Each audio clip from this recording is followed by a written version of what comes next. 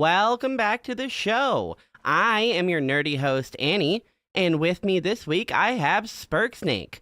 Thank you so much for joining. I appreciate it. And whether you are a filthy casual, a hardened pro, or a mobile gamer, join us as we rant, rave, and ramble about games that we like and sometimes games that we don't like. But as always, we are here to ask the question, what's this game? Undertale. Undertale, released by Toby Fox in 2015. So we're coming up on now 11 years that this game has been out. A little bit, actually just 10 years, 10-year anniversary. You know, I'm missing the dates. I literally just had it on the screen and I can't do simple math. But I digress. 10-year anniversary just came out, and the sort of sequel, sister, twin, parallel game, Deltarune, is also out. It just released its 4th chapter. Not complete yet, so go ahead and check out Deltarune if you're a fan of Undertale. But without further ado, let's go ahead and get into it. Undertale is a pretty interesting game. It's pretty simple on its surface. It is a it's a westernized JRPG where you walk through an underground and you can fight monsters, or the twist is most monsters can be dealt with by conversation, playing mini games, and all sorts of other stuff like that. The combat itself is a bunch of different mini games where you have to dodge and basically play different little bullet hell mini games for each of the enemies. It's totally unique in my opinion. I've never seen a game done like Undertale before or since that literally hasn't been ripping off Undertale. The only other game that I could even come close to saying is a series called Shin Megami Tensei, where you go through and kind of the same thing. You can kill monsters, or you can like have a tea date with them, and then they'll be your best friend, and then you don't have to fight them. Toby Fox quite literally took inspiration from that and another game, Earthbound, and then made his own Earthbound mod, and then went and made his whole full-fledged game with a whopping 90+ endings. So the game is one of those games that is heavily based on what you choose to do or not do. So as the game starts out, you play as a character that you get to name. You start out with, the character name, and you get to choose the fallen child. Actually, the game, before you even do that, starts with a classic, like, pre-title screen intro cutscene. Like in old PlayStation days, or on the GameCube, or on Xbox, where you just kind of leave the game on a title screen, and then it'd play like a cutscene, like, from the game, or it would show, like, just a bunch of gameplays to get you kind of, like, hyped up to actually want to play the game before you started playing the game. This game has a sort of, lets you know what the story is. There was monsters and humans living together, and then one day the humans were like, yeah, we don't like you monsters anymore. And then they started a war because they were worried that monsters were going to steal human souls, because human souls are powerful enough to persist after death, but monsters can absorb human souls. So humans are like, no absorbing of our souls, and trapped them in a mountain. And fast forward a bunch of years later, and some kids fell down in there, and, well, here we are. So what was your initial impression going into this game? Well, I think I mentioned it right away to you. I was like, this is exactly like Earthbound. That's what I saw. And I'm going to chastise you a little bit because my age is actually beneficial here. There is so many games that I see that Toby Fox took influence from. There's not just like Shin Megami or Earthbound. There's a lot of little things from so many different styles of games, specifically some Konami JRPGs that I play. And we keep saying JRPGs. This one's really more of a traditional RPG, where the JRPG is like the 3-person party, where you got like your main character, the magic person, and then like whatever rogue or whatever the 3rd slot usually is. Like you mentioned just a few minutes ago, it's deceptively shallow at first.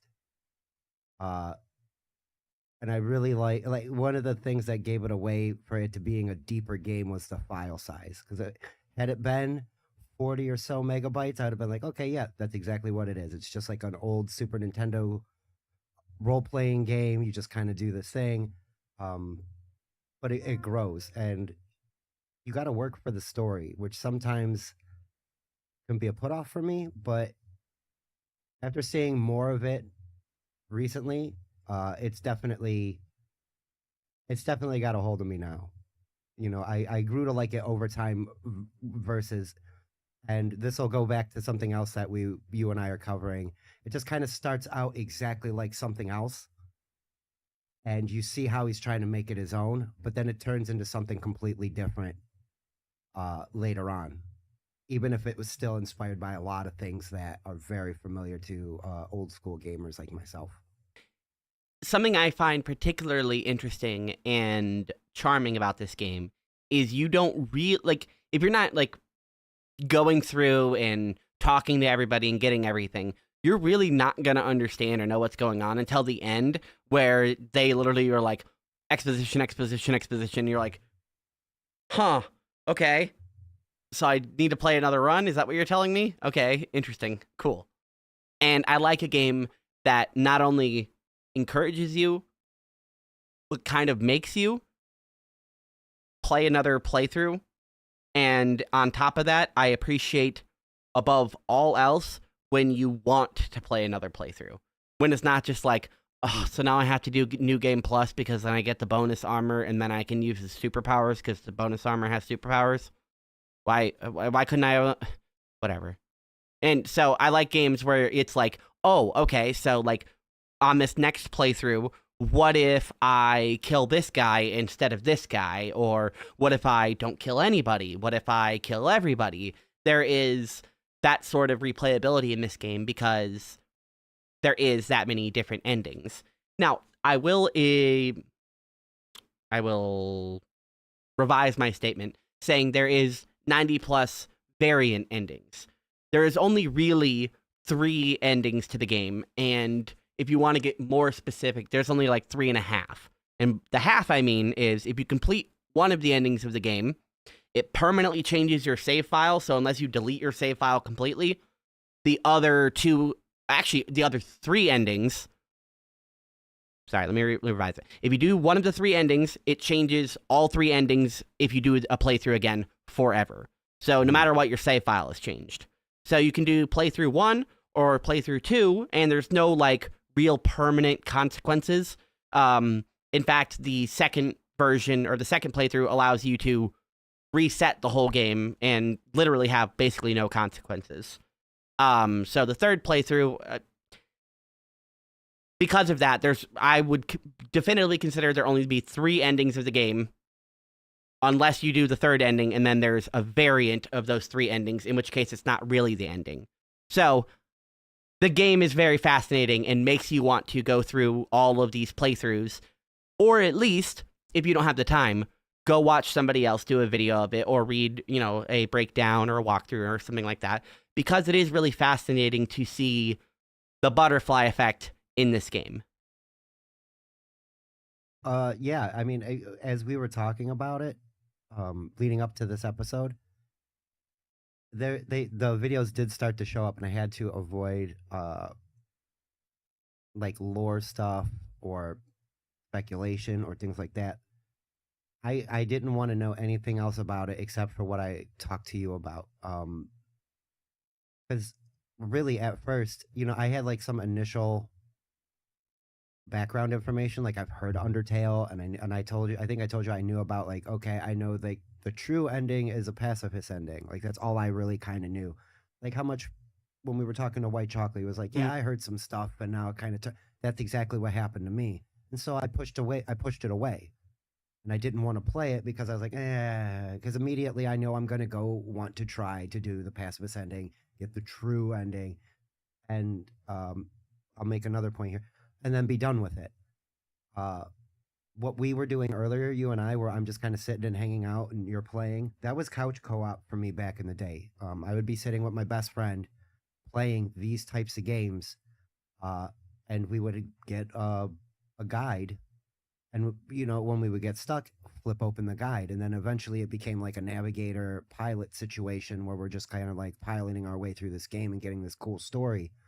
Wild Arms comes to mind for PlayStation 1. Very fun game, really good story.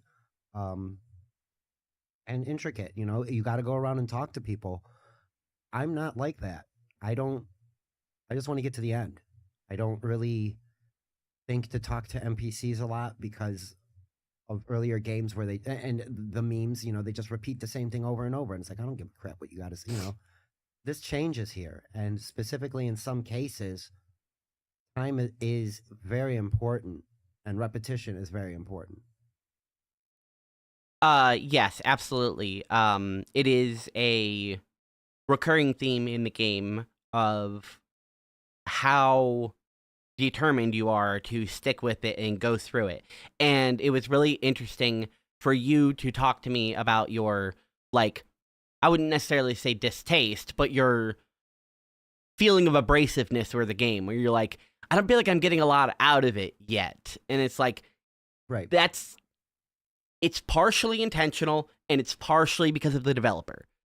Toby Fox is simultaneously a mad genius and a blubbering idiot. So it's very impressive on how he can make things work with like shoestrings and bubble gum, and you're like, wow, this is a really fucking nice bridge. And he's like, please don't look under it. So Yes, I understand. a good example is if you dive into it, every single piece of text, every single letter in the game that is considered text is stored in one file, and the game constantly references and stacks itself into this text file and is constantly using just one item as an instance, and it's just like looping itself, and it's just an unnecessarily long string in the background running because he didn't know a different way to do it. And it doesn't, you don't need to have a perfectly shiny, polishy game where you can like look under the hood and see whichever way the wire is running and being like, wow, it's very nice. You have it color coded and I can see everything. Awesome. Wow, this is a really nice organized repository. Wow, awesome. That is beautifully compiled code. Doesn't need to. If you can get your game running and have enough...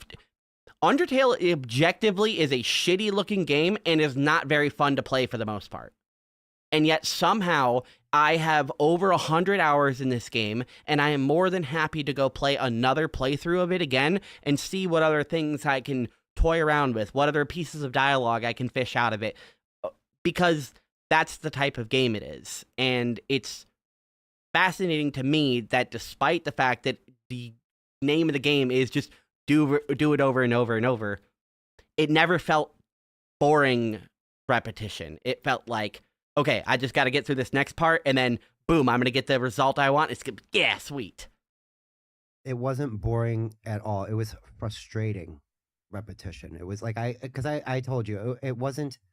I felt like I was working too hard, and the game does relent to that. If you do die a bunch of times at a mini game, I feel like it does ease up, or gives you an easier, slower version of a game. That could just be in my head. I could have actually gotten a little skilled, and it was easier after 50 times in a row. But I am going to disagree with you about what you said. I don't think it looks shitty at all. I don't. I think it looks exactly like it's supposed to. It's borderline 8-bit. It's not quite like a Super Nintendo game. It's somewhere between Nintendo and Super Nintendo, in my opinion, which doesn't bother me. I'm not a hater on minimalist pixel art. There is the way it's put together. But one complaint I will make is the long fucking hallways. That is something that is in every one of those types of games, and this dude didn't have to do that to me, and he did it anyway. Okay, I'm going to do something we don't normally do on the show, and I'm going to present something. Ooh, fancy. Also, application window. Sorry, I missed if you did the intro. Yeah. I was fixing my curtain door on my... I'm sorry, but this objectively is a horrible sprite. I love it. I think it's great. It's bad on purpose, though. Like, I don't, like, there's...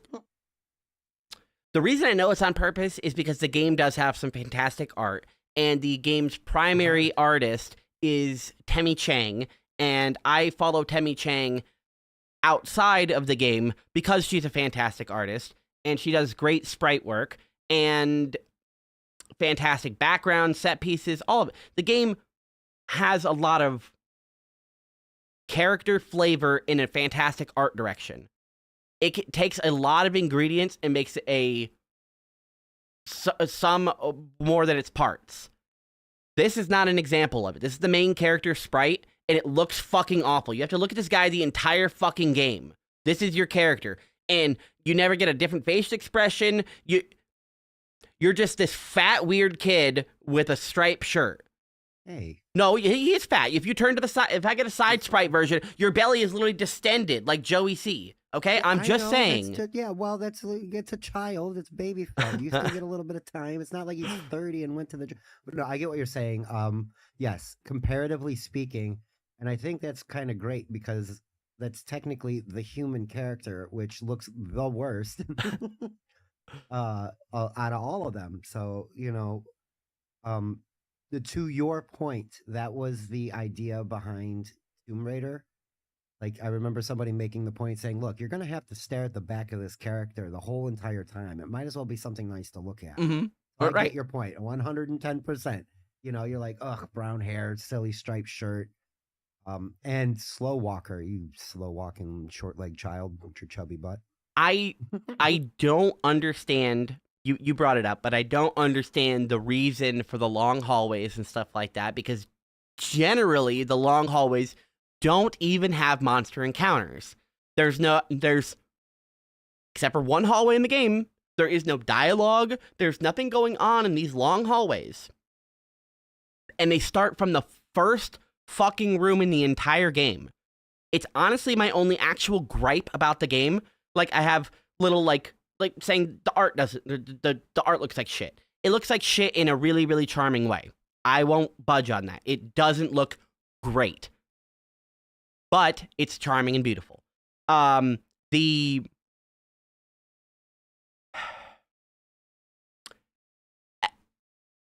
I said, that's basically my one gripe. I'll move on from that. The game opens up when you, the main character, wake up from falling down in a hole after climbing this mountain that the monsters were sealed in.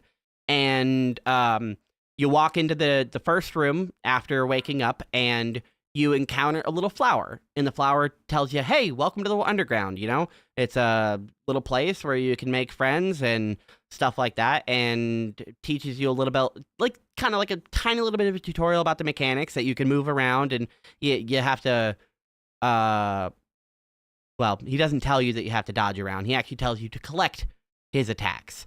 He shoots out little friendliness pellets, and then he's like, collect as many as you can. And then as soon as you get hit by one, you start taking damage. He almost one-shots you and starts laughing at you because you're an idiot.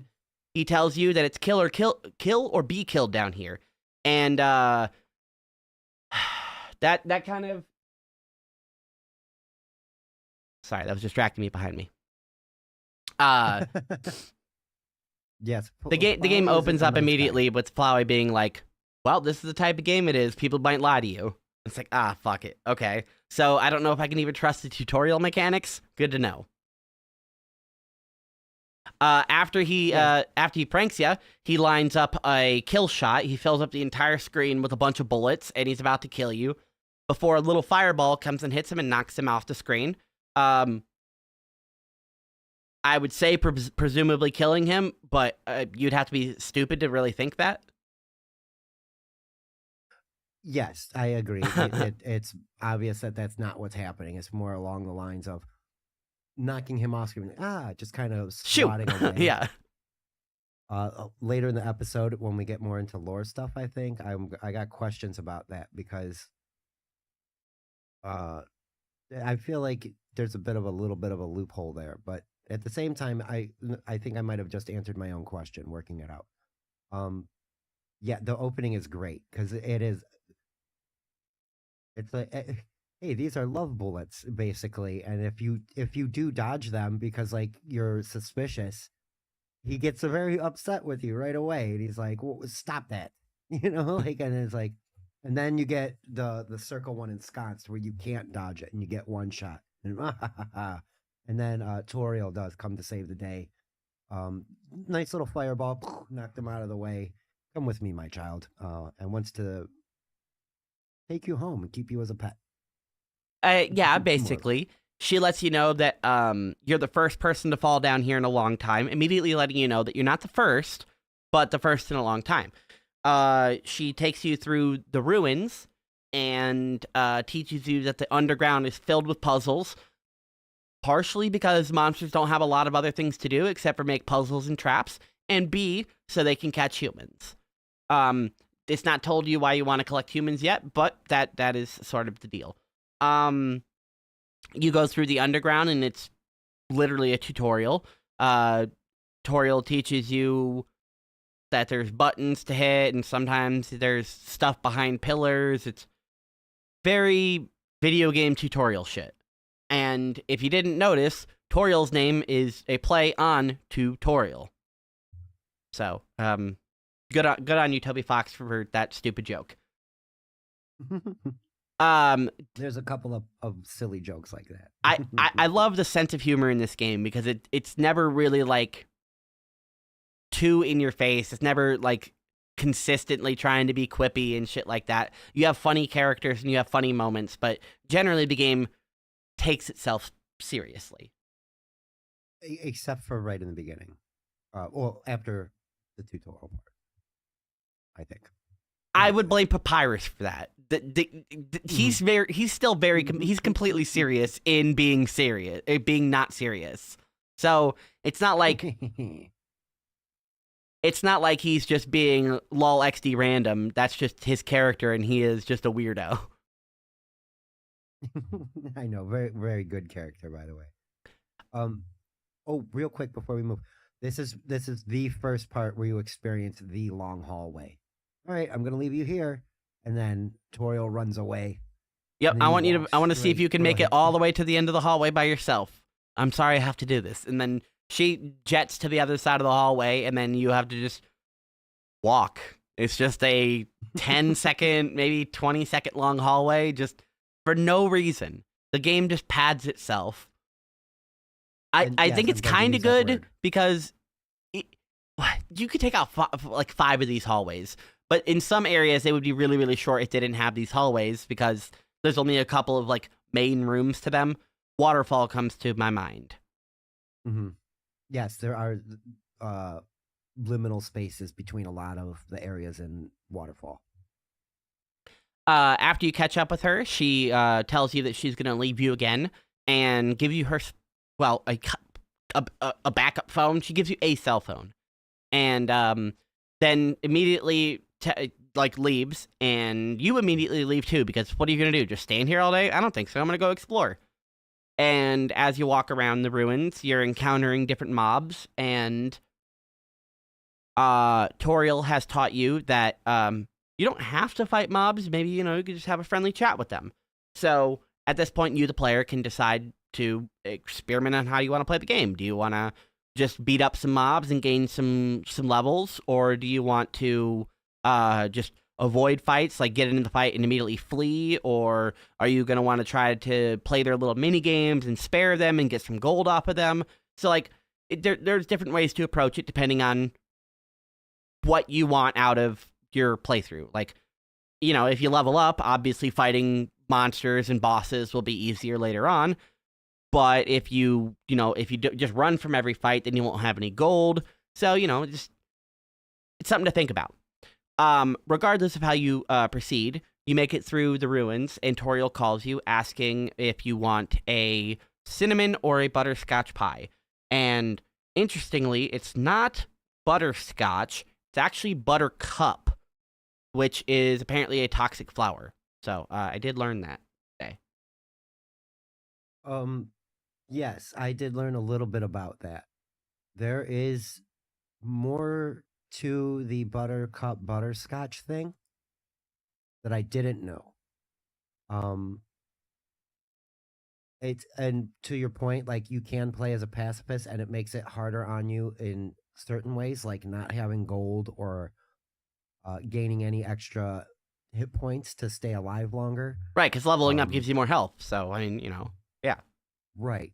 So, and you can't buy better equipment because you can at a certain point, but like you don't get as much to do there are things that are too expensive to unlock, and you'll never save up for that college fund just fleeing or mercying everybody. Right. So there are in that alone is incentives to try different playthroughs, because like in the last area of the game, there is a key that costs 600 gold. And if you have presumably been spending your gold on healing items and new defensive toys to keep you alive on all these fights, that you're not, if you're doing a semi or full pacifist run, then you can't just kill these mobs, so you need to be able to live through their hits. So somehow, if you didn't save up 600 gold, then you're going to need to do a different playthrough and maybe kill a couple guys and get some gold from them. Maybe a boss mob, because they're worth a bunch of gold. So, something to think about. But after you make it through that section, Toriel meets back up with you, and she takes you to her home, which is a nice little cute home in the underground. And she lets you know that soon there will be pie ready, but right now it's too hot, so you can explore around the house. It is separated into basically 2 wings. It's got the left wing, which is where the living room, dining room, and kitchen is, and the right wing, which has 3 bedrooms in it. Then there is, in the center of the house, the entrance and exit, and a stairway downstairs. You can't go downstairs right now. Toriel tells you it's dangerous and dark down there, so she drags you back upstairs, and you can walk around, explore, and interact with all the stuff in the house, get a little bit of info about Toriel and how she lives and what she's into. You can take a nap, and if you decide to take a nap, you sleep long enough for the pie to be cooled off, so you will get a piece of the cinnamon butterscotch or butterscotch cinnamon pie, whichever one you decide to answer her with. After that, you go talk to her for a bit more, and she tries to ramble your ears off, and you bring up the question of, hey, how do I get home? She ignores you until you persist on it, and tells you, well, this is your home. And you keep persisting on it, and she says, I have to be right back. And then she leaves, and you walk around, and you don't see her, so you're like, all right, fuck it, let's sneak downstairs. And you go downstairs, now that she's not going to drag you up there, and it turns out she's already down there. She's at the end of the hallway that you couldn't reach, and she tells you, nope, go back upstairs. Be a good kid, because the main character is genderless, even though everybody calls the main character a guy. Well, who cares? Whatever. I think things default to generic guy most of the time. I showed y'all the sprite. That didn't look like a girl to me. So, just saying. Who am I to talk? It did to me, though. See, that's what's kind of strange. Like, what is it, the ugly bob haircut? Well, yeah, I think so. I think it's like the shoulder bob. Here, I'll give you... It was very popular back in the day, that haircut. There's another one. Mm-hmm. So it is a girly kind of haircut to me, but at the same time, I had hair like that too.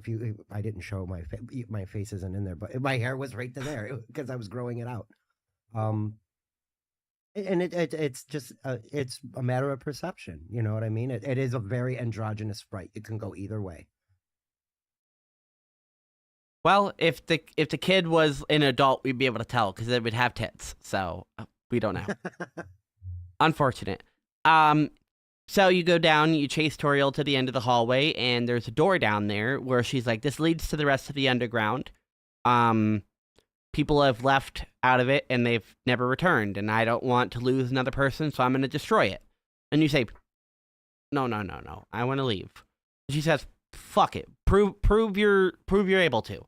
And then she enacts a fight with you. And again, this is kind of a culmination of the end of the tutorial to tell you, the player, on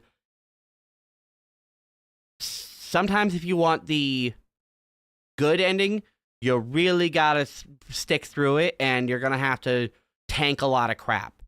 Because Toriel really wants you to stay down there with her, and she will unleash an onslaught of magic on you, absolutely wrecking your health until you get real low, in which case she kind of relents on her attacks. Like, the attacks seem to kind of just lazily kind of dodge out of your way, as if she doesn't really want to hit you. Which kind of makes sense. Why would she want to kill the child she's trying to keep down there and keep safe? So, it is actually possible to have Toriel kill you, and then you get a really rare sprite of her being like, Like Really, I tried. it, It was it is dodging me. Like I was super like hard, going. but you can have Okay, her because kill I was you. really trying. I was really trying to get that to see if something would happen. Because that's so my initial playthrough. Because you asked earlier, like my initial playthrough, I was like, me, and then you just brought it up another point. It's either cinnamon butterscotch or butterscotch cinnamon, depending on how you answer. There are so many fine little details like that that I know my younger self wouldn't even bothered to notice. So I'm glad I am playing this as a little more mindful adult. So good. I just it's so worth it to look into the details for this game. 100%. And this is where you specifically started to notice that the game is a little bit more than it seems. Because you went through this fight and you didn't just persist through it, and you zeroed her health bar. You killed Toriel, and once you left, you're like, I don't feel good about that. So you restarted your game.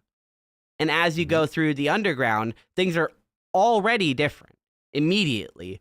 The first interaction with Flowey, he already says a couple of different things. Like, it seems like he's like, huh, this is weird. Okay. Anyway, and then goes on, and as you talk to Toriel, she says, it's peculiar. It's like when I first saw you, it's like we were already old friends. And then once you get to the option where she asks you if you want cinnamon or butterscotch, she's like, wait, let me guess. You prefer this one, don't you? I'm just a lucky guess, I guess. You can tell her no and change your option, but she will guess the one you just picked. So the game is sticky. It's remembering some things.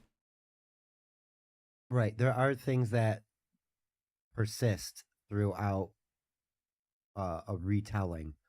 When I killed Toriel initially, Flowey chastised me. Oh, I saw what you did. We all know what you did, but you felt remorse and you restarted, so you get a pass. So that was like it. If you did it again, I see that now I'm already thinking. Let me do that twice in a row just to see what Flowey's gonna yell at me. Oh, you did it twice now, because it might. I don't know. I gotta go find it. It pulls you back with a what if. There's a lot of what ifs, and I like that. It's absolutely tantalizing with that. So you made it back through, and once you get tutorial again, you literally just pacifist your way through it, or you beat her and kill her. Another option is to get her super close to weakness, and then she kind of gives up. But it's really hard because considering the amount of damage you do is a little inconsistent. You have like a damage range, and it depends on where you hit in the attack. Whenever you, the player, are attacking, you get like a gauge on screen, and the attack goes from right to left. And the goal is to hit a bullseye in the middle of the meter. And the further away from the bullseye you get on either side, the less damage you do. So even if you hit it smack dab in the middle and get like a critical, your critical even has a range of a couple of points. So if you're trying to get her really low, it's risky because you're playing with fire here. You're playing with somebody's life. Yes. So And it's not advisable, in my opinion, if you're trying to do a pacifist run, to go through pacifism by getting people to like 1 HP and then be like, I'm scared, please don't kill me.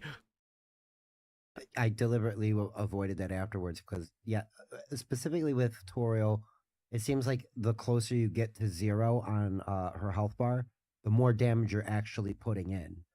When you first attack, it's like maybe between 50 and 100. But by the time she's below half, you're doing 1,000. And if you're trying to pull something off there, it's going to be very difficult. Very difficult. Presuming you did what both of us did, and you just kind of lived through it, because even if you have killed mobs and leveled up until this point, you have no real reason to kill Toriel, and if you do, you're kind of a jerk. So why kill Toriel? So you just live through it, and eventually she's like, okay, I mean, I don't know how strong you are, but clearly you're able to dodge and you're not violent. So who knows? Maybe you can handle yourself out there. And she lets you go. Because really, who is she to keep you there? And you leave, and for whatever shenanigans reason, it's a one-way door. Once the door closes, the hinges don't go the other way, and you can't open it back up. There's no door handle on the other side, whatever. Who cares? It's a magic door. You leave, and now you're out into the actual underground. You're not into the ruins anymore. A little bit of lore before we leave the ruins. The ruins are where the monsters initially set up whenever they're forced into the underground, and then they dug and expanded out into the underground, kind of making more areas and discovering caverns that were already there and making use of them and stuff like that. So the monsters are kind of resourceful in that way. Why they made this door to the rest of the underground a one-way, I don't know. I'm not a monster engineer. I'm not a civil engineer. Not my business. Yeah, I don't understand it either. That's what I mean. Like, there's just a couple of choices that are you're like, I think that's specifically because of lore reasons. That needs to be that way. They can only come out of the ruins and not go back in. Exactly. I don't know why. Yeah, why? It doesn't make sense to me. But I'm not a monster king. Yeah, that's true. Before we move on from the underground, is there anything you want to mention, bring up, ask, discuss, theorize? We're going to do this a little bit differently since there's so many branching things in Undertale. I don't necessarily want to go back. Right, and I understand, and that's just it. Like, I was already like, oh, okay, what happens if you do this or that? And right in the tutorial, like, you can do a couple of things. Like I mentioned, my first time through, I was figuring out the game, and yeah, I killed her, and I was like, oh, I felt bad. I did. I was like, oh, I didn't really want to do that, but I don't know how the game works yet. It takes more than one playthrough to understand what's kind of going on. There's just in this section, there's cursory lore, very vague. The preamble video doesn't give you a lot, except there was a human monster war. It doesn't tell you why. It doesn't tell you why there's ruins. What got ruined? You know, like what's going on? And it's very interesting. So, this section is kind of boring but necessary. You know, like you got to get through it. It's walking you from point A to point B. Puzzles, switches on the wall, hidden things. Be aware. And setting it up. You get told right away by a frogget, though. You can mercy right away. You don't have to kill us. So it is initially telling you to do a pacifist kind of mercy run. Please don't kill us ish. You know, we're here. But you ultimately get to make that choice. And depending on who you are as a person, and your history and experiences is going to dictate how you do that. I didn't want to kill anybody initially because I knew of a pacifist ending, but to be honest, I probably would have killed half of the people and fled from what I couldn't defeat. And so I got to play that playthrough to see what I get. My very first playthrough when this came out and the game hadn't already been entirely fleshed out and had years of fans to tell you every possible scenario and everything like that. The first time I played through it, because I had heard about the developer and knew who he was beforehand, I had knew what kind of game he was making. He was making a Shin Megami Tensei-like game where you don't have to kill monsters. There is another way to win. And I was like, that seems interesting, so I will try out this mechanic. And it even tells you, like, in the store page, you know, like, you know, that you can talk your way out of fights and stuff like that. So I was like, okay, that's cool. You know, I like RPGs where you... Fallout does it great, where there's like a big boss and that, you know, a tough fight coming up, and depending on what choices you've made and how good you built up your character, you can just be like, is this really worth it? You'd be like, nah. Here, just go in the loot room. It's fine. You'd be like, sweet. Yep. And you don't have to fight the boss because you worked harder in a different way instead of being good at combat. So I was like, okay, well, this game allows me to do that sort of stuff. I'm going to try. There were a couple of mobs where I killed because I was like, you know, I don't have enough HP, so I want to level up and get some more health. And then I was like, I mean, I hope it wasn't important. There's random mobs. I mean, it was just like a random frog and a random ball of slime and a, just if there were like pilot dreadlocks or whatever that. Yeah, like I never went and killed like the dog enemies or like the the more humanoid like people enemies, and not to dehumanize the other monsters, but I mean, one of them is literally just mold. It's just yes. It's just a jiggly ball of mold, and it's like, I don't know, does that? It can't talk. It doesn't have any dialogue. It just wiggles. That's all it does. I don't know. What's the difference between that and like a fish? I don't know. So as a player, I was just like, okay, I'll kill these ones and grind these mobs and get some levels from these mobs and leave everybody else kind of alone. And that's kind of how I played it. And the bosses a lot harder. I was like, okay, I really want to figure out how to get the. For me, it was like the bonus ending for all of the bosses. You could just go and beat on them with a stick until they die, sure. But I can do that in any RPG. And this RPG allows me to do these other weird, silly endings, so I'm going to try that. And because of that, that's how I went into the game. Just being like, well, this game is different, so I'm going to do the different thing. It encourages that. And as we move forward, we'll get more into why it encourages that. But the ruins, first underground section, very neat, very basic. And I think it gives you enough to entice you to keep going. Like, it doesn't tell you exactly what's going on. And this is where, like, when I initially we were talking, it comes off as very shallow. And I'm that guy. Or, well, as a kid, I would have just ran through it and been like, meh. And then somebody like you would have had to have come along and be like, no, dude, you missed like 80% of this game. You know that, right? And I would have been like, yeah, what? No, I'm too smart for that. And then we would sit for hours in front of the TV. It's why I like gaming. And this is a perfect game to have a friend to go over it with. You need to be able to work out some of this. I'm sorry, I gotta digress. No, that's otherwise we'll get. You're absolutely right. And don't feel like you have to cut those conversations short, because this podcast isn't just talking about the game. It's talking about why we like games and what we like about them. So, don't feel like you have to just cut that short. Those are the good bits. It very much made me nostalgic for that time, though. Like, I'm kind of got away from playing RPGs other than what we have played before, like first person, third person stuff, not the old school 2D side scroller. Secluded was one of the ones that I really liked early on. You have to you get 108 characters you can potentially recruit and build a base and upgrade your castle and stuff. It was really neat. So this game, like, it really, at first it was like, it's a little shallow, but then I was like, wait a minute, there has to be more. And there was a whole lot more, especially later on. And I think Toby Fox did a fine job doing some graphical effects too, which I think we'll talk about here in a little.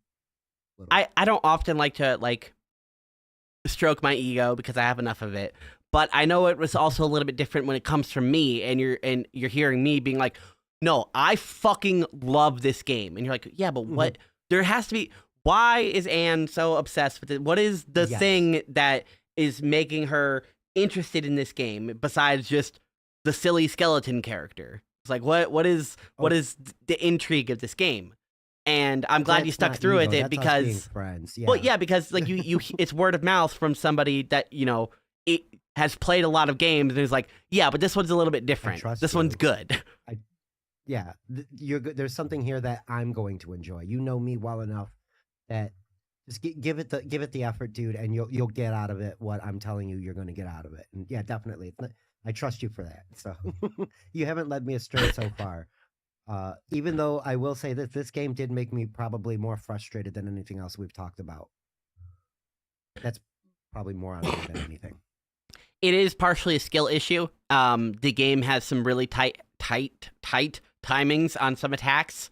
A great example is there is a boss where you have to stand still and block their attacks, and they are throwing attacks at you sometimes at 4 directions at once.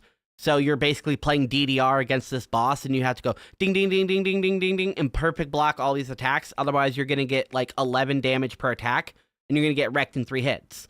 So, you really have to get good in some of these fights, because even if you go and play and you're like, okay, I'm just going to eat items and tank all the way through this fight, you only have like 8 inventory slots. And even if you have the item that you can use twice, that's only 16 healing items. Most fights are longer than 16 turns. So at some point, you're going to have to start dodging these attacks, because you just don't have enough health unless you're going to go in, kill a bunch of enemies, and level up and get a lot of health. So Right. You either need to get good at killing and farming, which is the boring part of RPGs, or you need to get good at dodging and fighting bosses, which is, again, one of the hard parts of RPGs. So that's straight up practice. That's just consistent practice, getting good at. Because you made a point to let me know, like, to pay attention to the mini games. They're in the same order for the most part every single time. So yeah, you can, as long as you get good at pattern memorization, which I'm not as good as I used to be, but I tanked through some, and I was skilled through others, and it paid off, man. It really paid off. When you leave the underground, you're in yet another long hallway in a forest, and you start walking down it, and you get the feeling that you're kind of being stalked. You see a shadow go behind you, a tree branch breaks, and as you get up to a bridge, the shadow approaches you and tells you to turn around, and then sticks out its hand, and you shake the hand, and it turns out it's one of those, like, shocky electrical fart buzzer thingies. So, you get pranked by a silly skeleton man. And this is immediately where the game kind of changes tone into, like, silly Undertale version. The game was kind of serious-ish at the beginning. And once you meet the Sands, immediately he pranks you, and like I said, you shake his hand and you go with the fart button, and I don't know how to explain the scene in any interesting way, because that's all that happens. He just goes, and then he's like, "Hey, I'm Sans. Nice to meet you. I'm supposed to be out here hunting for humans, and I don't really feel like it, honestly. But guess what? My brother, he loves hunting humans. So let's go meet him." And you're just like, "Okay, sure, why not?" And if you just follow Sans to the next little room. Going forward, we're going to assume that you're playing a pacifist neutral route. As I mentioned, there's three like endings. No matter what, your first playthrough is ending 1. You can't really do anything to not get ending 1 on your first playthrough unless you get ending 3, in which, like I said, ending 3 permanently changes everything. So we're assuming you're doing ending 1 for this, which is the neutral route. You can kill whoever you want, you can spare whoever you want, and nothing changes. So, Sans walks you up to Papyrus, and before he gets there, he's like, "Quick, hide behind that conveniently shaped lamp." And it's another one of these, like, the game at this point is just being like, here's some silly shit, here's some silly shit, here's some silly shit. And you either like it or it gets really tiring. There is, from my opinion and people I've talked to, there's no real in between. You either like the charm or you're like, this is fucking cringe. Can I get to the next area? Really? Wow. No, I found it hilarious. I love it. I know what it is. It's a tonal misdirect. It's taking you from that semi-serious tutorial that we just went through, where it ended with that fight where you can either mercy or kill Toriel and go through that. Right to this, and it's a low tone. He talks way down here. He's like, "Hey, how you doing? What's going on?" So immediately it goes to a lower register, a punny comedy. There is a right in the middle of all of this, so it's so good. And he'll turn and like wink at the camera. He's a little bit of a cocksucker, but you like him. And Papyrus, just I think I mentioned to you, it's like Cobra Commander or Starscream, where he's like the second bad guy in command. But he's also an idiot somehow. Yeah. Yes, exactly. How did he get there? Where He's the number 2. He's number 1 henchman, but he just and in this case, is a spaghetti chef. Sorry to spoilers. Hold on, we'll get there. He wants to be a member of the Royal Guard, and as such is tasked with doing what the Royal Guard does, which is capturing humans and bringing them to the king. Papyrus wants to catch the next human that comes to the underground because he's been basically all but promised a seat on the Royal Guard if he can prove himself good enough to capture a human. Everybody knows that he won't be able to do it, which is why they promised him the seat, because it's an impossible task, basically. So he makes himself some custom armor, and he goes around all through the ruins up until the first town, making all sorts of traps and patrolling, looking for humans. And he is super eager to test them out and meet a human and prove that he is the Great Papyrus. Fortunately, the first time you meet him, you are hiding behind a lamp, and he does not see you, because that lamp is literally sprite perfect to your weird, fat, distorted body, and it's an amazing hiding spot. So Papyrus leaves, and Sans is like, whew, that's close. Be careful, because he really wants to catch him. But if he does, just, I don't know, maybe humor him, because, he's not a bad guy. He's just, he's just kind of silly. And so you go through a couple of shenanigans with Papyrus. You finally meet him, and again, it's just them being silly. It's that anime scene where, like, your eyes lock on with somebody else, and then it just does, like, 40 cuts between both eyes, and they start getting closer and closer and closer and closer. So when you meet Papyrus, him and Sans just, like, turn, until they just become, like, a glitch version of their sprite and start spinning around, and then they're just like, Sans? Is that a human? And then he's like, I, the Great Papyrus, will make you go through all of my traps, and I will prove to you that I am great, and I deserve to be on the Royal Guard. So you go through one of his traps, is like an electric maze that's invisible, but he's an idiot and walked through the maze and showed you the exact path, so you can just go and just walk out of it. There's another trap with a bunch of... Go ahead. He left his prints in the snow. You follow his footprints in the snow, so he's not the...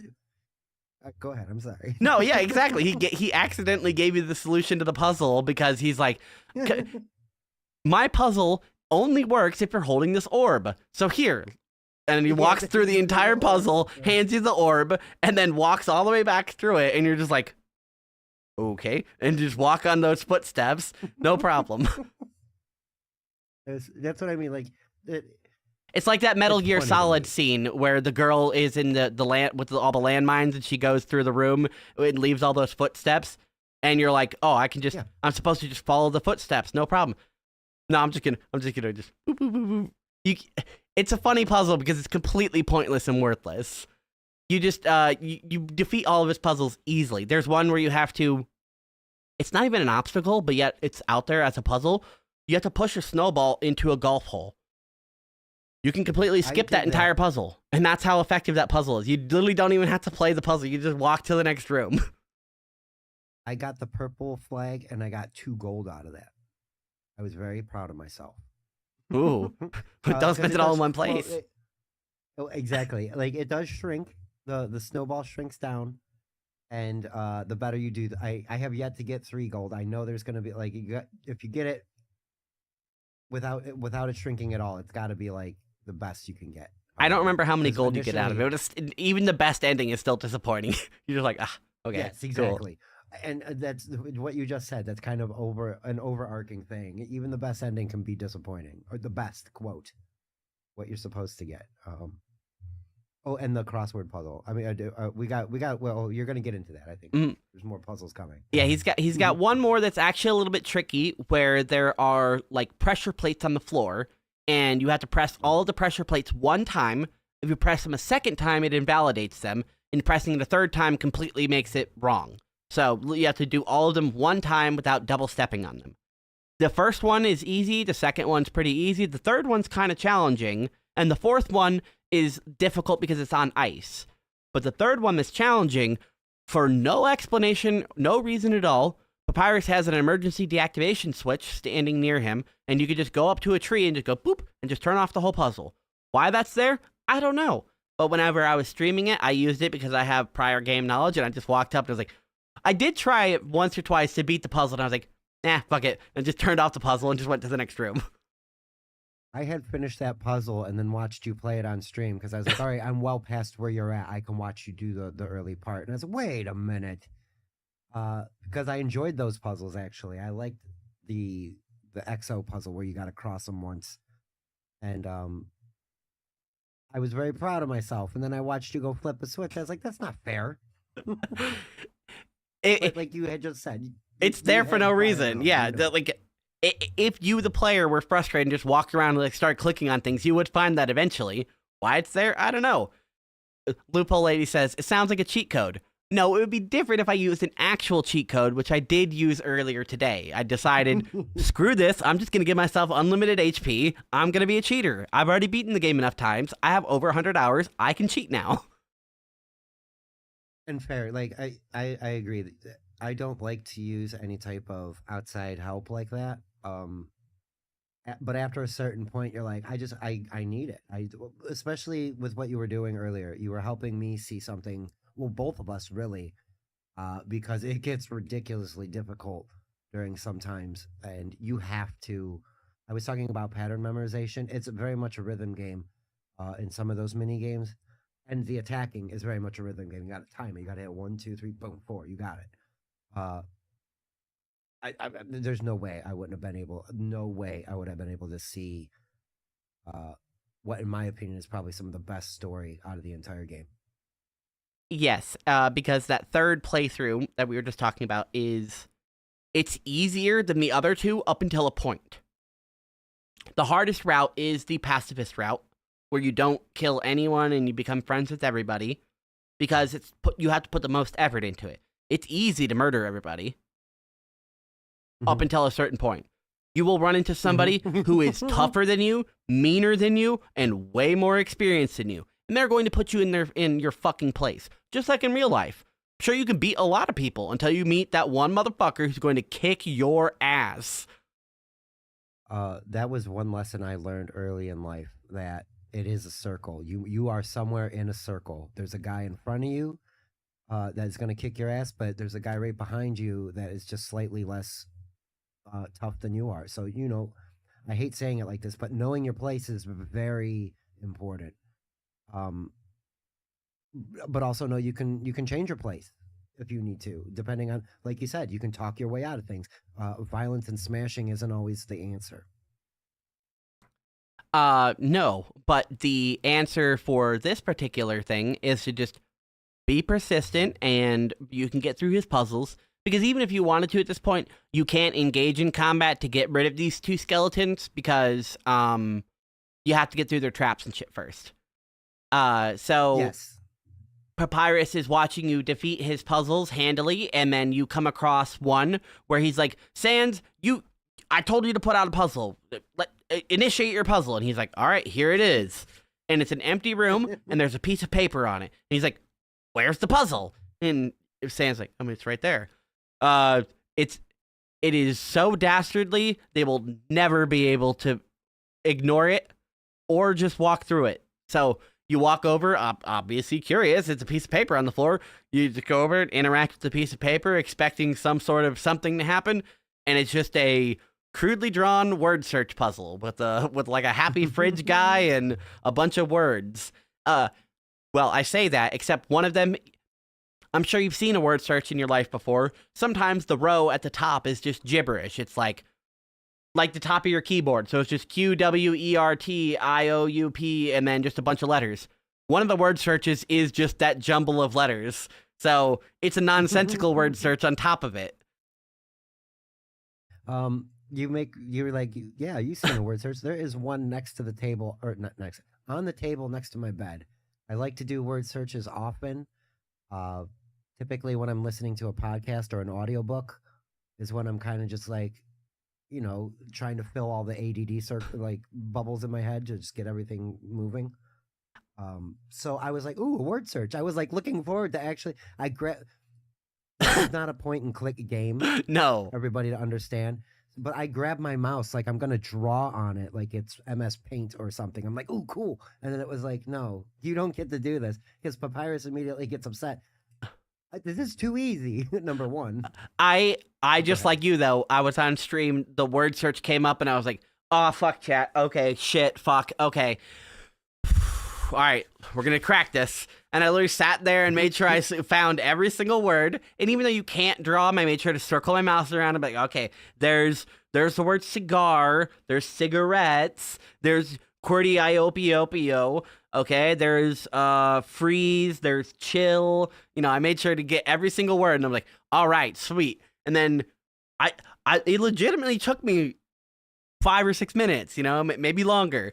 And then I put down the word search, and like you said, Papyrus is like, that didn't do anything. What do you mean? And I was like, hey, it worked way better than your other traps. That one I literally just turned off and pressed a button and instantly won. Okay, like I'm just saying, right. Out of the puzzles so far, this has been the most effective. Yeah, well, and that's it. It distracted you for the longest time, and you were standing there. Right. If Undyne would have came by, she could have just impaled me with a spear while I was looking at that stupid puzzle. Oh, we'll get to Undyne. Holy, that was a great character. But this exchange between Papyrus and Sans, I got what's over there now. Down here, down there. I got my joke down there. Sego UI. Suge? I don't know how to say it. But like I sided with Papyrus. There's like a little back and forth, and it was like what type of puzzle's harder? And Crosswords or junior jumbles? Yes, and I was like, well, the junior jumbles, of course, the hardest puzzle. He's like, he agrees with me. He felt super happy about it. I agreed with Sans. I was like, look, I don't even know what a junior jumble is. I stopped and legitimately solved this word search. Okay, the word search way better. And then Papyrus is like, see, I knew the word jumbles were harder. That's why they prefer the word searches. Yeah. It's like, dang it. Conversely, Sans is happy. He's like, oh, that was nice of you to side with my brother to kind of throw him a bone, but that kind of thing. So replayability is like through the roof because I like story, and now I got it. It just dawned on me that it's a choose your own adventure sort of story. Mm-hmm. Pick this choice and go to this bit of dialogue. And I like jokes, and some of them in here are really good. Some of them aren't so funny because we'll get to it. It's a joke to me, but it's not a joke. It was killing me. We have 2 quick more puzzles before we're through the dungeon of puzzles, and the one we get right before the end is actually a really insane fucking puzzle. Like, it's actually insane. So Papyrus leads you to a room where it looks like it's a disco floor that's been turned off. And then he tells you, okay, so this game was created by the great Dr. Alphys, who's the royal scientist, and here's the rules. This color does this, this color does this, this color does this one does this. If this color does this, it interacts with this one doesn't this one doesn't do with this one does with this one only works with this one and this one. This one doesn't do anything, and this one's perfectly fine. Got it? You got all the rules? All right. Now I'm going to randomly generate a puzzle that's never been seen before. And he turns on the machine. All the tiles on the floor become random colors, all the colors he just listed, with all the different effects that he just mentioned. And then, because it's a completely random puzzle, any possibility of combination is possible. So the entire room becomes all pink tiles, which are perfectly safe and do nothing. And so you're just like, yes. Oh, okay. I win with luck. If you would have rolled literally any other puzzle in the universe, it probably would have been a puzzle, but you rolled the one where it's all pink tiles, so I could just walk straight to the end. Basically a rolled out carpet for you to go from one side to the other. It's just like the easiest thing you could ever do.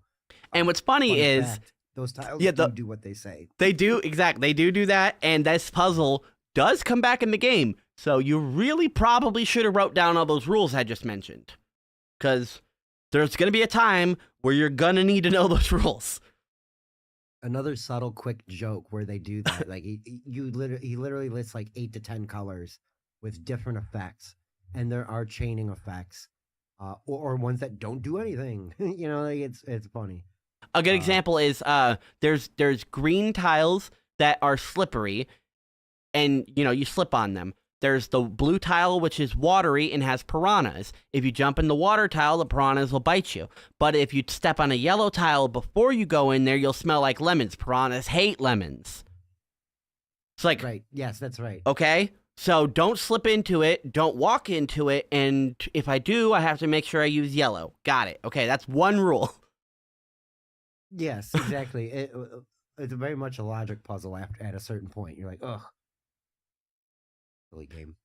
But it's funny because it comes back so far later on that the game even references, you remember all the rules, right?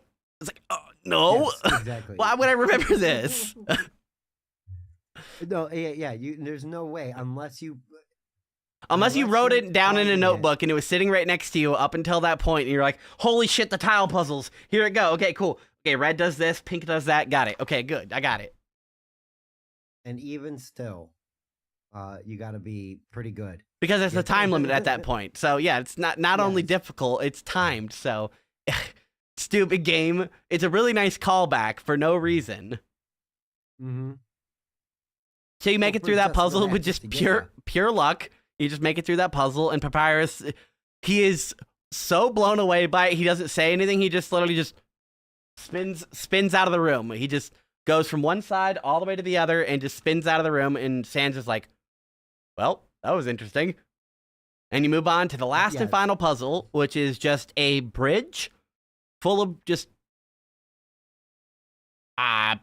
death machines. There's a cannon, a spear launcher, a spike ball, a flamethrower, like a bomb, a ravenous dog. Yeah, there's just a whole bunch of things, and he's like, they're just going to activate. It's going to swing, swipe, swish, splash, stab, and you're going to be absolutely eviscerated.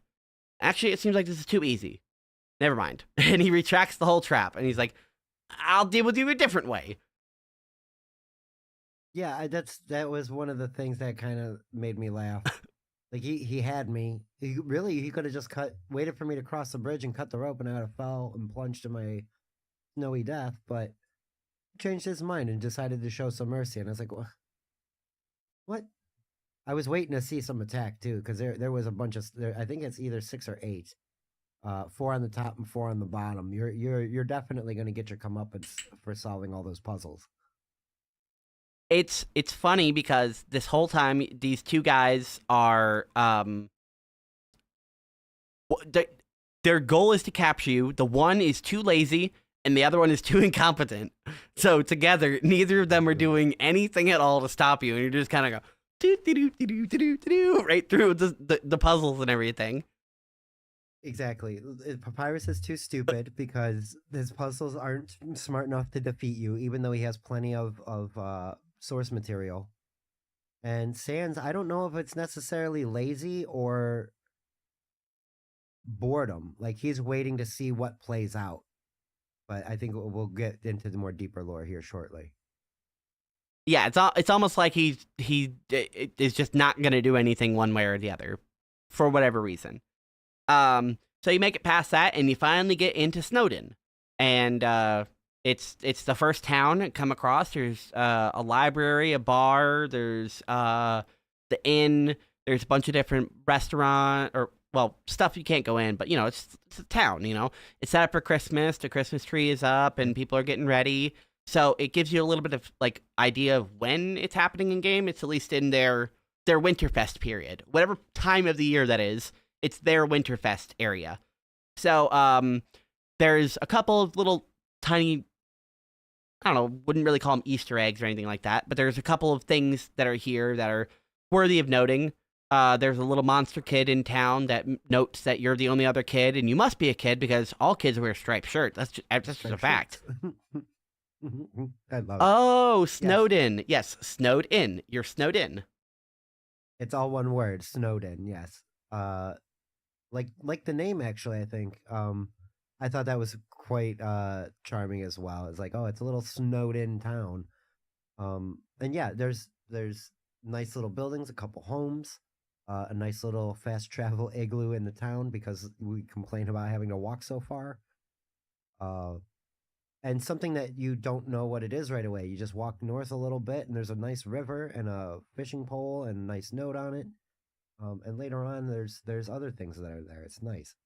Yeah, right up by that little dock or whatever it is, there is a.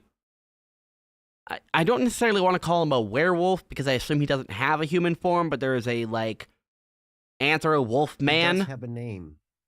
Yes, I know. Yeah, that was the first mystery to me. Like, what is this guy doing? Because he's just hurling chunks of frozen ice cubes into the river, which then goes all the way to the other end. Like you see where ice chunks fall off Oh, so you did find the in a end of the certain path? spot.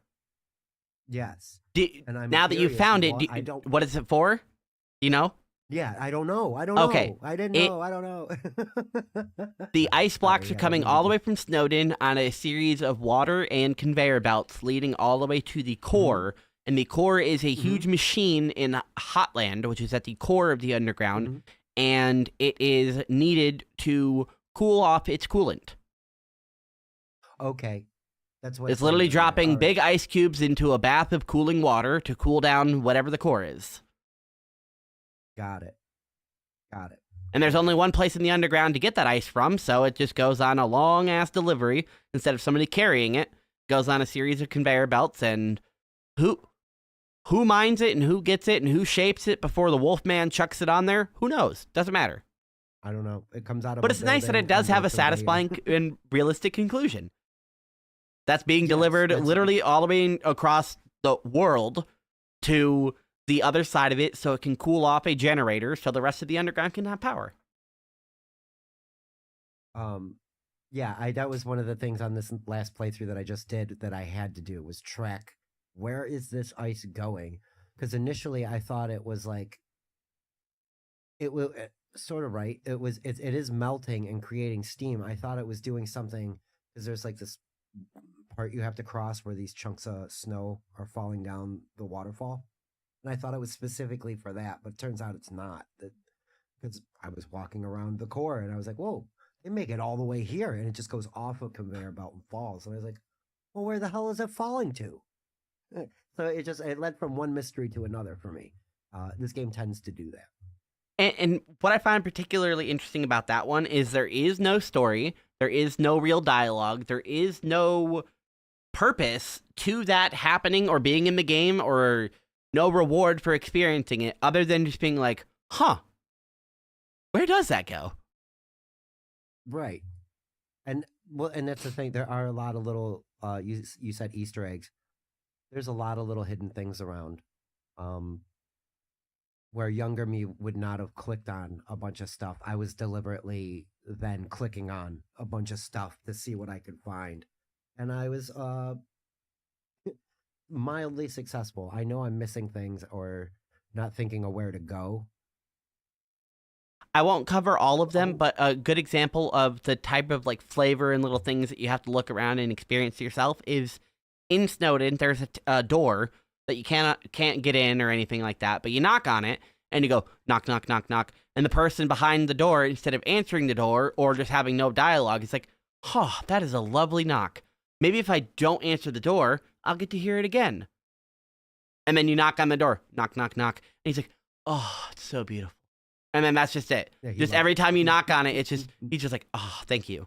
And he never answers the door because he doesn't want to see who's knocking. He only wants to hear the knock. And that is the end of that tiny little storyline. This man just likes your knock and won't answer the door because he prefers you knocking. There's also I don't know if it's a rock or something else that has a mustache on it. You can talk to him. Like, oh, you've come a long way. You know, he just like has a nice little conversation. Yeah, there's little bits flavor that just kind of make the game much like those didn't need to be put in there. Could have just been nothing. You know, you could have just knocked on the door. Oh, I wonder who that is. Knock on the door. Oh, I wonder who that is.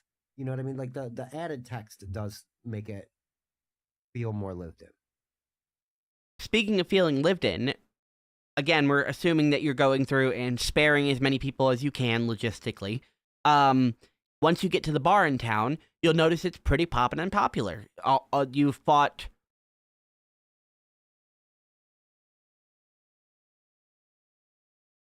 4 encounters, 5 total different dog enemies.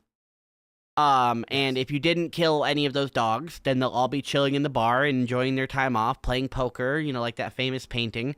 And it's nice to, just get to hang out with them and chill with them. You have a dog who is like blind and is obsessed. Well, he's like motion blind. He only sees things that are moving. So he's very excitable on that one. There's one dog that just loves to be pet and his neck just keeps getting longer and longer like a freakazoid giraffe. There's a really, really buff dog. And then there are two dogs that are like a couple. Yes. No. We smell something. You gotta let them sniff you out. Show your smell. By rolling around in the dirt. Yeah, show. That was a good one too. Yes, show your smell. You trick them by rolling around in the dirt, and you smell like a puppy. Yay. You smell like a weird puppy. Yay! And that was one of the things that I did different from you early on. That you were like, oh, I didn't know you could do that. I threw the stick, and they run away. They just go away. You don't even fight them. You don't go through any of that dialogue or anything. They just they go chase a stick, which I think is the weapon you start with. It's just a default thing. Like as soon as you fall into the underground, you already have a stick. I guess your character was playing with it on the mountain, or they found it in the flower bed when they woke up. But either way, that's your starting weapon. And because I immediately changed it to the toy knife, which you find in the tutorial, I didn't realize that I had a stick I could throw at these dogs, and just, there is multiple ways to beat fights, including some secret ways. There is a boss later on in the game that in the tutorial, if you buy an item in the tutorial, don't use that item, put it in your safe all the way until you get to this boss, and then equip it to your character, and then use that item on the first turn. You can skip the entire boss fight. That's just a weird, you figured it out just by trying, this character is a spider and I have a spider donut. Well, what happens if I eat the spider donut? And then, the boss is like, oh, wow, cool. I didn't know you were cool. Have a good day. And you can completely bypass the entire fight, which, kind of robs yourself of the cool fight. But it's interesting that you can just completely just be like, nope. That is what I will get to it more as we get more in revealing it. And I know we should have some slides. Maybe I think about it. I was logistic stuff. I would like to show you Snowden. We can. There's always some screen caps. It's. I got it. You go ahead and talk. I'll pull it up. He didn't have to do that. You know what I mean? Like that was a contingency later on. Oh, you know what? If you buy this donut in stage 1, later on in stage 3 or further than that, you can use it to figure something out. But it robs you from part of the story. You know what I'm saying? Like you don't get to hear Moffat's dialogue or see any of the attacks. Dun, dun, dun, dun, dun, dun, dun, dun, dun. There's some nice Christmas music and stuff. Yeah, it's Snowden. It's a very charming small town. Ooh, there's grizzlebees. Yeah, just nice that. And then how do I just remove it without actually removing it? There. Cool. I figured it out. So now if I need to pull up another reference, I can do that. Awesome. Yes, that will help. Sounds like you can miss so much. I want to see the felt poker dogs in the bar. Okay, I got that. I wish I had those. There is a set. There's like 5 different in that dogs playing poker motif. There's like a bunch of them. I used to know the artist's name who did it as well. That's cool. There they are playing cards. Boom. And the 2 that want you to show your smell are the ones with the black hood and axes down there in the bottom corner. The one all the way to the left with the eyes, he's the one who's paranoid. I heard you ring that bell. I saw something here. And the other one in the top with the big armor he's the excitable dog you get to pet. Very nice. I really like them because they're just a random group of dogs that were apparently good enough to get into the Royal Guard, but Papyrus somehow isn't. So they are just as inept, yet somehow succeeded at something well enough to be actually incorporated into the Royal Guard. They work for the king. Papyrus does not. Well, they're dogs. They have loyalty to the king, right? Like that's I guess And that makes Papyrus just kind sense. of showed up. Papyrus showed up and is applying for an assistant manager job. He needs to work at it harder than that. He needs to rise through the ranks. Yes. So yep, after you finish up messing around, talking to people in town, you pass by Sans and Papyrus's house. You can't get in there, but you pass by it and you get to the end of Snowden, where you finally encounter Papyrus, and he's like, okay, you made it past all my traps, you made it through town, but this is as far as you go. I'm bringing you in. And initiates the first real boss fight of the game. If you for whatever reason are enough of a threat because of what you've killed and so far up until then, Sans will talk to you before you encounter Papyrus and being like, hey, could you take it easy on him? Would be nice. But that's just if Sans is worried that you're not gonna, play along and be nice. If you've been kind of a jerk so far, he just says, hey, don't fuck with my brother, please. But anyway, basically he's start the sticking up fight. for his brother. Right. You start the fight, and he warns you that he has a special attack, and other bosses have their own version of a special attack. So, beware, because they're just letting you know in the future, it's not just going to be all simple little silly boss fights. Bosses or mob fights. Bosses have special mechanics. Get ready for it. So you go through the fight, and he throws some bones at you. You dodge a little bit, and then he initiates his special attack. And he hits you with a bone that you can't dodge, and it turns you blue. Now, instead of your heart, which is red throughout the screen, and you can kind of like work it around freely, you get turned blue, and you're sad and heavy. So you drop down to the bottom of the screen. And now it literally changes the mechanics of the fight. And now it's no longer a free space bullet hell. It becomes a jumping minigame where you have to press up and move left and right and jump over the bones and stuff like that. So it's no longer him throwing them out at every direction. It only comes from left to right and on the bottom of the screen. So it is kind of easy to dodge, but it's not anything you've experienced so far, because it's literally just a complete change to the game mechanics. Nice that the game kind of mixes it up. The tutorial didn't warn you about that. Nothing so far has warned you that these bosses are going to be able to do wacky things. But Papyrus leads it and lets you know that even though that was his special attack, that's not his special attack. And he warns you that in a couple of turns, he's going to unleash his special attack on you. So you go through and you keep dodging his attacks, and if you happen to actually die in this fight, it is the only time in the game where you aren't killed. He's the only enemy that doesn't kill you. He captures you. That's his job. So once you get low enough, he captures you and drags you to his shed, which has no security, no lock, nothing watching you. You just wake up in there with a dog bowl and some dog food, and you just walk right out, and then walk right back to Papyrus and be like, I'm back. He's like, ah, crap, you escaped. And then you start the fight again, which is kind of interesting. I had to just, out of curiosity, figure out what happens if you lose to Papyrus, because he's the only one that really wants to defeat you so far. Yeah, I lost twice deliberately, and he puts you in the he's like, oh, I upgraded the security, and I put camera, and he doesn't upgrade the security. He's lying to you. You just get put back in the kennel area, and then walk back over. And for the third fight, he relents and says that I can't even really defeat you ish because you keep escaping, and I must be a little inferior, but we can be friends. Like you can befriend him here now, like after the fight. And like you said, if you do defeat him, he's hard on himself. Oh, I can't even defeat a lowly human like you. And then you get your chance to either mercy or murder, which potentially could be. I mean, you saw his brother. Seems pretty chill for the most part. Those are the guys you want to worry about sometimes, I think.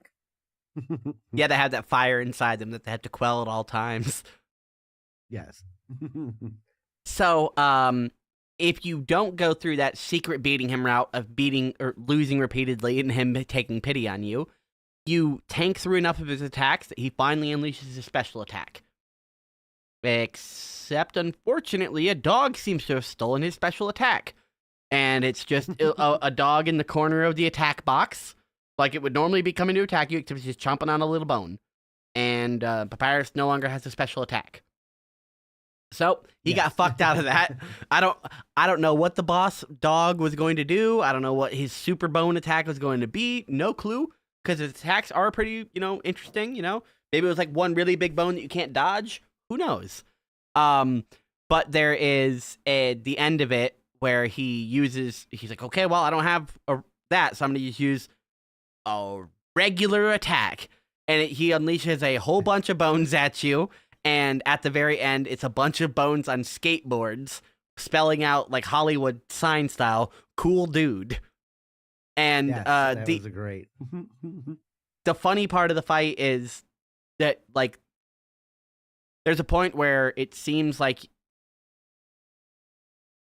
I don't know where I'm going with that. The fight is really interesting because it seems like he's trying to really beat you, and then he just goes into Papyrus chick where he's just throwing words at you on skateboards, and his dog is eating his attack and stuff. And it's like, can you take anything seriously, dude? The correct way to mercy him, going sideways, besides just tanking all of his fights until he gives up, is you can flirt with him and throw him off his guard and compliment him and ask him on a date. So after you do mercy him, he's like, all right, well, if you want that date, come on over to my house. You can immediately go on a date with him and hang out with him. You get to explore him and Sansa's house, except for Sansa's room, which is locked. And once you do that, explore the house, you get to go up to his room and initiate dating mode, where he dresses up and you do a couple little mini games. Unfortunately, it doesn't end that well. I won't tell you. I'll let you, the player, go and figure out how the date ends, but it doesn't end well. Yeah, not a second date, unfortunately. Well, after you're done with that, you can go buy a couple more items and you're off to the next area. You go into the next area of waterfall, and Sans is there, along with a couple of just like tourist traveler people and a what are they called? The flowers? The echo flowers. There's some flowers out there that are like interesting flora for the area, where if you talk near the flower, they're like a parrot and they will literally vibrate and mimic and repeat whatever the last thing they heard was. So you can go up to it, and anytime it vibrates, it'll just repeat the last thing it heard. Which can be the guy right next to you talking. It could be somebody that was there weeks ago. It's the last thing it heard indefinitely, which is pretty interesting mechanic because you never speak to it because you never talk, so you only get to hear other people's dialogue.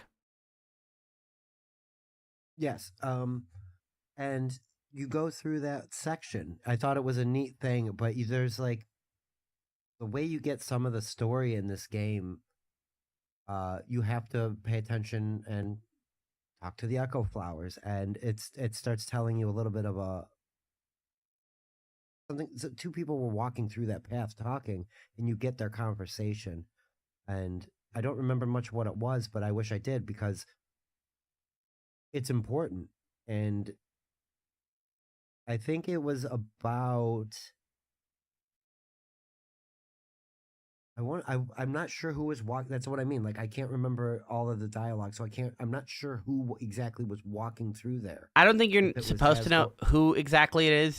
It's a guy and a girl. It's a guy and I mean, it could be a guy and a guy, but it's assumed to be a guy and his girlfriend walking through, and they're talking about their like hopes and dreams and seeing the real sky, because the area in the underground that they're in has like bioluminescent fungus and some shiny crystals and stuff like that. So the ceiling looks like stars, but they both know that it's not the real sky, and that there is a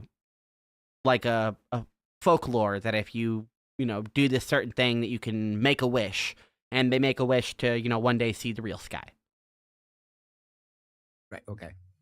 which is just a kind of nice little story of, people, just envying the freedom that humanity has because they're trapped here in the underground.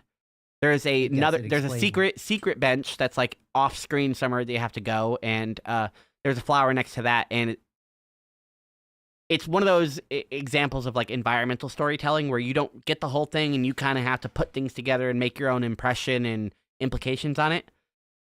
So the bench, if you interact with it, has an abandoned quiche. So somebody went out there to be alone and eat a quiche. And when you talk to the flower next to the bench, whoever was sitting there was crying that they weren't ready for this responsibility. It doesn't tell you who, what responsibility, what they're talking about, or anything like that. But they went there, presumably cried, ate some of a quiche, left it there, and talked about how they weren't ready and can't handle this responsibility. Are they talking about a kid? Are they talking about a promotion? Who knows? Who knows? But it's just a nice little random thing. So that's what it was. Like, you refreshed my memory. As you said, it was a guy and a girl walking through. And I immediately attributed it to King and Queen. And you saying that, it works for both of them, I think. Asgore wouldn't be ready for being king or the responsibility of children, nor would Tutorial be wanting to be responsible for what we'll later find out. Again, the children, though, like she was right there for our character, and there's more to that. I mean, it could, might as well be them for the purpose of the story. Like, we don't know of another male and female couple that are even semi-prominent throughout the game, so if you want to characterize them as people that we know, it would be the most likely guess, the king and the queen. But yeah, that's where I was, like you said, you got to interpret it. We don't even know how old that is. We don't even know if it's... Is it days, hours, years, decades?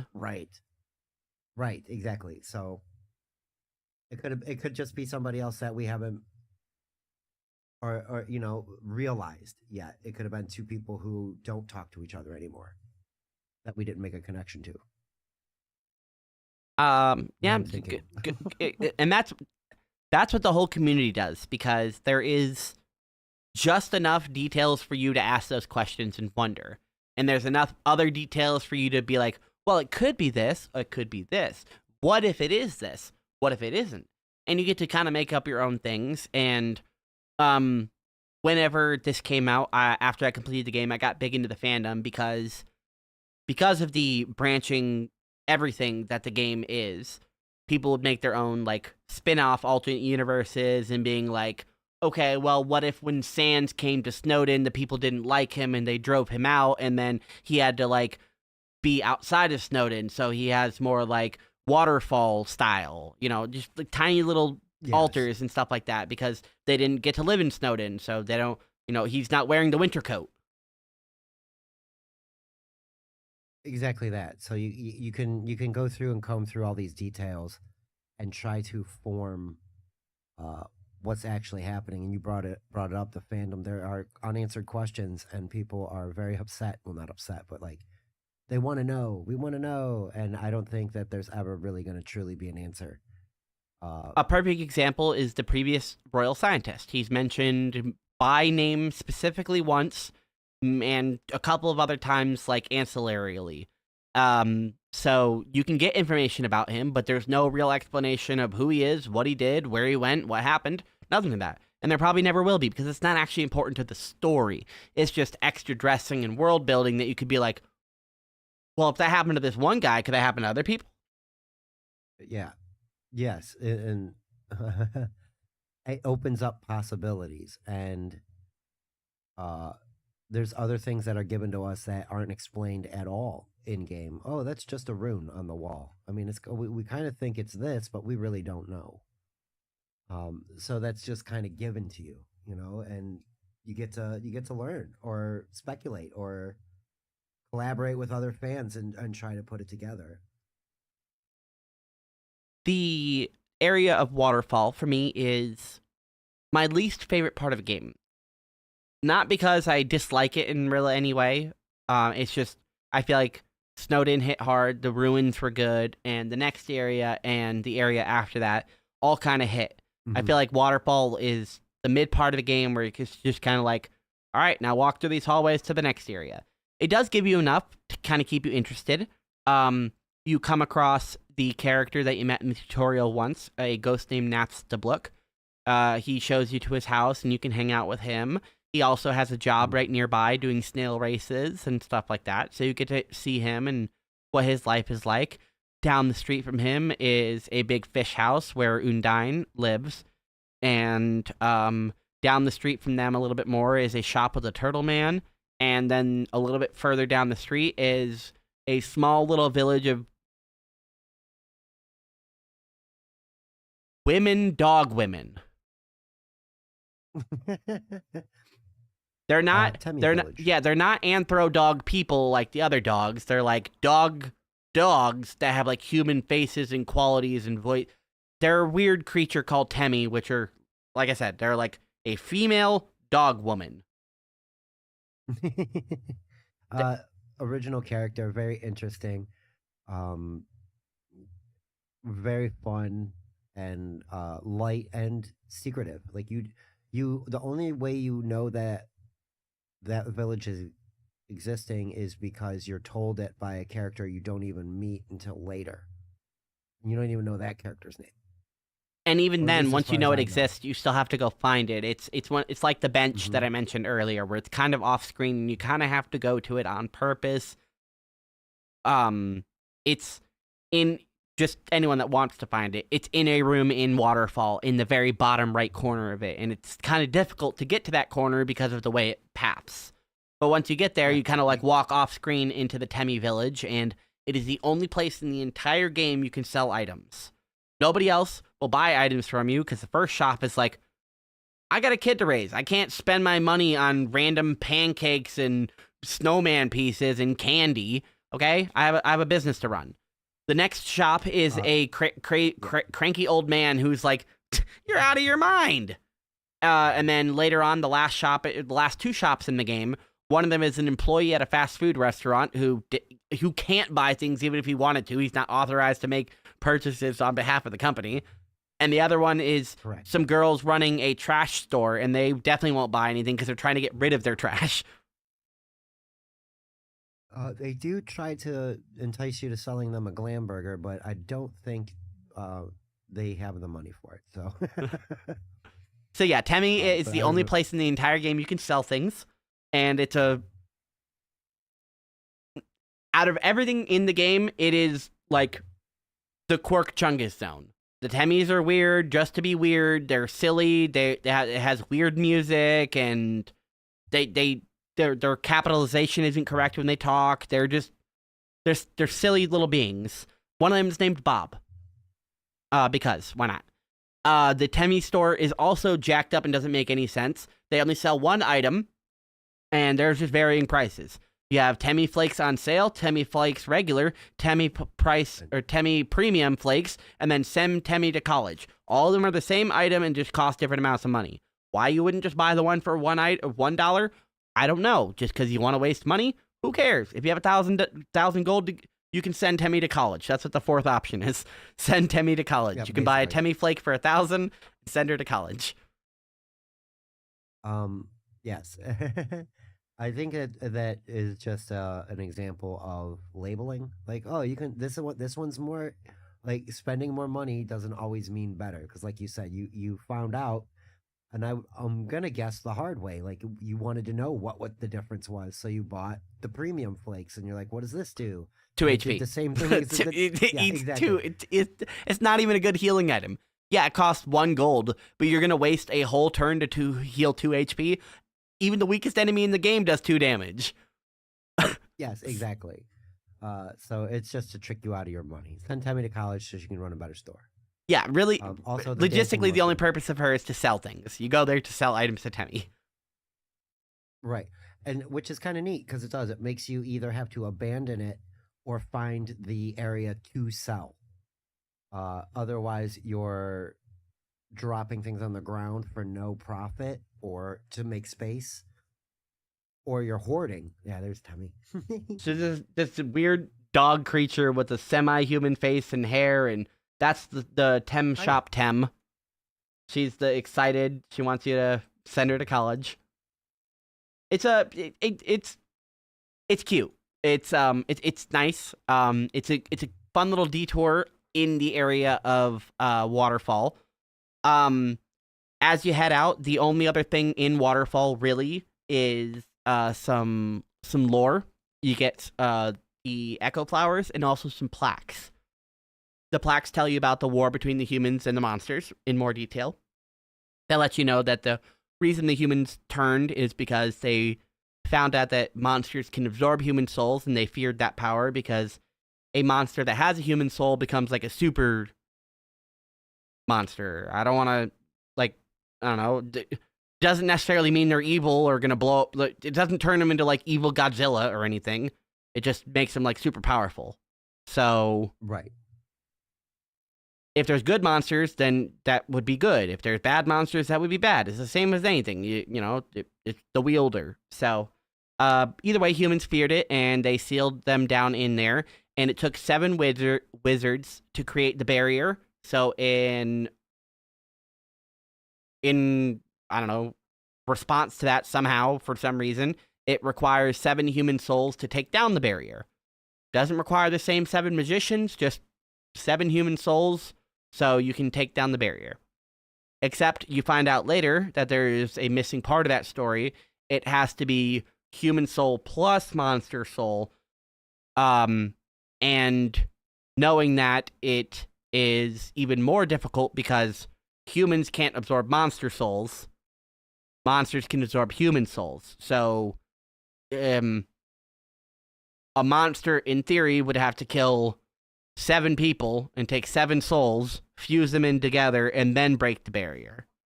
And then, after having all that power, presumably give it up and not blow up the world with it. Or, yeah, just rest on your laurels and chill out and be king of the monsters on the surface. Also, I think it is brought up a little bit that they can see the sky a little. Like, they're not necessarily jealous, but they know it's there. And don't want to remain trapped in the underground, even though it's safer for them. There's like a lot of weird,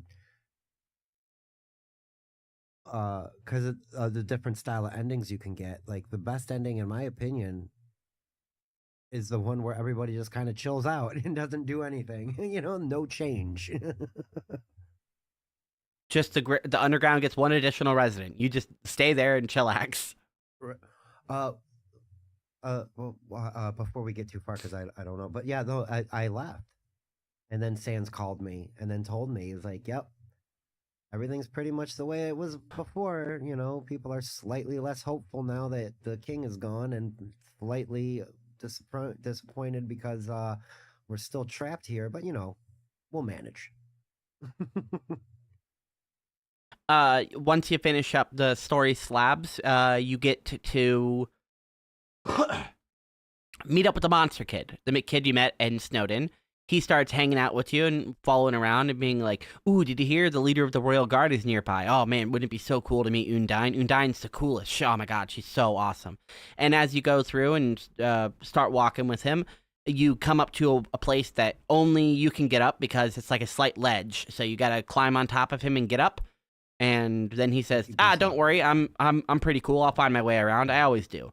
And then he walks left and somehow later comes right because he has off-screen powers. So, doesn't matter. Maybe he went and got a ladder. Who fucking knows? I don't. So you not answered, yeah. Right.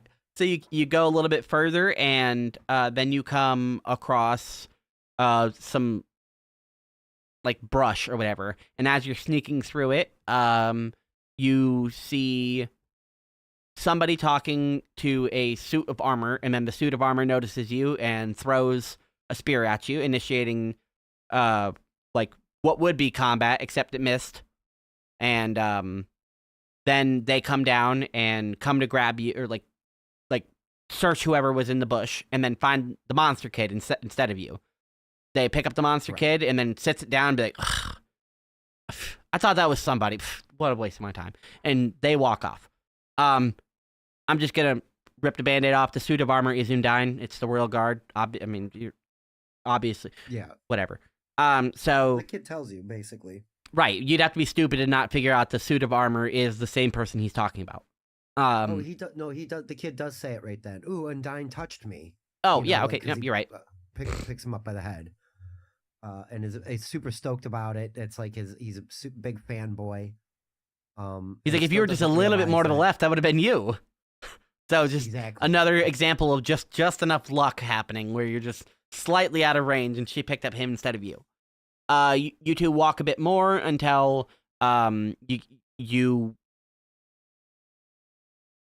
I mixed it up. You get that encounter, then you get separated, and then you're coming across like a long catwalk, whatever thing that's hanging over the lake. And then Undyne starts chasing you. You run and run and run and run until you get to a dead end.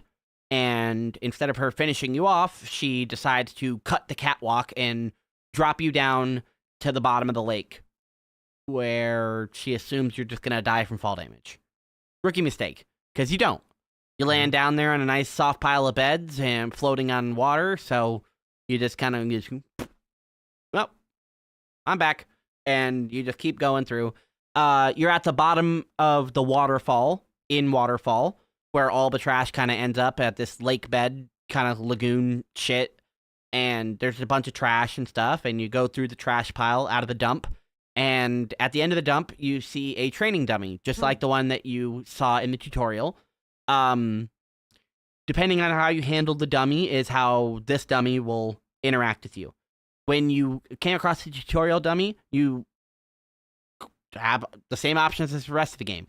You can beat it up, which tutorial doesn't recommend you do, or you can give it a nice chat. And then once you distracted it long enough, she comes and scares him away, so you don't have to deal with the dummy. And she's like, I'll protect you, no worries. You just have to keep him busy long enough, and then I'll save him. Tutorial never does that again. That's just a tutorial mechanic to teach you about enduring fights. Right. You can walk past the initial test dummy. Hey, just ignore it completely. Yep. Yeah, that also makes this guy that you're talking about very upset. One of my favorite bright things that happens here. He's angry, and he's angry because he has big furrowed brows, like his eyebrows, and he turns red, like he's like, yes. Yeah, angry eyebrow. Yeah. I like that. That made me smile so much and those are the things that makes this game. That's the charm. That's why you want to keep playing it. It's just little moments that happen like that. Even when you see it for the second or third time, you're like, "Oh, that's so cool." So he engages in a fight with you and be like, oh, you're too good to interact with me, huh? Just like you were too good for my cousin in the ruins? The way you fought them, beat them up, ran from them, ignored them. Whatever thing you did to him, he's not happy with however you handled his cousin. And he's like, and for that, you will pay. And then initiates a fight. I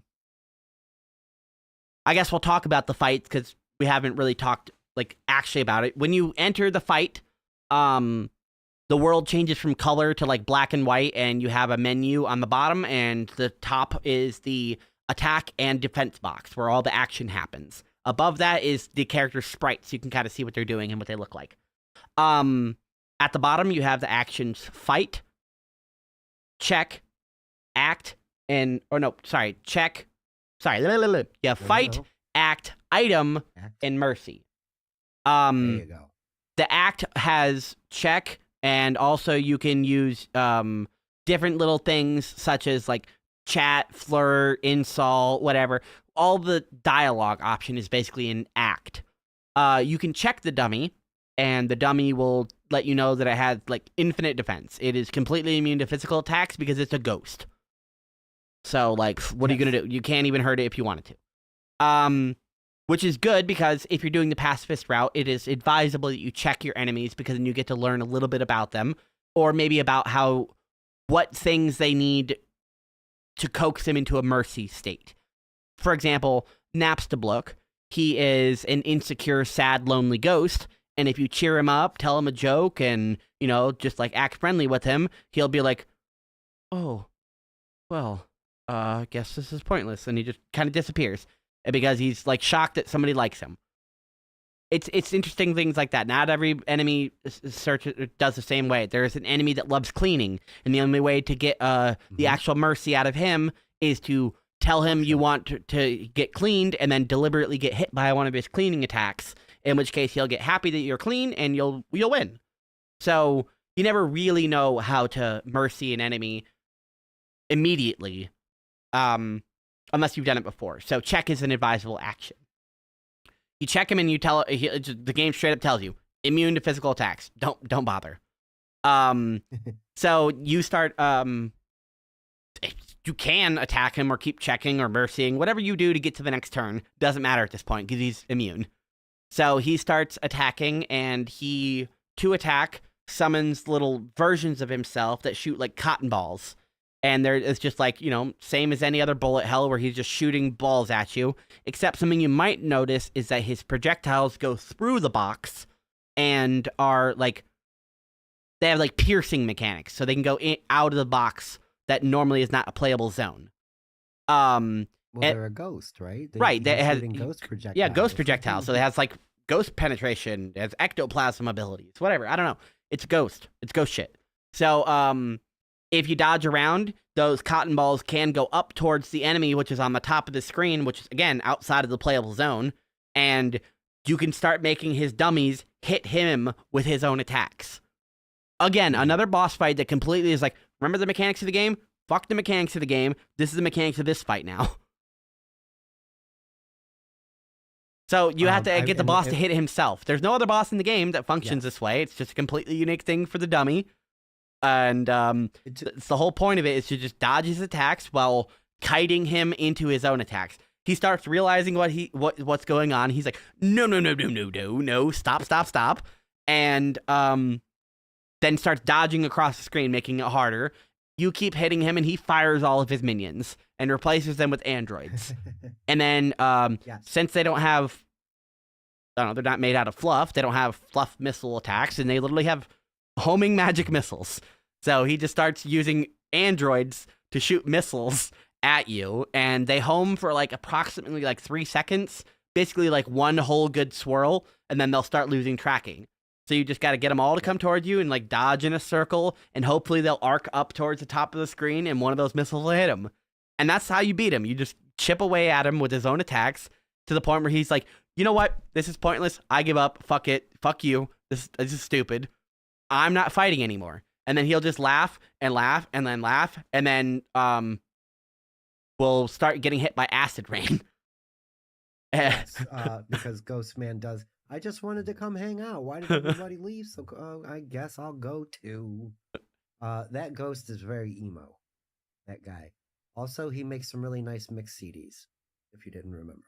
Yep, you can go hang out with him at his house now that you've successfully become friends with him. He plays a bunch of different mixes of the same spooky song. He's got like spook tunes. He's got like a space version. He's got like a Christmas version. Emo ghosts, yes. Napstablook is he is a sad emo ghost who is obsessed with music. He's into file sharing. He's also a pirate, by the way. He has a neighbor who lives next to him that you can't get into because it's locked. And like I said, his other neighbor is Undine, who you can't get into right now because she's out looking for you. Yes. Your public enemy number one. If we didn't mention, there is an APB out for a child in a striped shirt.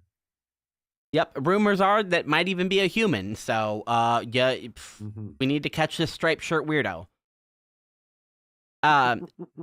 You progress through this tiny little bit of town, which is like the town part of Waterfall. You go through a couple more caverns, run through some more random enemies, and then you pretty sure you meet up with Undine one more time before you fight her. I don't remember specifically how, but she like almost catches you one more time, and then you proceed. You leave the kid behind. Oh, that's what it is. Yeah, you two meet up on a bridge, and the kid sticks up for you and is like, "No, if this kid's cool. If you want to get through, if you want to get to him, you have to get through me." And then Undine's like, "I'm telling your mom," and grabs the kid and drags him off screen and takes him away. So you get to walk away while she goes and reprimands this kid for stopping her from doing her job. She is very not The happy. kid almost falls. Yeah, he almost falls and you save the kid. And then he sticks up for you after realizing that Undyne is chasing you, that you're the one that like, well, no, the But this news guy's is wrong. cool. Like, I've been hanging out with him Right, all this day. He's guy's real been- rad. Exactly. So, yes, and then he gets reprimanded. He gets taken back to his parents' house. And that's the last time you kind of see him. And that the kid, yes. And I think that is the end for Undyne for a moment, because you do get chased a second time very far to the next section. I think we're getting close to that. Yeah, there's a couple of the encounters where she just throws like spears at you and you have to dodge for a bit. One she attacks from the bottom and the other one she throws at it from the top. But either way, once you get through all of that, you're pretty much done through Waterfall. There's a couple more people to interact with and stuff, but I'm not going to give you every detail because then that'll rob any experience of you playing Undertale. So Waterfall is interesting despite the fact that I said it's my least favorite. It's just because the other areas are better. You know, it's not bad. It's just the other areas are better. Mine ended a little bit different. I was chased by Undyne to the next area. Yes, because as you're about to leave Waterfall, that she's on top of the rock leading to the next zone. Okay, so you have to engage with her. That's right. That's the part I'm skipping out on, or blanking out on, I should say. Yeah. So as you're about to leave Waterfall, you have to pass through a big archway. It's like a mountain that's been blown a tunnel through. And on the other side of that is the next area of Hotland. Except it's a perfect place for an ambush. She knows you literally have to go through this gateway, so she's waiting for you. Somehow she knows that you didn't get killed by her dropping you into the waterfall. I'm assuming people told her. I think it was Papyrus, specifically, because he calls you and asks you. Yes. He asks you what you're wearing, because he wants to know for a friend. Yes, no, that was a good phone call. So what are you wearing? I need to know for a friend. And then he calls you back later and is like, yeah, you remember that friend? I told him what you were wearing, but I know you're smart and I know you changed your clothes by now, so you're not wearing the same thing. You should be okay, all right? And like being friends with everyone is so easy. Exactly. Like it was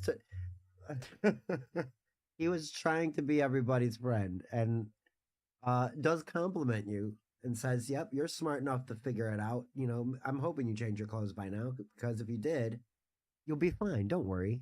This is great. It doesn't really help. Not at all. It's just, it's a nice thing, because he's like, I did rat you out, but I did rat you out. So, you know, if you're smart, you know, you're smart. Yeah, I like it. So she jumps down from you and lets you know that you're not getting any further. She is the hero, and she's going to stop you because you are the hope of the underground. Whether you want to be or not, we need your soul because we need to break that barrier we were talking about. So she engages with a fight and another boss fight, so another new mechanic. She tells you that you cannot run. You have to stand and face things head on, which is literal. Your character becomes like a phalanx. You're a shield wall, and you have to face her attacks because all three of your other sides are weak to attack. So you have to hold the shield up and block all of her attacks as she spear onslaughts you. She mixes it up every once in a while and will hit you from green, which is the color of your heart when you can't move, and switches you back to red, where her attacks are a little bit more violent and harder to predict, but you have that same freedom that you do in regular fights, where you can hit your arrow keys and move any direction you want. It doesn't make things easier. There's one attack that's kind of easy, but the rest of her attacks during that like free mode are very violent. She can throw spears from almost any angle instead of just four cardinal directions, which makes it a lot harder to predict, especially when she starts doing like wheel-shaped attacks where you have to go through the pegs, otherwise you're going to get hit by the spokes. It's very difficult with some of her attacks. The easiest one is the smallest box where the three spears stick up from the bottom. Like that's the Right, because there's only easiest one 3 you can positions deal that with. you can get hit by. So if you're in, well, there's only one position at a time you can get hit in. So if you're in position 1 or 2, you're fine. Mm-hmm. So each of the boss fights, they have what I would like to call like a reprieve attack, where it is noticeably way easier and slower than their other attacks. And because, as we've mentioned, the bosses have sort of a pattern to them, if you know attack 5 is the easy one, you can live through 4 attacks, and then on the 5th attack turn, eat an item and do something that you need to do, like talk with them or do whatever the thing that you need to do besides attacking and dodging. It's really good for those attacks. The one we just mentioned where she can only attack you from 3 spots, really easy to just kind of get through that without getting hurt almost any time. You have to mess up to really get hurt on that one. And I was being cheeky. I think there's a spot like just right in between 2 of them, where if you're all the way at the top, just in between those 2, the 2 spears don't hit the bottom of your heart because the way the. I'm sorry, but yeah, I was being super cheeky on some of these mini games because, like you said, you got to either figure out the pattern and the timing, or brute force your way through by taking the hits and tanking and eating a bunch of healing items. But then, and this is what makes the game good. You can spend the money on the healing items and tank your way through and get through these boss battles. You could get good at dodging and evading the attacks, or you can try to talk your way out of it. And each one does do the different ways you end each fight results in how that person treats you the rest of the game. You mercy them, they're cool. Or I keep saying mercy, but that's the thing. You befriend them, and then they're chill with you, or you can kill them and remove them from the story altogether. In some cases, you can just be indifferent and not finish it, and then nothing happens. So there's more thought. Again, it looks like a Super Nintendo game or a Nintendo game, but there's way more thought put into it than just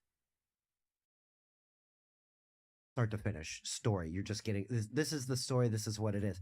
I like that it's open for interpretation. There's some other medias that we're talking about where you're getting a lot of detail and a lot of world. You know what the world is, but there's things in it that are always going to be open to interpretation because they're never explicit.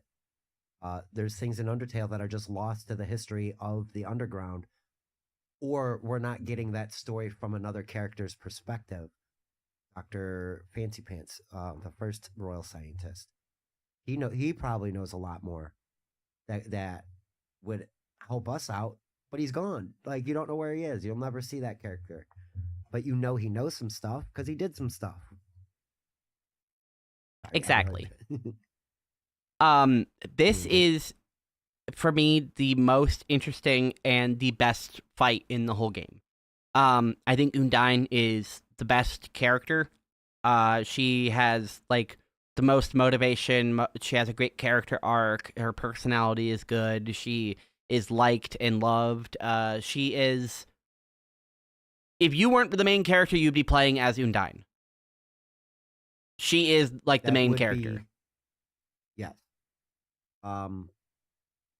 We're seen as the antagonist, like we're screwing up everything in Monster Town, and Undyne is there to stop you from doing that. You have the potential to ruin our harmonious little villages, and we need your soul actually to help a end game plot that we got going on that you probably don't know about yet. Exactly. And speaking of the end game plot, a bit of it is the game gets meta in its plot a bit. Throughout the game, there are save points where you can like interact with this little like sparkly beacon and just save your game. And that's a mechanic in like every single game like ever since like the Super Nintendo, and they started putting saves without just like code screens where you just enter like a code and it just gives you a version of the game that you want to play. Ever since saving has been a thing, it's just been a thing. In this game, saving is tied to your character's ability. Your character has a special power for some reason, and that special power is the ability to save. It's not just a game mechanic, and it's tied to your character's determination, your literal willpower, and your will to survive, persevere, win, whatever you think determination is. That emotion thing is so powerful in this universe that it gives you a cosmic ability to save, which is a weird explanation in the game. It's just how the game works. Your character is so determined to get home that they can save their game. With the save, you can obviously go back to your save. If you die, you can go back to the old save. You can quit and reload your save. You have tiny little bit of time manipulation power tied to your determination. Determination is so powerful, it can give you superpowers. I don't know, it's a little corny, but that's Undertale. It's a little bit corny. Undyne, other people have described her as gritty and determined.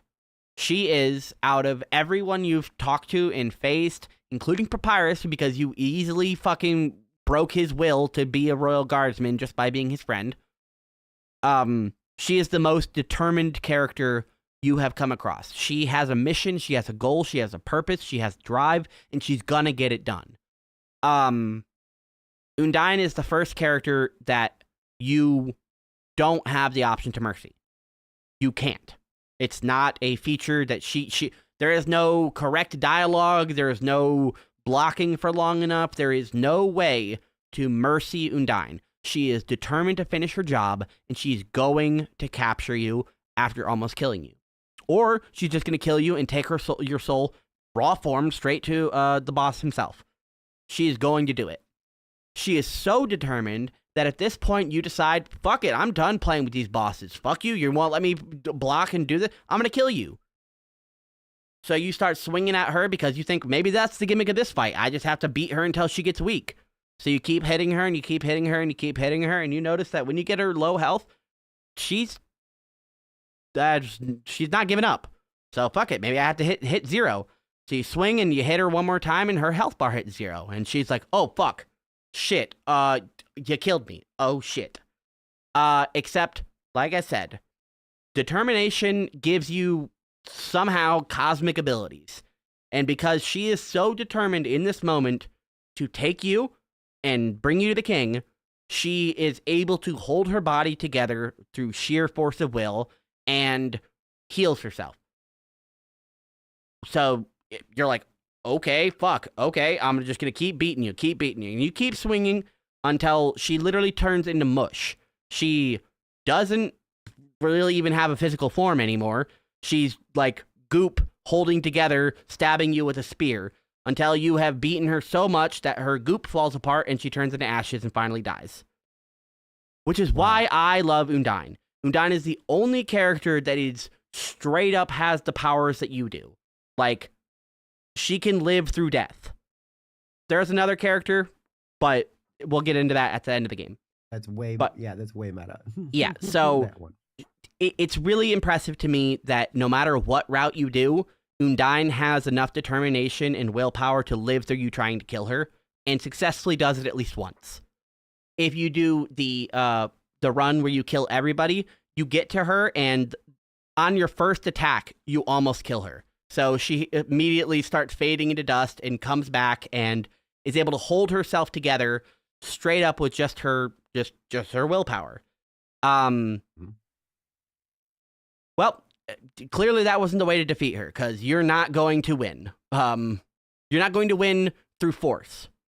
You can, but if you've been, again, assuming you're going through the I'm not trying to kill these people route, you're going to reset. And now you have to try to beat Undyne again. You're like, okay, well, she will literally turn into dust before she lets me pass. You read her dialogue again, and she lets you know through little context clues that you can't run when you're green. You have to hold on defend. Okay, so what if I'm not green? There's parts of her attacks where she turns me red again and I can freely run. And in the mercy option, there's 2 options, flee and spare. Okay, so what if I run from her? She told me I can't run, what if I do? So you hit the run button, and it literally just like any other fight, you leave the fight. Except, well, she's a boss character. She doesn't just despawn, and she's like, "Hey, what are you doing?" And she starts chasing you and immediately engages in combat with you. So now you kind of have your hint. Okay, I can actually leave this fight. And you try, and you keep running, and you keep running, and you keep running, and whoop, oh, you made it to the next area. Fuck, okay, cool. How far is she going to chase me? You keep running, and you run past a big neon sign. Welcome to Hotland. The music changes, and you get to the next area. The whole place is a big bed of magma, and you're on a plateau covered in, like, molten hot rock and everything. If the game had the graphics, the entire area would be distorted with that like heat wave shit where like light is distorted by how hot it is. Well, I think that's some of the thing. I think that this game does do some trickery of that level. But in this area, it might have been a little much. A little bit of the heat waviness would have been nice. But yeah, Hotland is probably. I don't want to say it's my favorite. Maybe it is. I think it might be my favorite area. I like Hotland. Just the music is so good. Yeah. This part of the chase is a lot of fun. I'll let you continue. I haven't mentioned it, but Undyne is a fish lady, so she's got like gills and fish. I assume she can also breathe air because she does, and she doesn't have like a suit helmet like Sandy. But she's a fish lady. So, temperature is probably important to them, whatever. So you take her into Hotland, she chases you, and she chases you through one area, and you get to the next little load zone in Hotland, and she is clunk, clunk, clunk in her slow armor as she's... And then she falls over, exhausted. Fortunately, right next to you, there happens to be a nice, convenient water cooler. So you walk over to the thing, get a couple refreshments, and you're like, I guess I'll give the fish some water. And you walk over and you pour a cup of water on her head, and it rejuvenates her just enough for her to hop up and ready to fight you again. And she's like, it's too hot, and leaves. So you have successfully run from Undyne because she can't catch you now, even if she wanted to, because she's going to pass out again and die. Right. That's what I mean. Like, it was very smart of Undyne to notice that, like, all right, even if I do fight you right here, I'm going to get tired out yet again. And there is a little bit of dialogue. There's not necessarily like a friendly thing, but more or less of I'm indifferent to you now because you saved me. And if you call Papyrus did call at one point. I think you and her would be great friends. As you're running from her, he calls you in the middle of sprinting. It's not working out in the moment there, Mr. Papyrus. I'll let you know in a few.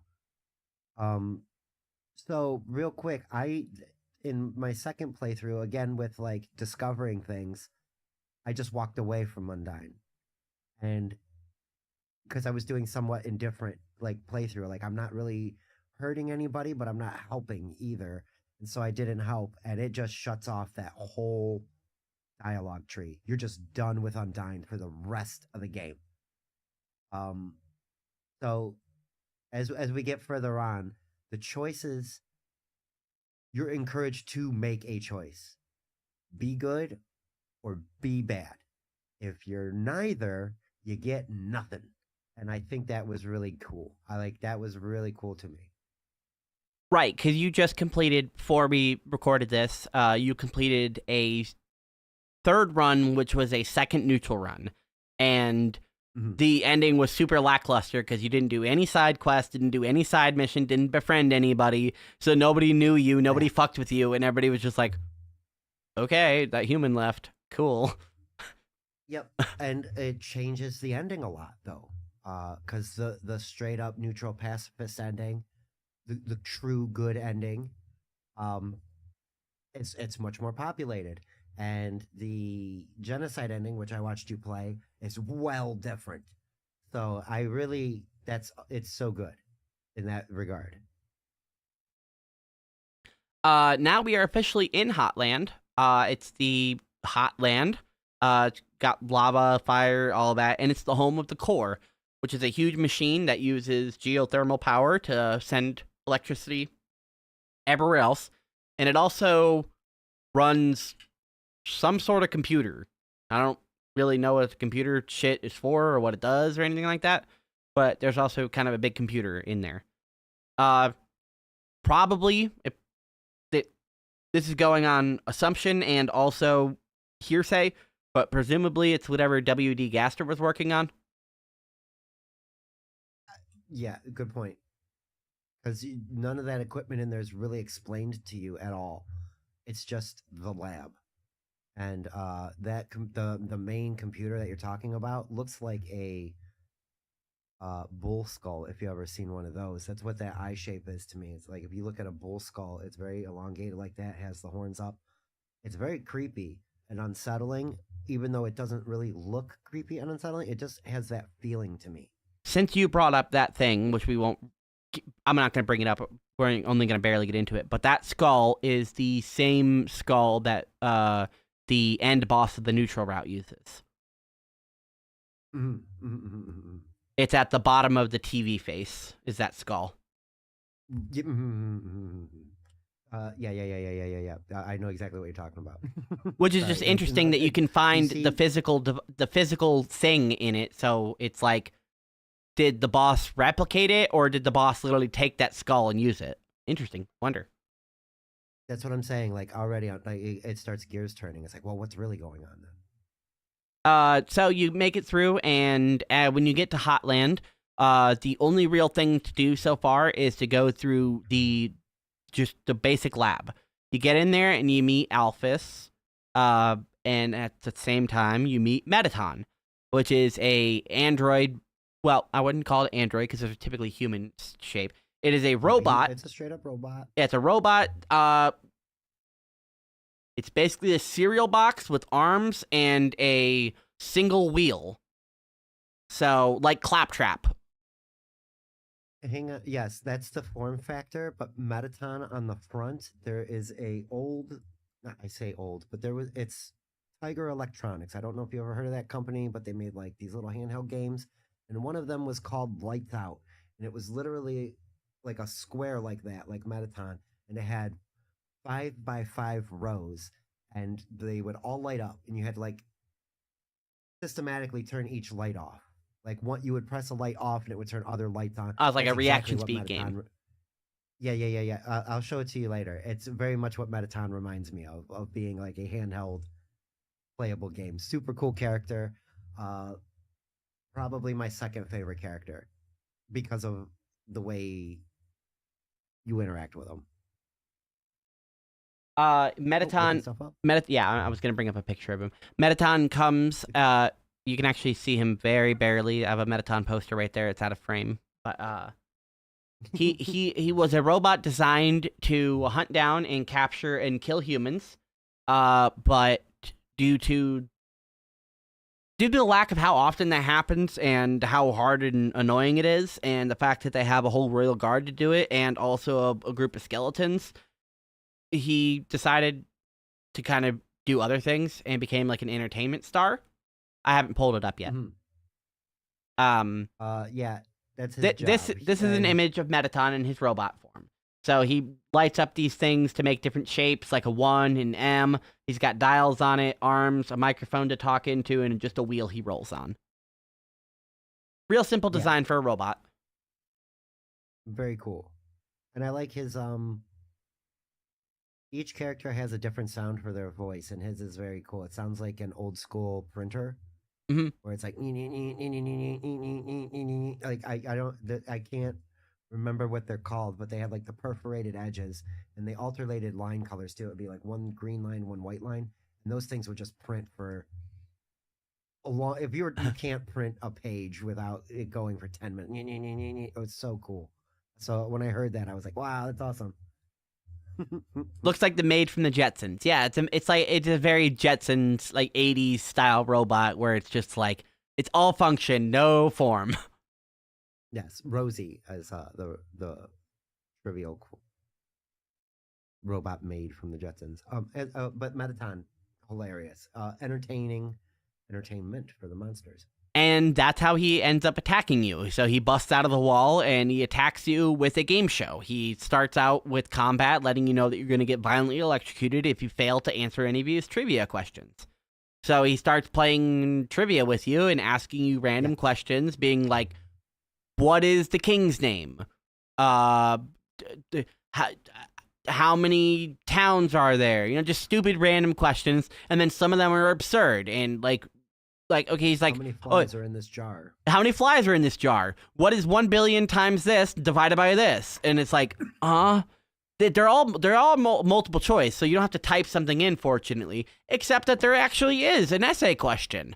So he asks you an essay question, and then for the first time in the entire game, the entire keyboard is usable, and you can just type out whatever you want to his essay question. I typed in a bunch of slurs and called him names in the essay question. He didn't grade my paper well. And after that, he's like, all right, well, I'm bored. And he just kind of leaves. And he lets you know that he's not done, but this segment is over. Yes. Alphys lets you know that, she's willing to help you get through Hotland, and she knows of a shortcut through the core directly to the king's castle. And I'm sure if you are cool, then you can work with the king and maybe you won't have to fight him. Awesome. So I'm going to help you. She upgrades your phone and allows you to, like, access the internet. She basically gives you Twitter. Yes. And then you go out through her lab and get through the rest of Hotland, which is just a series of hallways and minigames. Which the whole game is, but Hotland didn't feel like shit. I don't know how it did it differently in a way that I liked it. I feel like the big thing is it broke up the monotony with the Metaton encounters. The second time you encounter Metaton is a cooking show. You walk into a dark room, and then you walk into a stage, and the lights turn on, and he makes you become his chef assistant as you do some, typical chef things. And then he's like, okay, now can you go get this ingredient? And you walk to the other side of the stage, and the shelf that it's on turns like into a vertical conveyor belt and just starts shooting into the sky and becomes like a tower of cabinet. And Alphys calls you and being like, oh shit, crap. Oh, you only have a little bit of time to do it. Quick, open your phone and press this button. And the phone turns into a jetpack. And then you fly to the top of the thing, avoiding Metaton, who's throwing like baked goods and eggs and dough and stuff at you. And bags of flour, which is meant to slow you down. Doesn't do any damage, but it's meant to slow you down so you don't reach it in time. You get to the top and you get the ingredients, and then he insults you because he's like, you're an idiot. This is a baking show. Haven't you ever seen one before? I already made the cake 40 minutes ago. And then he brings the cake out to you, and that section's kind of over. But Metaton is just a shitpost. That's all Metaton is. He is just a living shitpost. Yeah, side note, even if you could get to the can, it's glued to the table, that jerk. Yeah, so even if you get to it, it's glued, so you can't grab it. Yeah, no, that's... But this was a fun section. I agree that, the other sections that we've been through up until this point have been corridor, then puzzle. It's definitely broken up, not just by the Metaton thing, but the arrow platforming puzzles. I think that helps too, because it's just something different to get you to interact with the environment. There's a couple of interesting NPCs out throughout Hotland. There are the final two members of the Royal Guard, Royal Guard 1 and Royal Guard 2, which one of them is... It's hard to like tell what one of them's like a fish guy, and one of them is like... I don't know. It's like he's ripped. He's like made out of like porcelain. It's weird. But either way, so how you encounter these guys is you notice that there is a little bit of chemistry between them, and you get one guy so hot that he breaks out of his armor, and then the other guy gets so hot because his bro is so hot that they end up falling in love with each other and becoming gay bros. So, yeah, cool. So they go and have sex and stuff instead of fighting you. That's pretty cool. Out of nowhere too. It was just like there hasn't really been much relationship stuff, and that was the first one. Like it just came out of nowhere. Like I was like, all right, we just fixed up a couple. Let's be on our way then. And that isn't the first, or not the first. That isn't the last time that you can potentially play Cupid's arrow in this game. And I thought that was very cool too. Um, I like the smelly dogs. The same thing, you know, like they work in tandem. These two work in tandem, so it makes these boss fights. I guess I would say It's a a mini halfway boss. boss fight. Yeah. Exactly. Thank you. That was the word I was looking for. Mini boss. I was gonna say half stage boss too. But anywho, uh, it's fun. It's fun to go through their dialogue because the one dude is like I can't say anything. He's like super shy. He doesn't want to say anything. And you gotta get him to be like, I just can't. I gotta say something now. You drive him to the point where like, dude, I got a boner for this dude, and I need to let him know about it. Scared or no, and then he's like, yeah, bro, that's cool. You want to go get some ice cream? Hell yeah, I want to get some ice cream. You know, and I was like, all right, let's do it. And it's funny because the That ice was cream it. isn't random too. There's an ice cream shop guy that has moved from each zone and charging progressively more and more. As you progress through the game, even items in the first town cost more and more because the game knows that you have more gold to spend and you're going to need that item more. So supply and demand. Oh, did I cut out? Did you cut out? I don't know. Let me check the internet. Okay, looks like it was Snake that cut out. Okay. I'm going to continue then. So, after you get past the two Royal Guard bros, there's only a couple more NPCs that are just like of any sort of importance. There is one little guy. He's like basically like a living candle, and he asks you to remember his name, and his name is Heat Flamesman. Remember that name; it's super important. You make your way through more of Hotland. As Snake said, there is some cube puzzles where you essentially play like Space Invaders, where you have like a gun and you have to shoot to the top and blow up a ship, but there's blocks in the way. So you have to move the blocks in specific ways to get them to move out of the way when you shoot the one bullet you have to hit the ship at the top, and that'll activate the switch for the next area. Then there's also like sort of jump puzzles where there's little launch pads on the floor and they'll like bounce you and you have to find the correct way to get through it. That's pretty much the only difficulty in Hotland, really. I would have to say. As you progress a little bit more further, you come across the next Metaton encounter, which is him doing like a news broadcast sort of thing. One bullet switch, jump puzzle, that's all. Yeah. Wait, so hold on. Let me ask you. So you said you wanted to play this game, Major FOMO. Have you played this game or have you not played this game?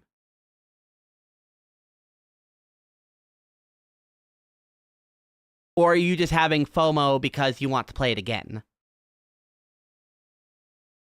And to follow up that last question, if you are into games, then maybe you could come on a future episode. We could find something that's simple and silly and easy, but also interesting and intriguing. There's plenty of small little indie games like this that are easier than this, because Undertale is not necessarily easy. There's some parts that are easy, but it does get randomly difficult. Give me 1 second. I'm going to reply to Snake.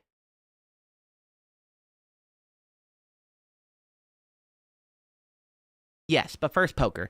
Yes, absolutely. We'll get you on one of these poker nights. Anyway, continuing. You come across Metaton again, and it's a bit of a news broadcast where he is... It's not quite live. It's like where it's before about to go live, and you have to go around as the reporter and find a news story worth reporting on. So you walk around, and there's like a basketball, a cup of water, a dog. There's a bomb. I don't know. There's just like a bunch of random objects. I think there's like 6 or 8. Um, when you decide whatever one that you want to interview, you lock in on it and you start doing the interview. You tell a story about whatever this object is and why it's here, whatever importance it is. I think I picked the dog because the dog is, I don't know, a recurring theme in the game. They're in Waterfall. I guess I'll go back to kill time while Snake is here. In Waterfall, there is like a mini puzzle that you can do where you find an umbrella and then you bring the umbrella to a statue. And when you put this umbrella on the statue, it will like dry it out and it'll start making music. And if you get the first 8 notes of that song and go bring it to a different room, you can find a piano. And if you press the first 8 notes on the piano, you open a secret door. And in the secret door, you go in there and there is a legendary object. The legendary object is like a red orb or something. And you go to pick it up and it lets you know if your inventory is too full, that your inventory is too full. So, unfortunately, you have to go out and put something out of your box into storage and go back in there to go pick up your legendary object. When you go to pick up the legendary object, it again lets you know that you have too many things in your inventory. Specifically, you have too many dogs. So, you have to double check your inventory, make sure you know how many dogs in there. Because even if you have nothing in your inventory, if you have 1 dog, you have too many dogs. So, open your inventory, double check you know how many dogs, and unfortunately, you probably are carrying 1 annoying dog, so you're going to have to get rid of it. There isn't a trash option, so unfortunately, you're just going to have to drop the dog, and, we'll just make sure you don't want to drop the dog. You got to go back outside and just put it in the box, because then at least you get to keep the dog. You're not going to throw it on the floor. Except when you leave the room, the dog isn't there anymore, which is confusing. So you go back into the room where the dog is now in your inventory. You drop it on the floor, and the dog trolls you because now the dog is on the floor, and he goes, bark, bark, bark, and takes the orb, absorbs the orb, and then, like, no clips out of the screen. Because now he has a legendary object, and he can go through walls. Okay, I was wondering what played out there, because I remember doing it my first run, but this past time, I didn't want to get rid of the dog, and I did that. I was like, where the fuck is he going? Because I was trying to, like, put him in my inventory, and it wouldn't work. And I was like, because there was another thing. I was like, well, maybe if I take this artifact too, and I couldn't work it out. You know what I mean? Like, I couldn't just get the artifact. Damn this dog. No, it's just Toby Fox trolling you. It's just a troll room. You go in there to solve a puzzle to get trolled. Yeah, I did. I got completely trolled, so that worked. Yeah. So because apologies about the internet. No worries. So because of that, whenever I am given the opportunity to interview something, I'm going to interview the same dog. It's the same sprite. I don't know for sure it's the same dog that absorbed my legendary object, but I thought it was. So I wanted to interview him.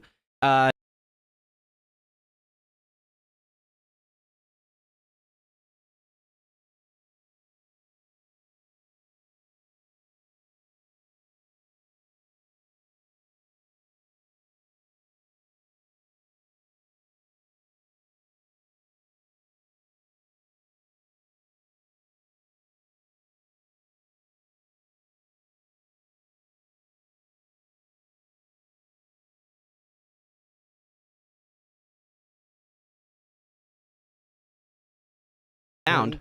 No sound. Oh, okay. Sorry, I don't know how long there was no sound. Thank you for catching that. I may have hit my hard mute button. Okay, so we're just gonna recap the last little bit we said. The dog absorbs the object, no clips out of there, which is the power that it gets from the legendary object. Knowing that the dog has this legendary object, when asked by Metaton to interview one of these people, I interviewed the dog, assuming it might be the same dog. Plot twist, the dog is a bomb, the cup of water is a bomb, the basketball is a bomb, the bomb is a bomb. Okay, well, it seems like everything in the room is a bomb. We're getting trolled again by Metaton. Yes. Again, the comedy beats are spaced out just perfectly for me. Like, it's like, all right, cool, great. We got it. This was funny to me. Also, the Toby Fox troll room with the artifact. That was ugh. I got trolled, man. Yeah, I like that because there isn't another point in the game where the game kind of like just makes fun of you or anything. Not directly like that. No, They make fun of you for being a quitter. yeah, they make fun of you for other things. But yeah, the room is armed with a bunch of bombs, and Metaton's like, "Oh shit! Well, you better disarm them." And you get about 2 minutes to disarm the bomb, and you have to run around the room and catch each of the objects, which are floating around in random different patterns. One of them is like moving in a circle. One of them is going across the top of the screen, across the middle of the screen, across the bottom of the screen. One of them is just like teleporting in random places. And you just have to go catch all of these objects and disarm them. Each time you interact with them, you get a mini game where you have to like kind of like when you're attacking and getting a bullseye, you have to stop the bomb in the correct location to disarm it. Every time you disarm it, you do get a little bit of extra time, and the timer starts moving a tiny bit slower. At least maybe that's perspective, but you do definitely get extra time. So even though you only have 2 minutes, every time you disarm one, you get like an extra bit of time. So as long as you're not just AFKing, you should easily be able to disarm all of them within the time limit. I was gonna say, it either it gives you extra time or it deliberately slows down as you're running out of time. Because I was like, fuck, man, I only got like 5 seconds to get to and I had plenty of, I like by the time I actually got to the main bomb, you know, like where it was back at, or no, it was the one on the conveyor belt that slides back and forth. Like if you miss it, you got to go all the way back. You got to make that loop. And I was like, you know, getting tense because it was counting down 10, 9, 8. But I had made it back around with plenty of time. So yeah, if you're not in front of the game, that's the only way you're gonna fail this. Like you said, AFK. You got to be like in the bathroom. I And you don't know didn't what have pause happens or if you something. do fail. I've never reached the fail state for this objective, so you know it's another one of those things to replay Another just pin. for that, right? Yes. So you disarm all the bombs, and Metaton's like, "Well, that was boring," and he leaves again.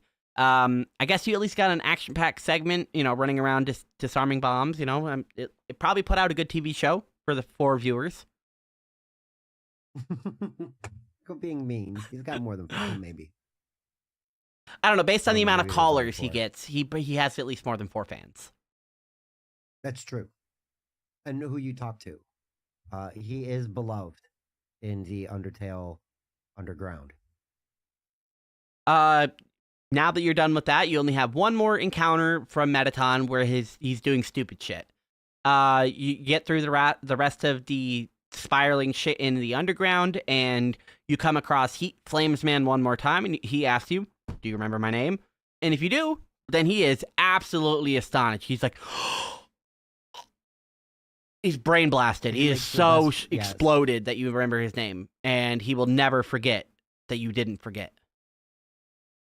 The second best sprite reaction.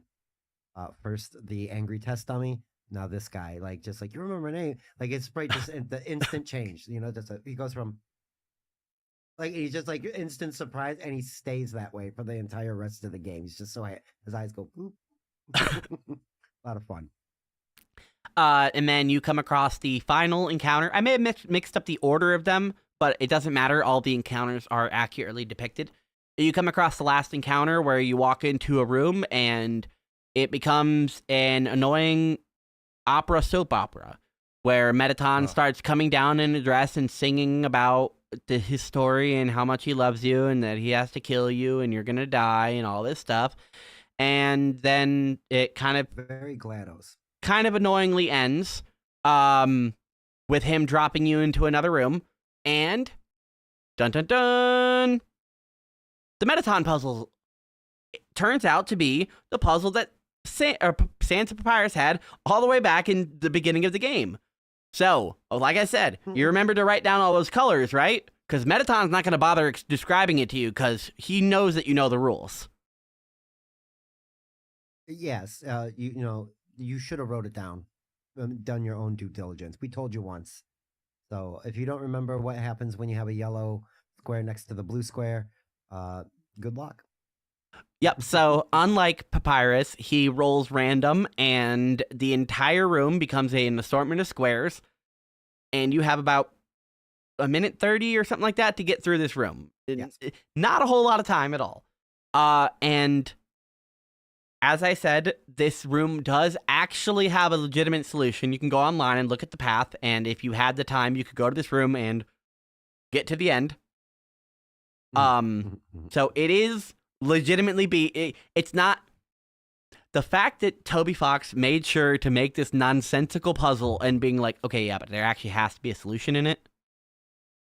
Because it can't just be, because I might as well just put an invisible wall, because, it's the same mechanically then.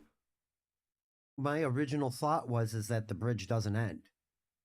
Like, you just get onto the colored part where you're walking the path, but like the long corridors, it's just too long to get to that end of it, or the timer runs out, and it would, thus, no matter what, you can't finish it.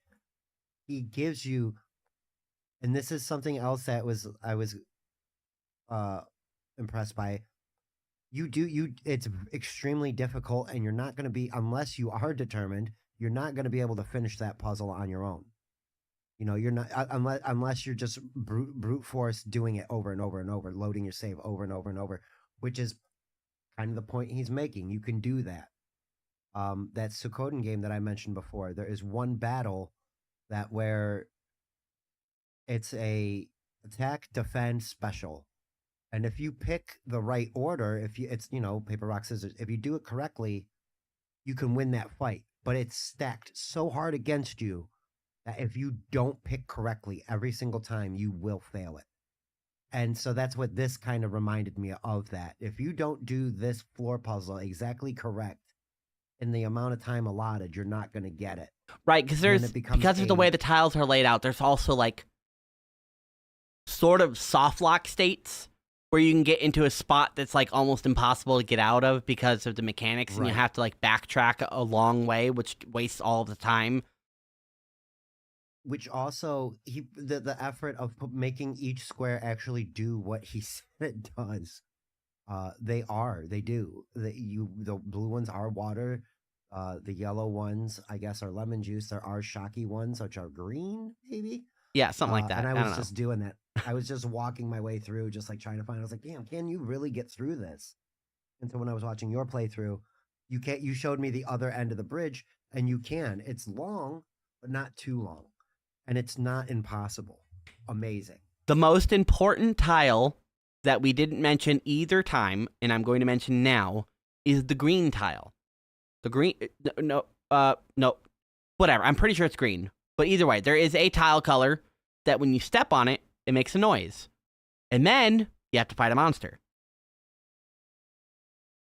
So I did not get to that. See, so you go through the puzzle, and you have the minute, and we're going to assume that you didn't cheat and get the route, and you're not going to beat this puzzle because it's asinine. So you walk through, and you probably get maybe 5 or 6 blocks deep before you get stuck in a puddle, and you keep getting bit by fish or electrocuted or running into a tile that you can't walk through, and you just keep getting zapped and everything, and the puzzle ends, and Metaton's like, whatever. Something happened. I have to go. Oh, except you did forget the rules, clearly, because you didn't beat the puzzle. Every time you step on that tile, it made a sound and a monster. So then you're supposed to fight a whole bunch of monsters, except Alphys comes in and saves you, and you're able to get out of the room without like anything. So, glad you had Alphys, because otherwise you would have had to fight at least one, but presumably probably 20 to 40 monsters there. And this is the third time that Alphys has magically come in with a swooping in, hey man, you're in trouble, let me help you out, yay. And I'm not kidding, I was very suspicious by this point. Right, she knows the route, she knows the traps, she knows the solution. It's like, why are the traps even on then? Like, what's the point? If you just get through all the traps, what's the point? So you make it through, and now you're pretty much done with the Hotland proper, and You get through one last area that's kind of decrepit of the core area. The outer core, not the inner core. The inner core is the computer area. The outer core area is covered in like spider webs. It's more of a decrepit area. And you walk through it and you see another spider bake sale. Same one that you saw in the ruins at the beginning of the game. Except these are premium prices. It is 9,999 gold for a spider donut and 9,999 gold for a spider cider.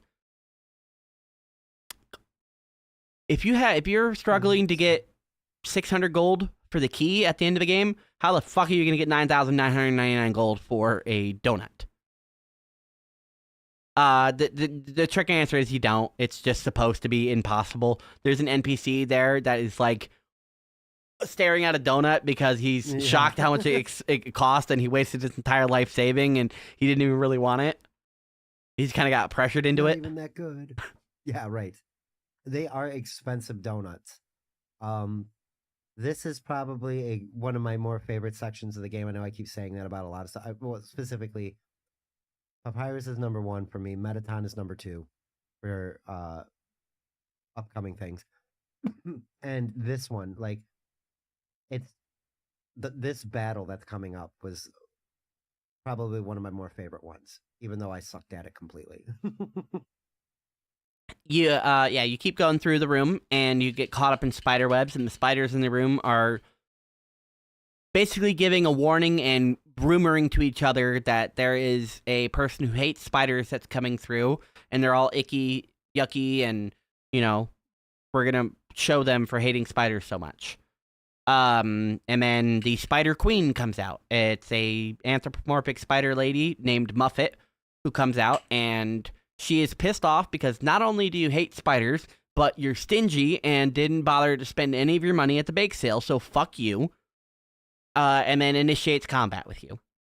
As I mentioned, time through college, bro. As I mentioned, this is one of those things where you do have a secret turn 1 victory thing. If you bought an item from the spider bake sale at the beginning of the game and pulled it out of your box before this, you can eat it turn 1, and she will accuse you of stealing it and get all upset before a spider comes in from the side of the screen with a memo all the way from the underground in the ruins and lets Muffet know that not only did you not kill any spiders, you like spiders, and you helped with the spider bake sale. So she's like, well, this has clearly been a misunderstanding. Whoever told me that you're like a piece of shit is incorrect. So you can come back anytime you want, and I will imprison you anytime you want. And she lets you go. She'll mercy you turn 1. If you decide not to do that, she has a really, really fun boss fight. Of course, like I said, all bosses have unique mechanics. She turns you purple. And what does purple do? She pours a bunch of tea into the attack box, and you get covered up, and now you're covered in purple tea. And it forces you onto strings.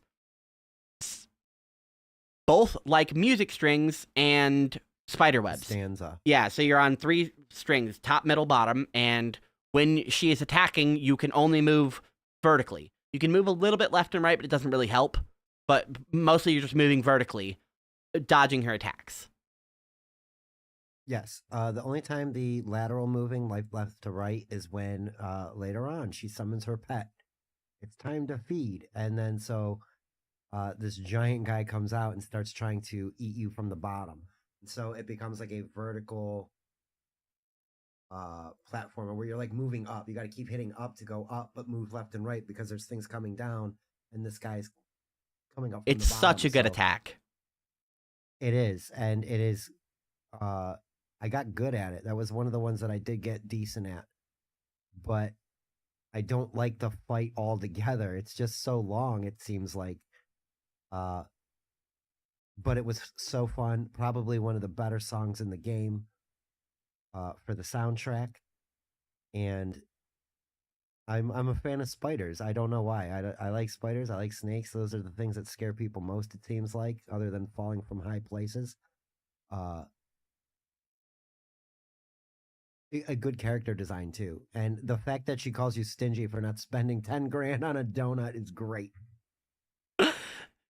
You're not wrong, but you're also fucked up for that. Yes. So, yeah, this fight unfortunately doesn't have a whole lot to it. Something that I love about this fight is the theme of her minions. She's like the only boss with minions. Yes. She has her pet, which attacks you from the bottom, as Spurg mentioned, and she also has little spiders that will come on the side of the screen and let you know what the next attack is going to be, kind of like in Tetris, letting you know what the next block is going to be.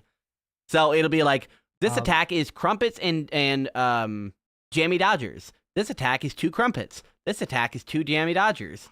So it'll let you know what the type of attack is going to come up. Yeah, the weird boomerangs were the ones that got me a couple times. Because of the way the pattern works. I was like, how am I supposed to, what am I? And then it like with any puzzle, when the solution comes, you feel so dumb for a second. You're like, oh, because it really, you just go whoop, whoop, whoop, whoop, and that's it. And you could dodge everything. And I was like, how did I not see that sooner? And so I'm yelling at myself for not seeing silly things. Specifically, like you said, there'll be a crumpet, but then there'll be like 2 little boomerangs that come this way and then one that way, and they cross all the way across. So you got to time your up and downs correctly. And I wasn't seeing it for like a long time. And what a dope. There's only one attack in the entire game that I can say with confidence that is like actually bullshit. All of the other attacks, even the ones that are intentionally bullshit, are like performative. You can do things around it to get through it. There's like a frame perfect pixel that you can get through. The attack I'm talking about is when you finally get to and fight like the 1 or 2 Temmies in the entire game. She has a attack where she becomes like a cartoon, like she becomes like a stilt dog, and she has like legs that are to the top of the screen, and she becomes like a hot dog, and she just walks left and right, and you're underneath her legs. Yeah. I have never, ever figured out a way to dodge that, because you would think that when she like picks up her legs, you can like go under them, but she doesn't. They're like big spaghetti noodles. They're just 2 pillars, and they just like push you to the edge of the screen, and then you take one hit. It doesn't do a lot of damage, but I have never ever figured out how the fuck do you block the Temmie attack. That one's bullshit. Yes, I that was my second run. I was looking for the Temmie town, and you fight one in on the way looking, and I was like, what the hell? Yeah, giving up Temmie flakes don't help either. No, she wants them, but she doesn't care. Yeah, exactly. Another fight that was pretty fun, and yeah, that is a bullshit attack. There is no getting around it. I didn't figure it out either. I didn't see any way. Now, as soon as you brought it out, I was like, oh, the long legs. Yeah, stupid long leg attack. I don't know how to dodge that. It's a skill issue, I guess. I don't know. Perfect attack. Correct. and it makes sense that it's only that one character. Right, because she is the bullshit like entity. So if she's the one with the bullshit attack, I'm like, all right, well, it's fine. Not everybody has that attack. Yes. It's fine. Exactly. Right. You have to go fight Temmie basically on purpose too. It's not like she's jumping you the whole game. That was I was gonna say. You seek that one out. Because of reasons too. You got a good reason to go see Temmie. You got to make some sales, man. Want this toy knife? $350. So you tank through her fights long enough before she does get a memo from the underground Bruins. Either way, you live long enough, and she gets a memo being like, "Oh, this has been a misunderstanding. I just got very valid reports that you made it through the underground and you didn't step on or squish or kill a single spider. You didn't donate to the spider sale, which you should have, but you are friendly to spiders, so go ahead and have a good day." And she will open up the mercy option. So you can kill her if you want, but again, we're assuming you went through the mercy option wherever possible. So you mercy her and you get moving on, and you get through the rest of Hotland, which is very, very short, and then you get to the Metaton Resort, the MTT Hotel. It is a nice, fancy hotel. When you get there, you meet up with Sans, who will ask you if you want to go have a little dinner. He asked you this earlier in the game, where you could go to Grillby's and you just kind of hang out and chill. There wasn't anything really important in that conversation, which is why I didn't bring it up. So you meet up with him for dinner, and he talks to you for a little bit, and he lets you know, basically, like, hey, So one time I met a lady on the other side of this door, and her and I became really good friends, telling knock knock jokes to each other. And one day, randomly, she made me make a promise that when a human comes through this door, I need to help them and get them to the king. So, you're lucky I made that lady this promise, because if I didn't, you'd be dead where you stand. Which is the first and only time so far we've gotten any sort of anything from Sans where he's like, "No, dude, I would have killed you. If I didn't make that promise to this random lady that I've never seen and I don't even know her name, I would have killed you." Exactly. And Like, it makes you think. It makes you think, being like, "Oh, can you? Your brother was a pushover. Can you? You know, I'm not inviting you to try, but come on, really?" he changes his tone from being like jovial and kind of funny to like, "Hey, yo, you know I can hurt you, right?" You know what I mean? Like he gets real gangster real quick in this kind of I don't like saying an exposition dump. It really isn't that. He is having a conversation Yeah, with he's just you. telling you his story. Right, and letting you know that humans aren't typically allowed to even be down here, which we kind of got a little bit here and there, not because of the monsters fighting, but because like the plaques and stuff on the wall and the human monster war we've been told about. So yeah, there's naturally going to be some. Oh, we got to get rid of this guy. He's not one of us, you know, and we just want to go home, man. Right, and Sans seems like he would have just done it because he's a good soldier, or whatever the hell fucking his job technically is. But because of, as Loophole Lady said, loyalty. He made a promise to a lady that he had feelings for because she would tell shitty jokes, and that's his type of love language. So he ended up falling in with this lady that he's never met, and she said, "Please protect the next human." And he says, "All right, fine, all right." And he kind of does. He made sure that you get to the end. Whatever he did to assist or not assist you or stay out of your way, thanks, because we made it this far. So he wraps up the conversation being like, for what it's worth, I hope you make it, So, just keep it up, because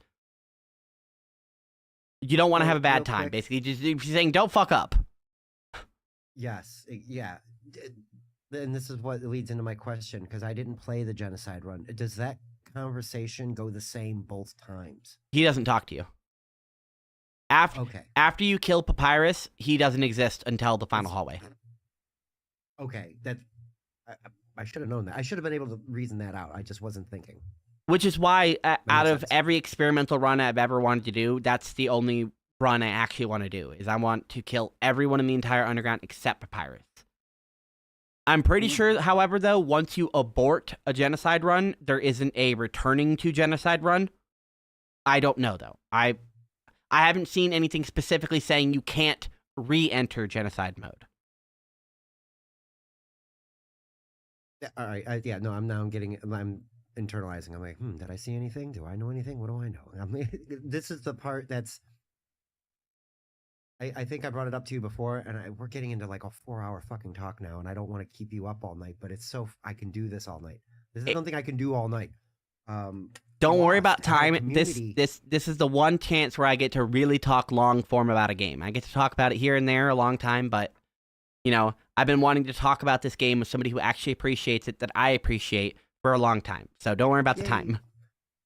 And so the point I'm making is like the community around the game, like this that you just said. You get to talk to me about it we'll talk about it for as long as we can.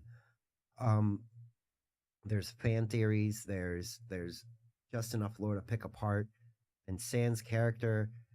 I should have reasoned that out. Like that's one of those things. I should have known he wasn't going to talk to you, and finding out if Papyrus. How does he feel about being in the underground all by himself? Holy shit, like that's. Yeah, it's interesting. It took me a minute to really absorb it and soak in, but yeah, I'm here for it now. But I wanted to make the comparison to Lost. There's just a huge following about the mystery behind a thing, and It's a good feeling. Feels good, man. And this whole area kind of feels good. You're in the fanciest, nicest area of the entire underground. It's the resort.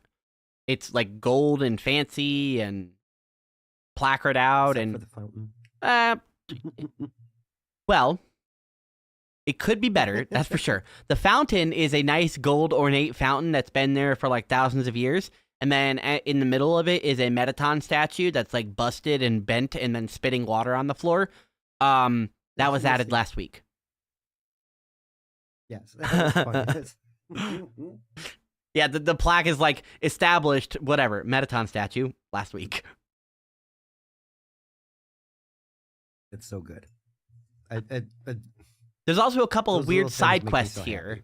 happy. To the side of the resort is the last shop of the game, the Caddy and Bratty store, where these two girls will just sell you random trash, including a key they found in the trash, for 600 gold. If you buy the key, it will unlock the house next to Napstablook, all the way back in Waterfall. For purposes of this episode, I didn't bother researching what's inside that room, so you can go figure it out. Go to the end of the game and make 600 gold and buy the key, and then go open the room and find out what's in there. I can't remember everything, but yes, it's supplemental. It's not super deep. It's not super story. But it is for you. Like you go do that and you find out some cool stuff. Forget whose house it is. It is somebody you've spoken with too. So there you go. A little bit more mystery. I didn't help at all. No worries. There are some residents staying in the hotel, and they require room service. A couple of them require different items for you to give them. One of them wants food, one of them wants a tea, and one of them it doesn't necessarily want anything, but you can slide something into the door. Again, for research purposes, I didn't bother figuring out what that is. The only thing I can think of is Undine's letter, but I don't know why you would slide it under there instead of to Alphys. See, that's the other thing. Like the first two kind of lead you into what. So the first one is a food item. The second one's a food item. So I was thinking the third one was a food item. Like is there a pancake in the game? Can you slide Metatron's? The quiche, is the quiche flat enough? Yeah. Good point. That was, you know what? That did cross my mind because it. And oh, speaking up, and here we go. The quiche, butterscotch pie. That's all I'm gonna tell you. They go in almost the same style of dish. What's that? Why I was thinking what I was thinking. Oh, okay. Okay. They make more like platter dishes. Interesting. Yeah.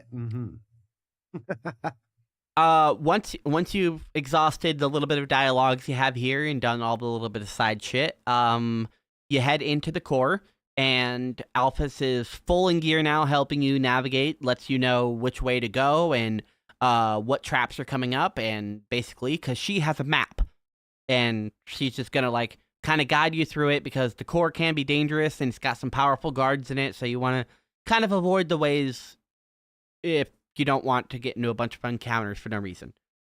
So starting off in the very first room, it's a 3-pathway. On the left, on the right, and in the middle is an elevator. The elevator is currently not working because it's in use, and the other two are a fork. She calls you and lets you know to head to the right. You go to the right, and it's wrong. There's a fight in there, and she's like, my bad. I meant left. I apologize. Sorry about that. And you go into the next room, and you go a little bit further, and you come across some lasers, and it's not the first time you've come across the lasers. The game taught you this earlier in Hotland. Orange lasers you have to move through. They have like motion sensor. They only deal damage to stationary targets. And then the blue ones, you have to stay stationary because they only damage moving targets. This mechanic is persistent, and any enemy that has color-coded attacks matching that will follow that same formula. The King Asgore, he has attack that is red, blue, blue, red, orange, sorry. Red, blue, orange, orange, red, fuck, whatever. He'll rotate the colors, and you can use that same pattern to dodge his attacks flawlessly. You just have to remember that simple rule. Stay for blue, dodge for orange. Correct. And you say flawless, not me. No, because he does rotate those attacks stupid quick. It's really hard for me personally to go from moving to suddenly stopping to removing. It's like difficult. I feel like it'd be easier if I was using a controller, but with a key, it's binary. It's either pressed or not pressed. There's no like unpressing it. Right. It was a little easier with the joystick. But it's still Asgore is quick. He's a very fast mofo, and that third attack. So if you got to stay still for the first two and move for the second or third one, cool. But if it's still move still, I can't. Yeah, I get hit by the orange one too often. Mm-hmm. Because I'm supposed to be moving, but I'm still like technically stationary because I haven't started moving fast enough from the last one. Exactly. Okay, so yes, all right. So it's not just happening to me. No, yeah, the game does choreograph it, but it doesn't make it necessarily easier. So she lets you know it's going to be like blue, blue, orange, and, you know, no problem. Here they come. And it's orange, orange, blue. It's opposite of what she just told you. So she's like, fuck. Okay, I got this under control. It's fine. You go to the next room, and it's another fork, but it's 3 ways this time instead of just 2. And she's like, go up? And you go up, and it's another encounter, and she freaks the fuck out and is basically like, hey, man, I can't do this. I'm fucking up, and I'm out of here. I got stuff to do. And she basically has a panic attack and dips out because she doesn't want to watch her fall apart in real time while we listen. So, as I mentioned, she did give us Twitter, and this entire time we've been reading her updates, and she is freaking out on the internet, and we get to see her freak out in slightly real time through Twitter, and she's not having a good time. It turns out the core, which I don't know how she didn't know this, but the core is able to change its layout. It's like a labyrinth. It's able to shift its rooms around to make it more hard to get through the core. And apparently Alphys didn't know that and didn't have the current map because Metaton fucked with it. So okay. See, that went right over my head. I missed that. That's why she doesn't know which way to go, is because the labyrinth got switched before you got into it. Okay, I was already distrustful at this point, so when Alphys said go up into that room to get into the fight, I was like, nah. And I went the opposite direction, and then immediately was like, don't you trust me? I'm like, no, bitch, I don't trust you. No, you made that robot. That robot tried to kill me. You saw that. You could turn him off. Don't you got a button for him? You know about these lasers. That is a very good point. Hey, can you deactivate the killer robot that's making me go on a game show?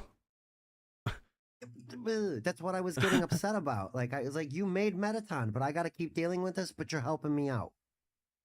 I know what an abusive relationship looks like. I know what it looks like. Yeah, so you get through the rest of the core, kind of without her help now, because she bugged out. And you get to the end, and you get to the final chamber, where it's either go into the final chamber, or you get to the elevator, which is now your fast travel through the core back down to the resort, so you can backtrack if you want. The only real thing at this point to backtrack for is if you escaped Undine and gave her the cup of water. Much like Papyrus, you can go hang out with her. And if you do, she will... I think it's the best hangout of the whole game. There's 3. You get to hang out with Papyrus, Undine, and Alphys. Undine's the best one because she does not know how to people. She like blows up her house trying to one up and impress you and shit, and you end up having like a silly duel with her in her house, and it's super Undine coded, and the entire thing ends with being like, all right, you're pretty cool. And she lets you know later on that she wants you to deliver a letter.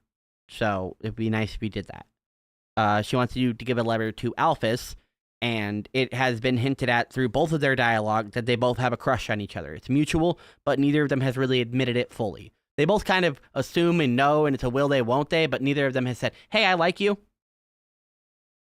Metaton posed it as a quiz question. Who does Alphys have a crush on? and I guess in time, real quick, but I didn't get to mention that's where my internet cut out. That quiz, somehow I got all of them right.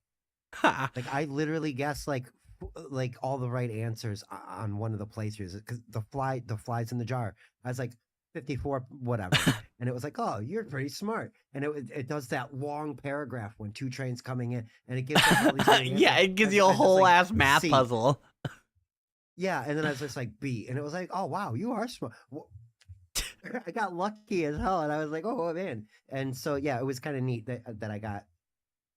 You only get that dialogue if you brute force it or look at a guide or get. I got lucky, and that was those are the moments that make the game. Right, because you probably couldn't do that again if there was another one of those in the game and just get lucky and get the correct outcome. So, just first time rookie luck.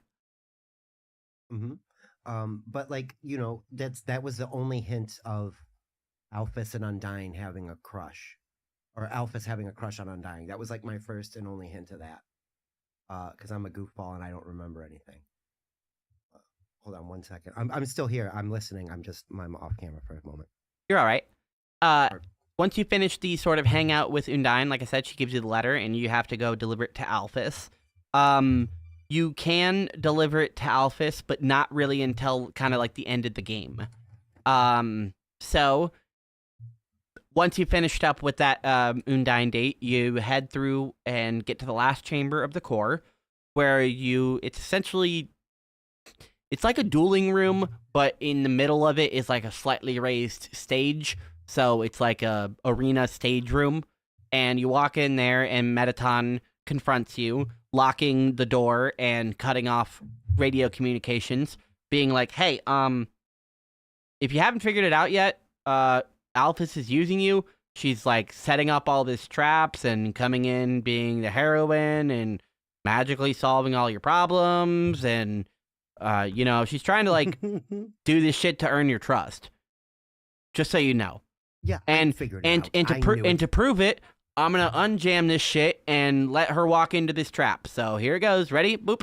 And then it happens, and Alphys basically does exactly that. She's like, oh no, there's only one way to defeat him. Just turn him around, turn his button off.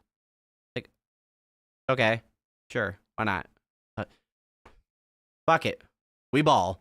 And you tell Mettaton to turn around, that there's like a worthy distraction behind him, and he's like, oh, okay. And turns around and exposes a big switch on his back. And you switch it on his back, and then he goes into a second phase. We'll cover the first phase first. Mettaton opens up with just standard fight. You're in, your red mode, so you can move around freely. You check, and he immediately lets you know his body is invulnerable to physical attack. Because he has, like, indestructible metal. Kind of similar to the dummy, where you can't really hurt him, but that's because he has super armor, and he's not... Ghost dummy. One's a ghost, one has super armor. So, you at this point, your most powerful weapon you possibly have is a frying pan. So, you're probably not going to beat a titanium robot with a frying pan. Probably. I'm using your knowledge here. Is that true? Like, that's what you've discovered is the most powerful thing up until that point? Like, you couldn't buy anything from the turtle? No, yeah, because he only has the glasses. And see, now I'm doing it's subjective. It depends on your type of weapon that you like. The frying pan has 4 strikes on it and has a higher attack rating. But if you're unable to hit 4 consistent strikes every time, it has a lower attack rate than the one that does 2 swings. Because you only have to hit 2 attacks. So it really depends, and depends on how high of a level you have. So assuming you hit every single hit perfectly in the critical zone, the frying pan is the best weapon. Up until you get the worn dagger or real knife. The worn dagger / real knife is an objectively better weapon. And it does more damage, and it only has 1 swing, so you can't fuck it up. Yes, and it would be nice to have it in the beginning, but because of some of those other fights that are really tough. But I understand why it's at the end, and also you get the last defense item at the very end as well, the locket. Yeah, which gives you 99 defense, which at that point you don't need it anymore. So there also isn't a new game plus, so you can't carry this equipment to a new game anyway.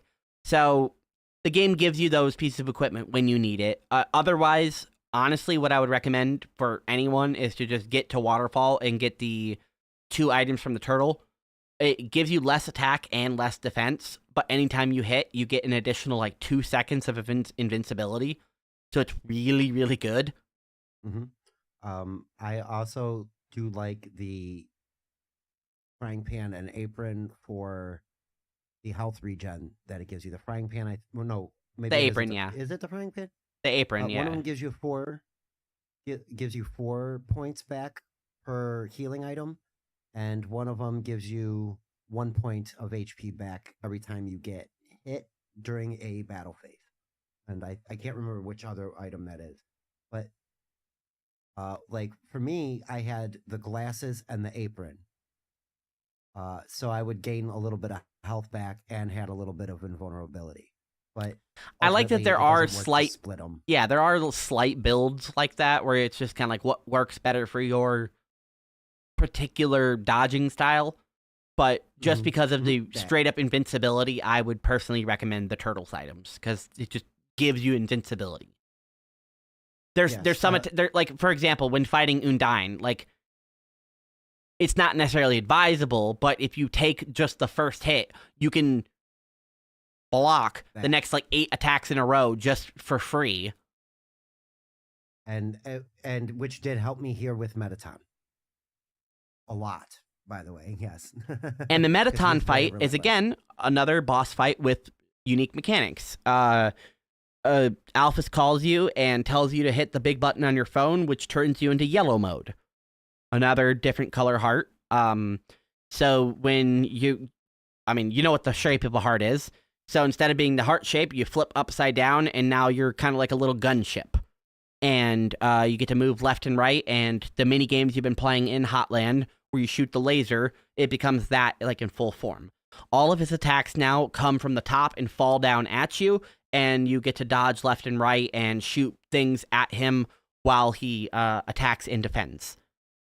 Really cool fight. There is a lot of really tight timing on the fight that makes you feel good, but there isn't another way to get through it.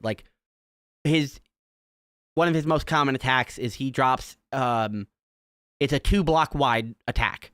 So you either are on the left side of the block or on the right side. And he drops 2 at a time. He either drops 1 with a bomb, or it's always 1 bomb and 1 block. He mixes up which side it is. The block is unkillable, and you also can't fly through it, so you have to dodge around it. And the bomb is a bomb, except it's not just a bomb, it's kind of like Bomberman bombs, where it explodes in a cross. It explodes all the way up and all the way right. So if you blow it up, you have to dodge into the block that's indestructible and unblockable while the explosion passes you, and then you have to dodge back into the bomb's way, and you have to zigzag through these attacks. Like I said, really tight timing, but it makes you feel good when you do it, even though there's not another way to do it. The only way to get through this attack is go left, shoot the bomb, move right, wait for it to explode, move left, go through that line. Repeat. It's a really simple thing, but it makes you feel good for doing it. Another one that took me a minute to figure out. I was like, what the fuck am I doing wrong here? Why? It's I just wasn't putting it together to dodge behind the block, dummy. Because I was waiting too close before shooting the bomb. And that wasn't giving So you me didn't have enough time to dodge, yeah. You got, when you shoot them when they're still way up at the top, you got... Your bullet has travel time, so you have time to move, yeah. Yes. And the other one that I got decent at was the variant of that, where it's 4 blocks wide, I think, maybe 3. Yeah, 4? It's 4 blocks wide, yeah. Then there's the reverse of it. You shoot your way through the path, and then he hits the rewind button, and then the path comes back at you in reverse. Yeah, I think that's in the second phase when he gets rewind. But because the entire thing is being broadcast. For whatever reason, he's able to rewind the broadcast, which is currently live, and he is the only enemy in the entire game that can be shown to manipulate time in any way.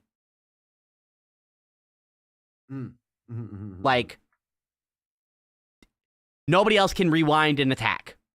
It's a really nuts thing that a Mettaton can do, but it makes the fight very cool for that fact. Yes. What? That's how you roll your eyes. It wasn't fun at first.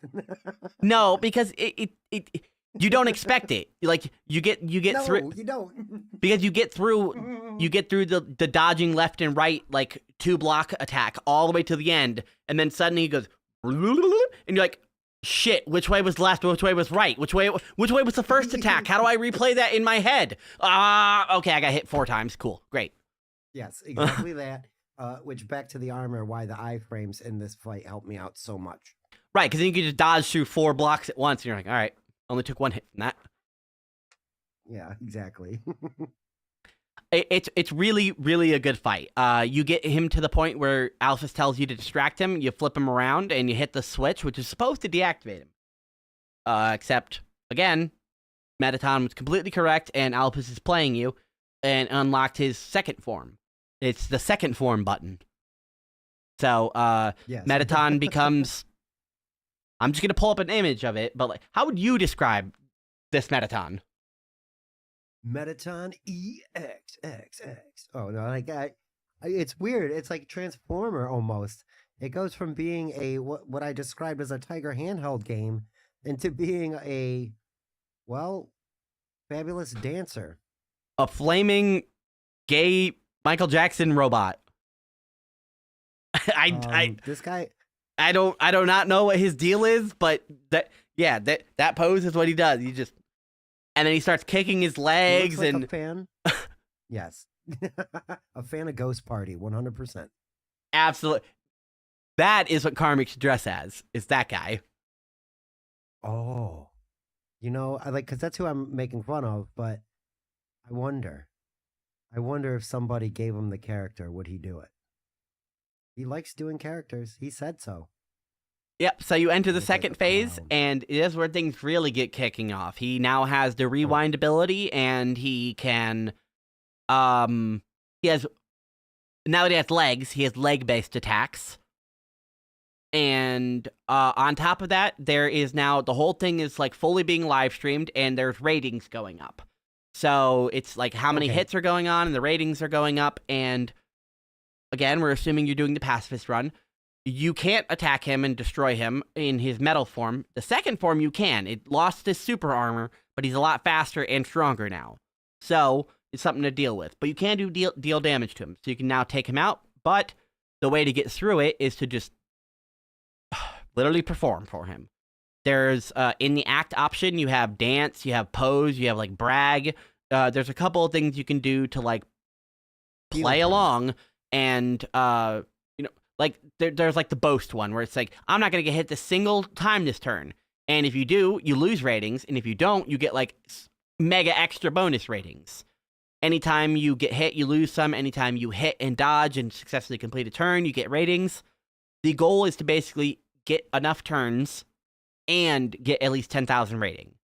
If you get over 10,000 rating, that's great, but you have to still reach X amount of turn count. And here's the thing, I struggled with that. I got to the 10,000 rating before by doing the pose. And like you said, if you boast and dodge and you get a nice bump, it will get up to 10, 11,000. And I didn't know what was going on. And I died a couple times. And the second run that I went in, I went through all the turns. I didn't. I was at like 9,988. I was like, because I didn't know if that was a thing. I was like, why is this not going? Why is this not? It has to be 10K plus. As soon as I got 1028, it immediately ended the fight. Wow, look at these ratings. Right, he has to finish his basic monologue, which is like the same with mercying any boss. They have to finish. The whole reason you're listening to them is to get something out of them, like lore-wise. So once Mettaton's done talking about whatever he's talking about, he will reach the point where the fight just kind of drags, and you have to reach 10,000 rating. If you reach 10,000 rating before the end of the dialogue, it still has to go until he reaches his turn count. Correct. Yes, and throughout the fight, you are doing damage to him. He's like, "Oh, I will reveal my heart to you," and then you get like the cool heart attack. And you, I'm sorry, I don't mean to like. I'm getting ahead. I don't want No, to. you're good. That's If where you're we're gonna going. talk about it, yeah, but yeah, you get to shoot his arms off, and he's like, "That's just a scratch," and then he keeps dancing at you, and then you eventually get his legs off, and then he's just kind of like the torso. He's just the Excuse me, the torso. torso hanging out there, and that's where I was at, and I was like, "Why is he not giving up?" And it was because It's I was only a right flesh there. I wound. was just No, right it's not. Your arm's Yes. off. Yeah, exactly. And he wants to make sure everybody sees it. That's the extra part. But yeah, One way or another, he the wants next he part is wants great. everyone to see it because he either wants to be a star, or on the chance that you are the people that everyone says that you are, then everyone will watch you murder the star of the underground, and there will be no question. Yes, you will be caught in 4K. Yeah. So once he reached the artificial victory, Metaton is gasping because he's like, "Holy shit! I've never been this popular. This is going amazingly." In fact, we reached the milestone where we actually take a caller, and he takes a caller, and the call is like a little melancholy and a little sad because it's like, "Metaton, no, this can't be your last episode. We love you." And he's like, "Oh man, that was such a good call. Well, we'll take another one because it went so well." And he takes another one. And it's basically the same thing, being like, "No, we love you. We miss you. No, we need you." And then he just starts like taking multiple calls at a time, and like 10, 15, maybe even 20 people call in, all basically just being like, "No, we love you. We need you." And he's so happy and finally got his dream of being a true, real star, because before, he was kind of a hit, but not like, now everyone in the underground is basically watching right now. And he's Right. he even if he doesn't hold the record, he finally hit that number that he wanted to, that whatever. So he's like, "Screw it, if you kill me now, I don't even care. It's over." Well, And he opens up his and mercy option. what he doesn't know that you kind of do is that he's beloved amongst the rest of the monsters throughout the underground. Because in passing, some of them mention, "Oh wow, he's so cool. He does like a good show." It's like, we're miserable down here, but he's the only one providing entertainment. Uh, so yeah, I felt like it would be a good, like, I can't murder entertainment. Who's that heartless? Jesus Christ. Right. You can't. I'm not canceling everybody's show. I'm not that guy. So he ends the fight after you mercy him, and he runs out of battery. Alphys runs in now that the room is no longer locked down because I'm guessing, was like dead man switched. He had the button held down the entire fight, locking the door, and now that he's turned off, the switch activated Right. or unactivated, and the door's now unmagnet sealed. That's my guess. I'm with you. Because now the door opens, she rushes in, and she's like, "Oh no, a Metaton! Oh, he's just out of batteries. Oof, awesome. Oof, cool." There is another example of why is this in the game other than Toby Fox decided it to be. If you have the entire game held out on eating your cinnamon butterscotch cinnamon pie, and you eat it here in this room and talk to Metaton, for some reason he gives you a bonus against Asgore. I'm glad you told me that, because I would have never ever guessed. I knew the butterscotch pie was a thing. I knew it. It also, again, with the lore this and is the why it's so mysteries. confusing to me, and it's because this exact thing also happens if you just eat the pie in the fight with Asgore, because he recognizes the pie and he's like, "Oh shit." He gets that like memory shit, and now he no longer wants to fight He as much knows because he's who thinking made about it. his wife. Yeah, which makes sense. Yeah, so Why doing it with Metaton? Does he give you a power up? I don't really understand. I've never experienced it myself. I've only heard and read and seen it. I would have to go and do it for research purposes. But again, I wasn't going to scrutinize every bit of this game because then I would never want to play it again. And I do want to play Undertale eventually again one more time. So I'm going to save the last couple of things I haven't done for that playthrough. Okay. Now that we're leaving Hotland and we're basically getting to the last part of the game, is there anything you feel like we've left out? No, not really. I mean, other than discovering Easter eggs, which I don't, like you said, you don't want to get too deep into because you want to leave it for other people to discover for themselves. the soundtrack has been fantastic so far, and there are other songs that are hidden. I didn't get to hear the one track that I wanted to hear because I can't pick a fight with a certain person that I like. So no, I don't think we missed anything. You got it. The Undying Letter, the dating, going to. Did you talk about going out with Alphys? No, because you can't really fully do that until the end of the game. Okay, that's okay. That's why because I was gonna say I did it a little different. You went back and talked to Undyne prior to. I did actually it didn't talk to her in this even playthrough at after. all. Okay. I saved her, but never went back and talked to her. So even if I was going for the pacifist route, I wouldn't have been able to do it because I didn't talk to Undyne. Got it. I did that whole scenario after the first playthrough. Right, yeah, Chloe. because you can do Undyne's anytime, but you can't you can do Alphys's part, but you can't do the post Alphys part, the end game part until the end of the game. So logistically speaking, it doesn't make any sense to go on the date with Alphys until you have to go on the date with Alphys. Got it. All right. So I am getting a little bit ahead. That's why you can though. Yes, you are completely correct. If you wanted to, now that you have the letter from Undyne, you can go out on the date with, hang out with Alphys. You help her prep for her date. Correct. Yes, correct. Because that was also a fun part I didn't want to miss. Once you leave the room with Mettaton and Alphys, you head down one elevator, a real long one, into a weird. It's like a monochrome cloned version of the tutorial ruins that you're in at the beginning of the game. I believe in lore it's referred to as the city, or in fandom. Yes, and then I should say you progress through that area to the new home, which is a monochrome clone of Toriel's home in the ruins.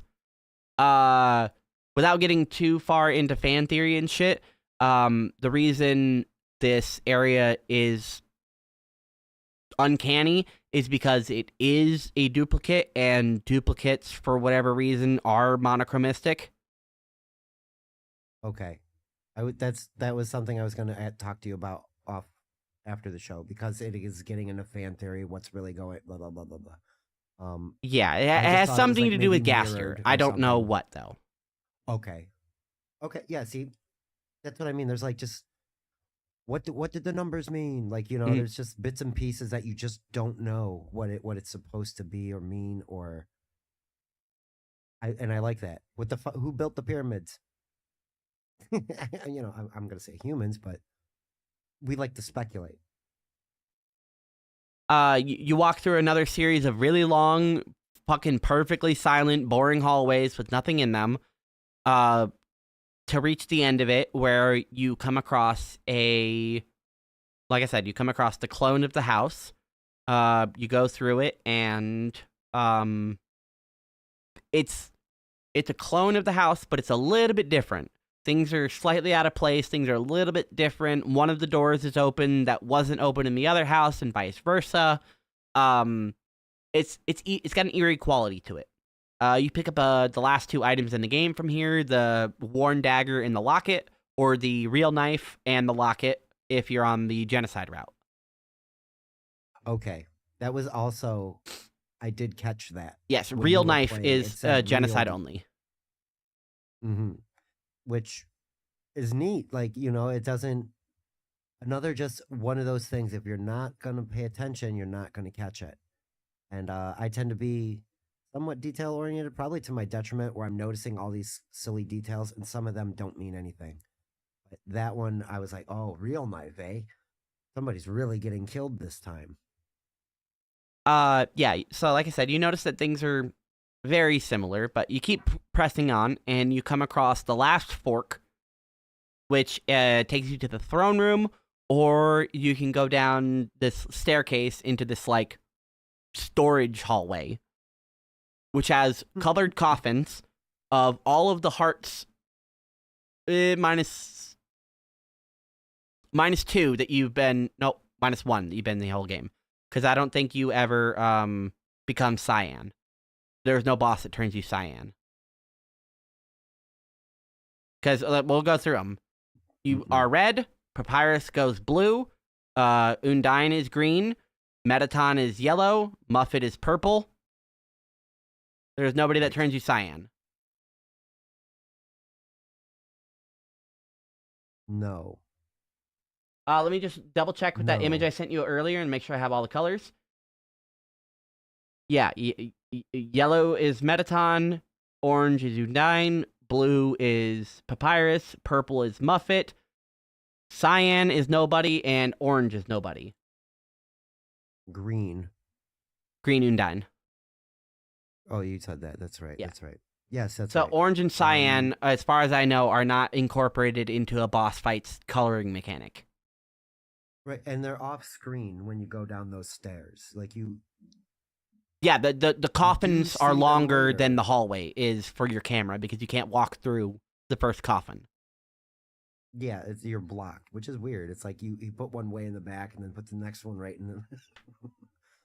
Not very logistical storage, I suppose. So you see that there's coffins for human souls, and all of them are filled except for the last one, which matches your soul's color, the red one. So it has also been mentioned by Undyne earlier in the game that Asgore has 6 and he needs 7. Interestingly enough, you are the 8th human to fall down here, which leads to the question of, well, if there's 8, then how did you not already have 7 souls? What's going on here? Right. And again, more lore and theory. How do you and drop the ball story. with number 7? Why am I number 8? What happened with that other guy? And you gotta dig to find out too. You know, like As you're walking down the last big hallway before the throne room, the monsters that you haven't killed throughout the playthrough will come, and it's unclear whether it's like a hallucination, kind of like psychic thing, or they're actually encountering you, waiting in the hallway for you.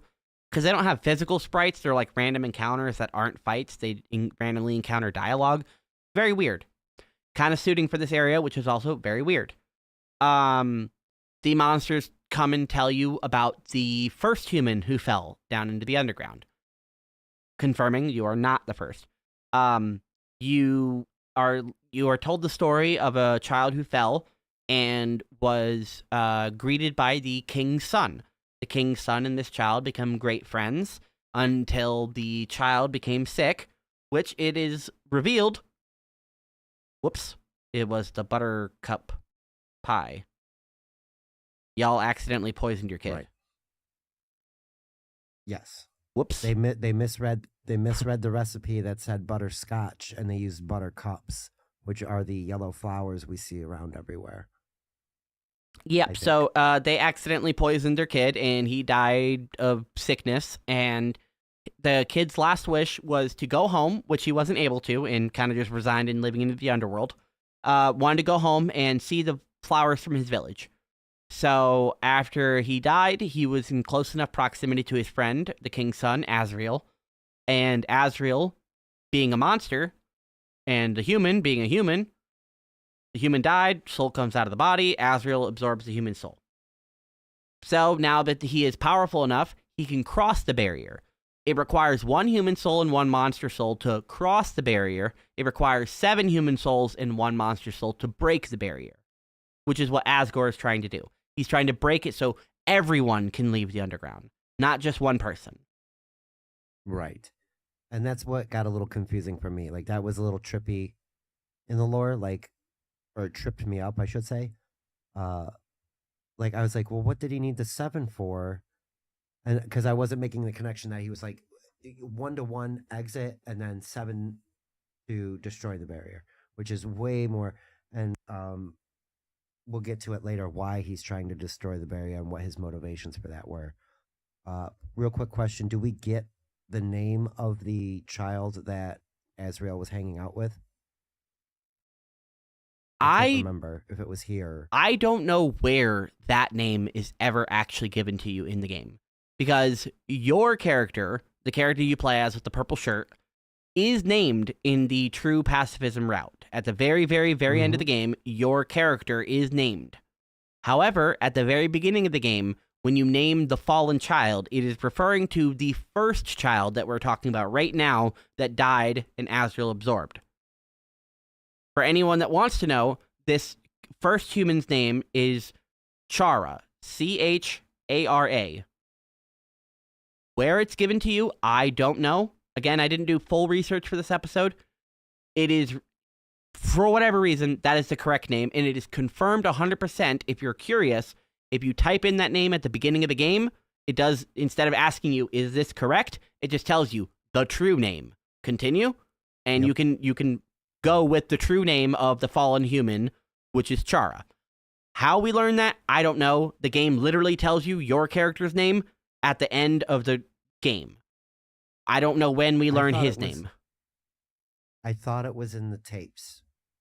It might. I'm not sure. It might be. It might be. I'm not sure. But either way, the human we're talking about is revealed to be named Chara, and Chara and Azrael fuse, and Azrael leaves with Chara's soul, and goes to the humans' city and goes to find the flower bed, and the humans being like, "Holy shit, Goat Man, kill him!"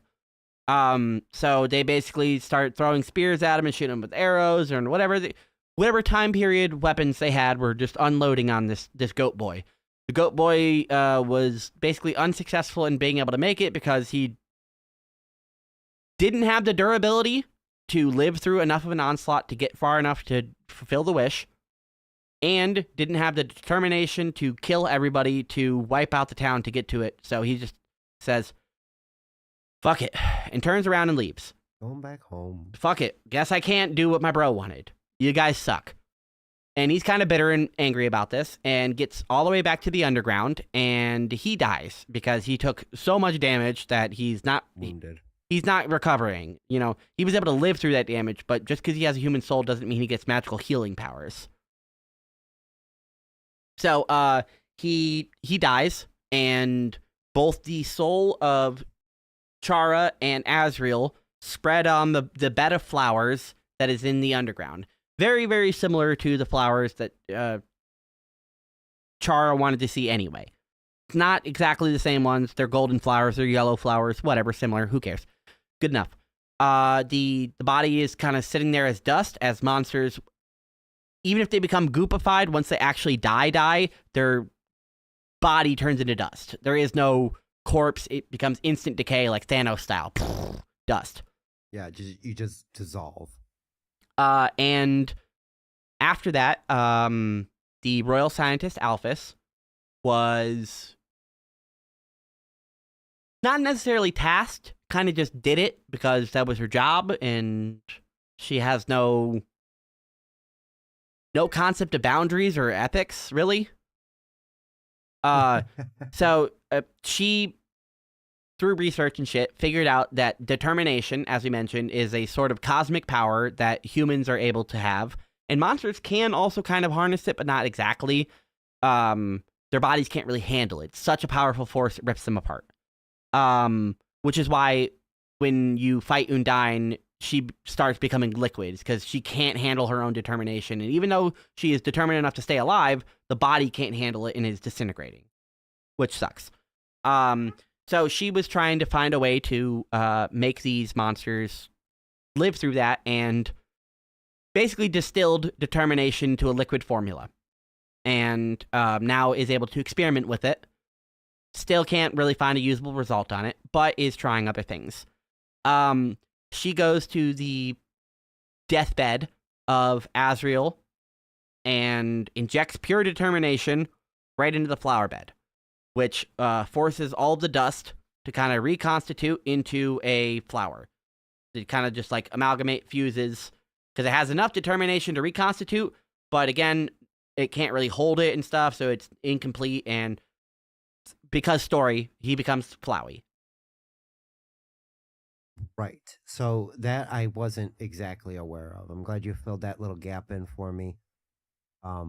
It's both souls. Both souls that enter Flowey. Correct. Flowey is not just Azrael. It's Azrael plus the dead soul of Chara. Okay. Which is why the first human soul to fall down there is not in a bank. So that would also explain why 8. You're number What's 8, 7? which is 7 collect. You would be the 7th 6 collected. They dropped the ball on the first one because the first one got absorbed by the sun. Got it. Well, weren't they friends? Weren't they besties? Yes. Human and I mean, to the point where they were considered siblings, and Toriel and as They Asgore adopted was Chara, "Oh, yes. Okay. I'm just making sure I get it. Yep. You know what I mean? Like, A lot of I'm this into is, it now. is Like, I through wanna like single know. sentences, so you only have like one sentence to go off of. And I'm so self-doubting, like, personally, that, like, did I read that? Is that what that really means? Do I know? That's why I need you. That's why I need you, kid. I need you to here to reassure me or correct me. Yep. So through alchemy and I guess I would call it necromancy because he did die. Yeah. Through alchemy and necromancy, Flowey comes to life, and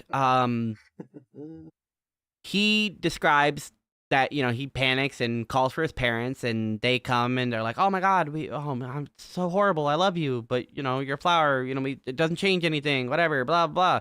And he realizes that the process that created him fucked up, and he doesn't have any soul. He doesn't have his soul, and he doesn't have a human soul. It's just kind of a husk, and it's just the consciousness that exists. So he can't really feel anything exactly. He can feel things, but they don't like, they don't resonate. They don't like leave an impact on anything. So he like feels things, but then it's immediately like just water brushing off. It's like, okay.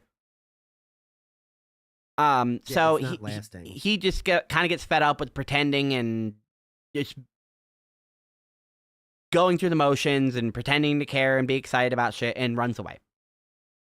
Fast forward a bunch of time, and a bunch of humans fall and all this crap, and Flowey evidently just determined to be persistent and was a product of literally raw determination, has so much of it that he is able to save up until we fall into the underground. Our human falls into the underground and is so determined to get out of there, it overwrites Flowey's cosmic power, because there can be only one. Right. Again, it's not delved into because it kind of, when you explain things too much, it can ruin things. So, does determination have other powers? Is it just time manipulation? Is there like somebody who can be so determined that they do have a healing factor and they can't take damage? Doesn't matter. Who cares? No point in speculating. The determination power in this game is time manipulation. That's specifically the power. And Flowey lost it and was upset about it, so he came to find out who stole it from him. And since he now only technically has one go at this, he has to play this right and manipulates you into doing various different outcomes. The pacifist route is a manipulation. The genefist route is a manipulation.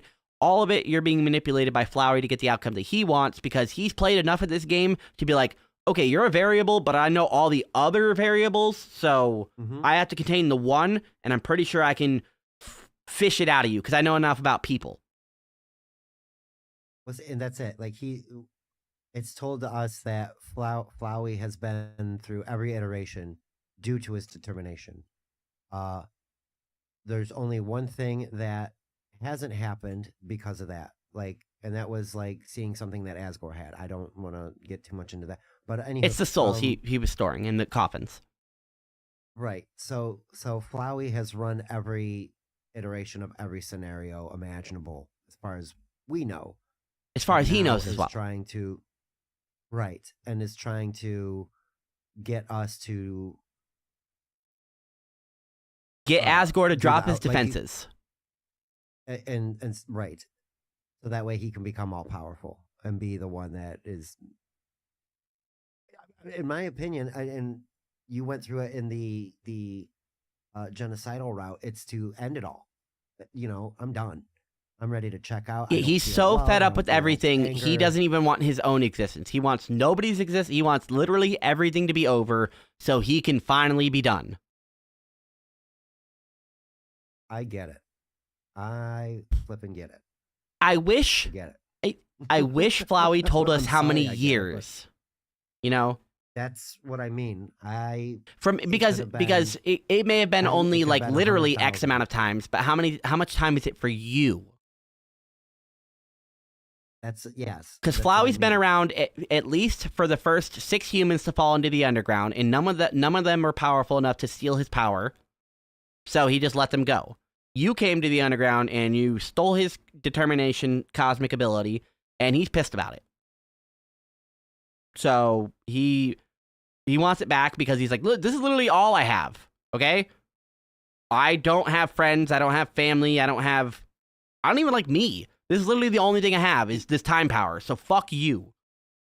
Yeah, well, he can't have friends or family. It's like it doesn't mean anything to Mhm. him. He can't feel any connection to these people. So, yeah, I think you put it correctly. You said something before it, but it's straight up nihilism. It's just or nihilism, however you want to say the word. Um, it's time to just make oblivion happen and be nothing, because it's better than being this pathetic something. If I had to just guess, it'd probably be 100,000 years. Wow. If I had That seems actual like if I had like actual immortality, I don't think I could make it that long. I think I'd probably go for 5K and then self end. You know what I mean? Like, how long before you just get bored of life? Yeah, I would For say some people, it's I about could probably 45 stand for years. 5K. There's a lot I could do and You know think what I and mean? keep myself entertained for a long time, but even I will eventually get bored. I don't think I could do 10,000. That's too long.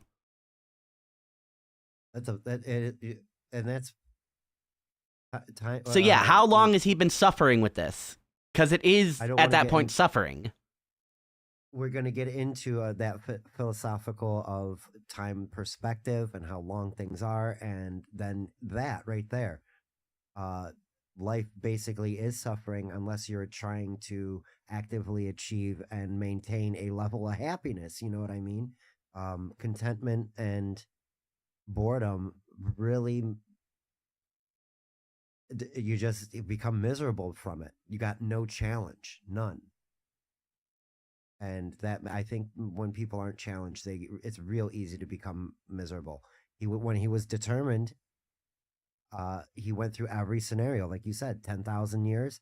How many different changing one sentence, you know, Hmm. throughout a run, just to see, okay, what if I say this, and then Groundhog Day kind of thing, or And Edge of from his own Tomorrow. words, it just at that point became a spreadsheet. It's just inputs and outputs. Yes. Like it's just results.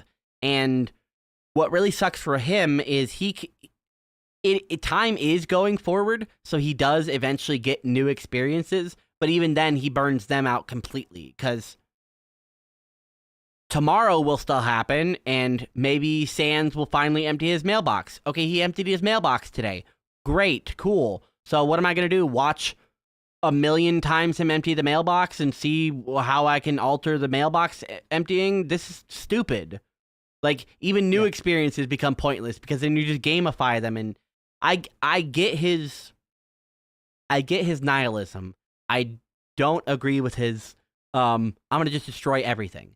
Okay, can't you just find a way to kill yourself? I fair. Why do you have to end everyone? Everyone else is having a good time. And that's why at the very well, Sans and Or are Papyrus they seem like they're having a blissful? good time. Alphys and Well, let's Undine not- seem like they're enjoying it. The dog people seem like they're having a good time. The wolf man throwing a block of ice, he's got a job. He seems like he's chilling, Most of the people, even though they don't have they know that their entire life is going to be in the underground, and the people that make do with that are living fine. Like the lady at the inn with her kid. She never had a single complaint the whole game. She was just a lady making her way with her kid and having a good time. So that's why, even though I can agree and understand with Flowey, I'm like, nah, Starry, you're still a villain, and I still have to fucking get rid of you because I can't let you end literally everyone because you're having a bad time. That's not fair. You're right. It isn't fair. It's not fair that you are it's- suffering with this, and it's not fair that you want to blow up the world. The world's not fair. You have to get over it, okay? Sorry. Flower, you're a villain. Yeah. That's so. Like you said, he's got to figure out a way to be not determined, and then just turn to dust and be honest. Oh wait, that was it. Doesn't Flowey say something about not having a soul Yeah, and being afraid of what's after? Like he's afraid of actually just dying and letting everything go on. right. Because He won't. the game never He talks doesn't about know what the religion or afterlife- anything. But it's like the Yeah, one but time it's his- brought up, it's like, okay, so if there is an afterlife, are you allowed to get into it if you don't have a soul? Because I don't want to find out. That's why. Well, that's why he wants to destroy everything versus just ending himself.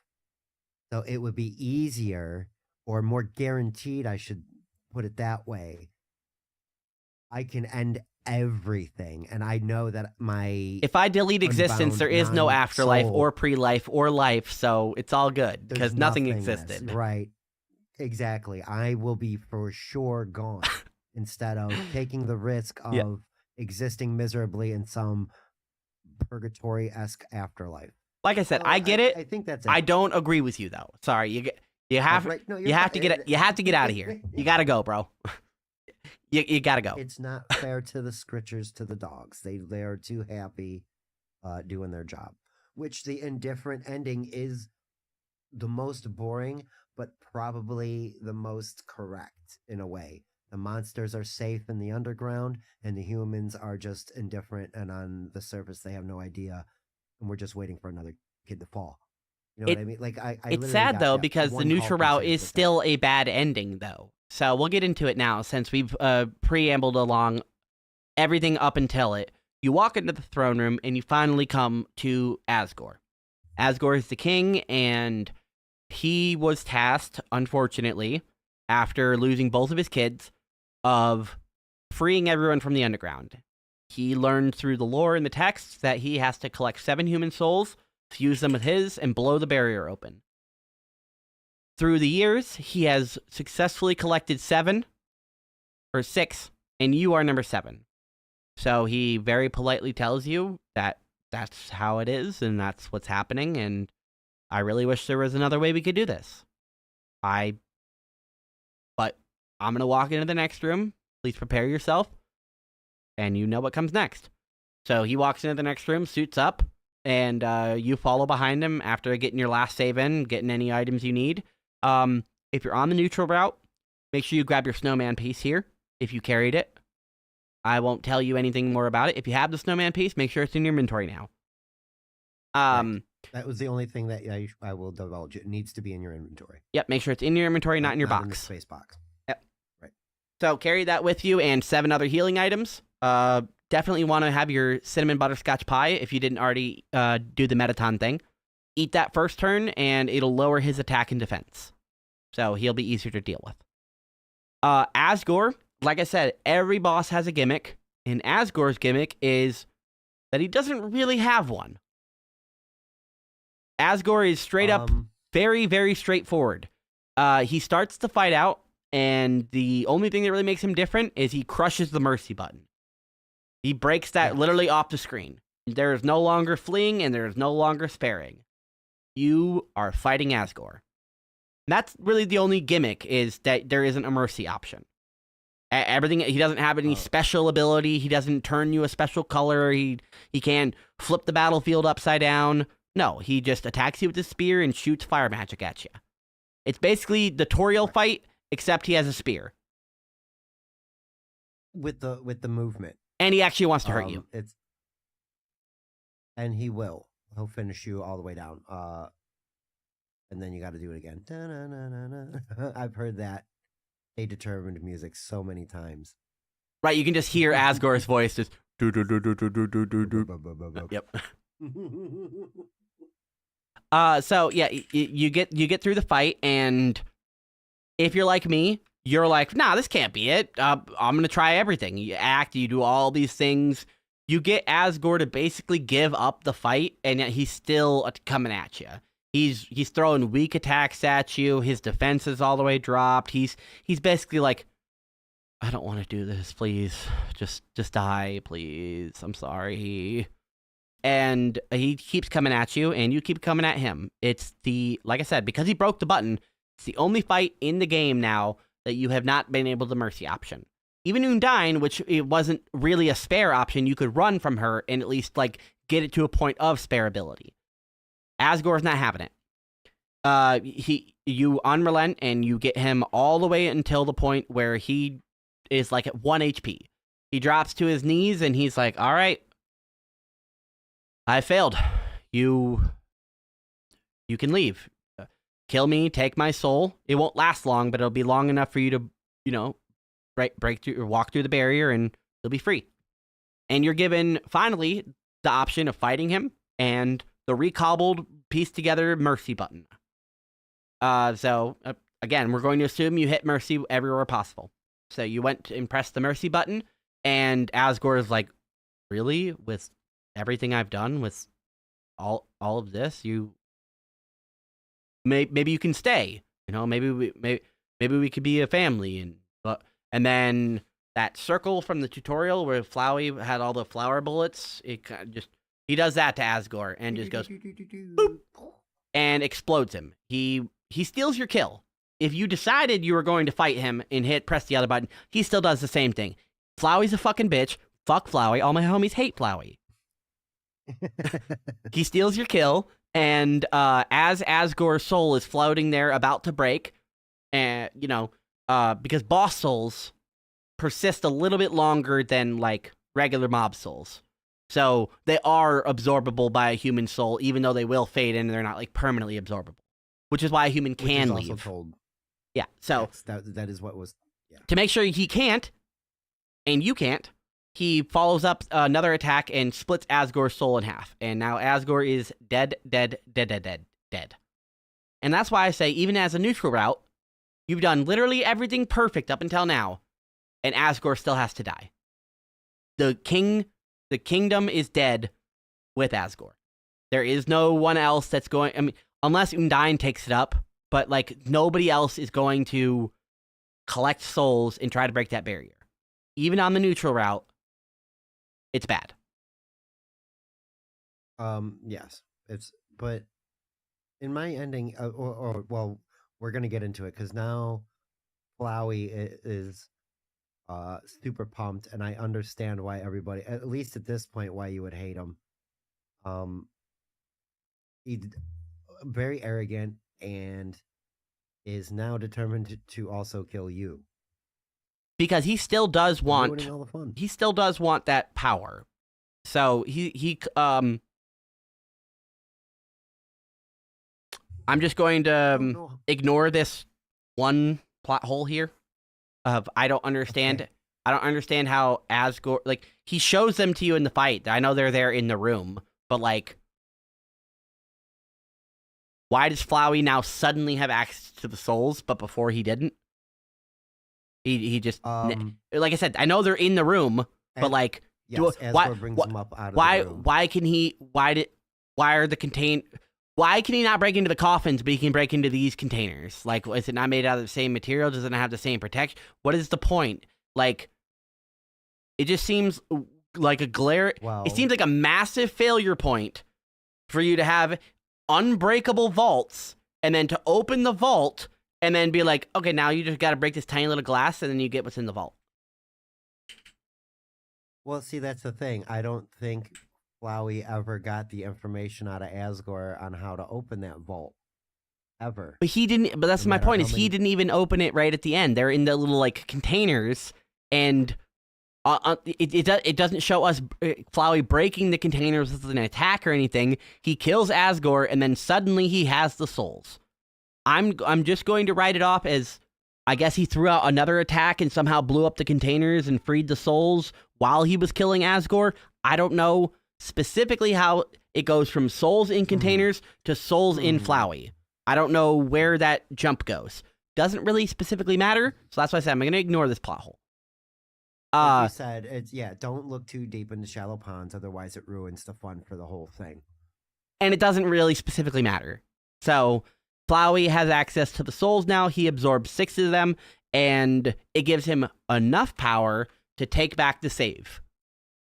Not enough to give him full power to become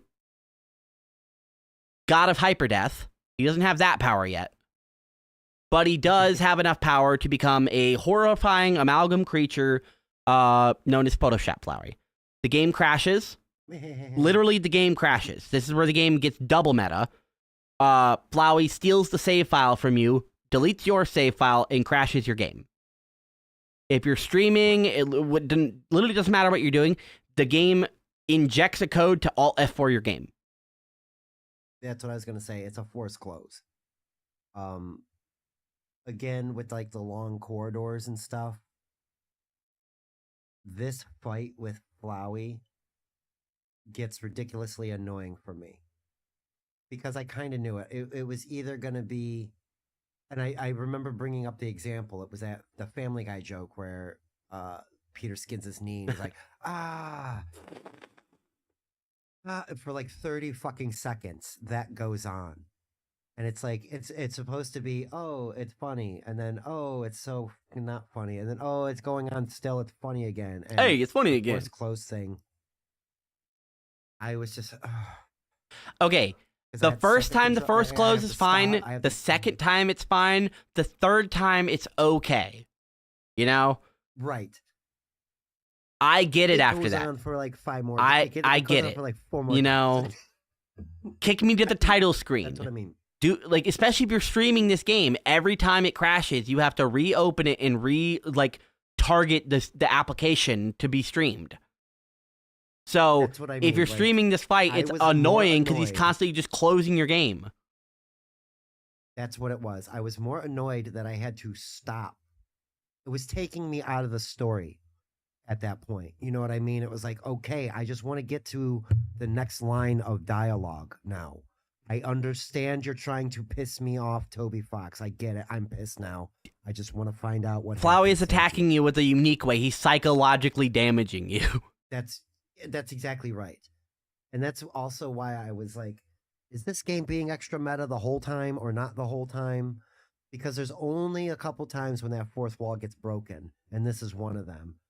And I was like, now the game's literally fucking with me.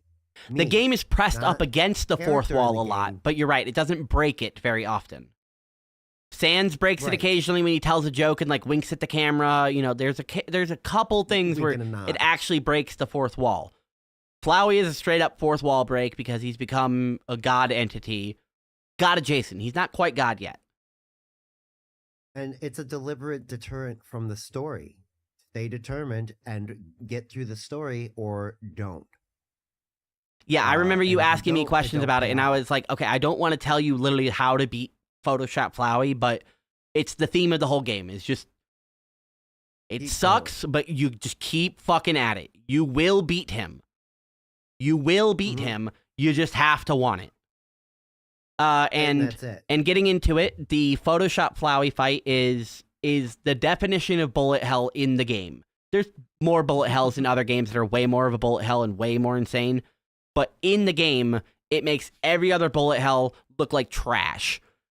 Flowey has like 10 different attacks, and they're all completely nonsense. So just to name a few, he has like finger guns, where he just goes from the left to the right and just shoots fingers at you. He just shoots the tip of the fingers left to the right. He has atom bombs that he drops from the top of the screen, and they drop and blow up. He has ones where he shoots like a million vines at you. He has one where he has 2 flamethrowers that shoot things at you. That one. And then he has his most bullshit move, which is the worst looking out of all of them, despite the fact that he objectively looks shit because he's Photoshop Flowey. He just shoots like, he shoots a billion Lucky Charms default cereals at you. So he's just shooting tiny little white, not even shurikens, not even stars. They're just like weird, shittily drawn crosses, pluses signs that are like circular. Like I said, he's shooting cereal at you. And he just shoots hundreds and hundreds and hundreds at a time at you. While he's doing the other attacks. While you're doing the other attacks. So he's shooting things from the left, dropping from the right. Vines are shooting at you. He's throwing flamethrowers at you. And shuriken.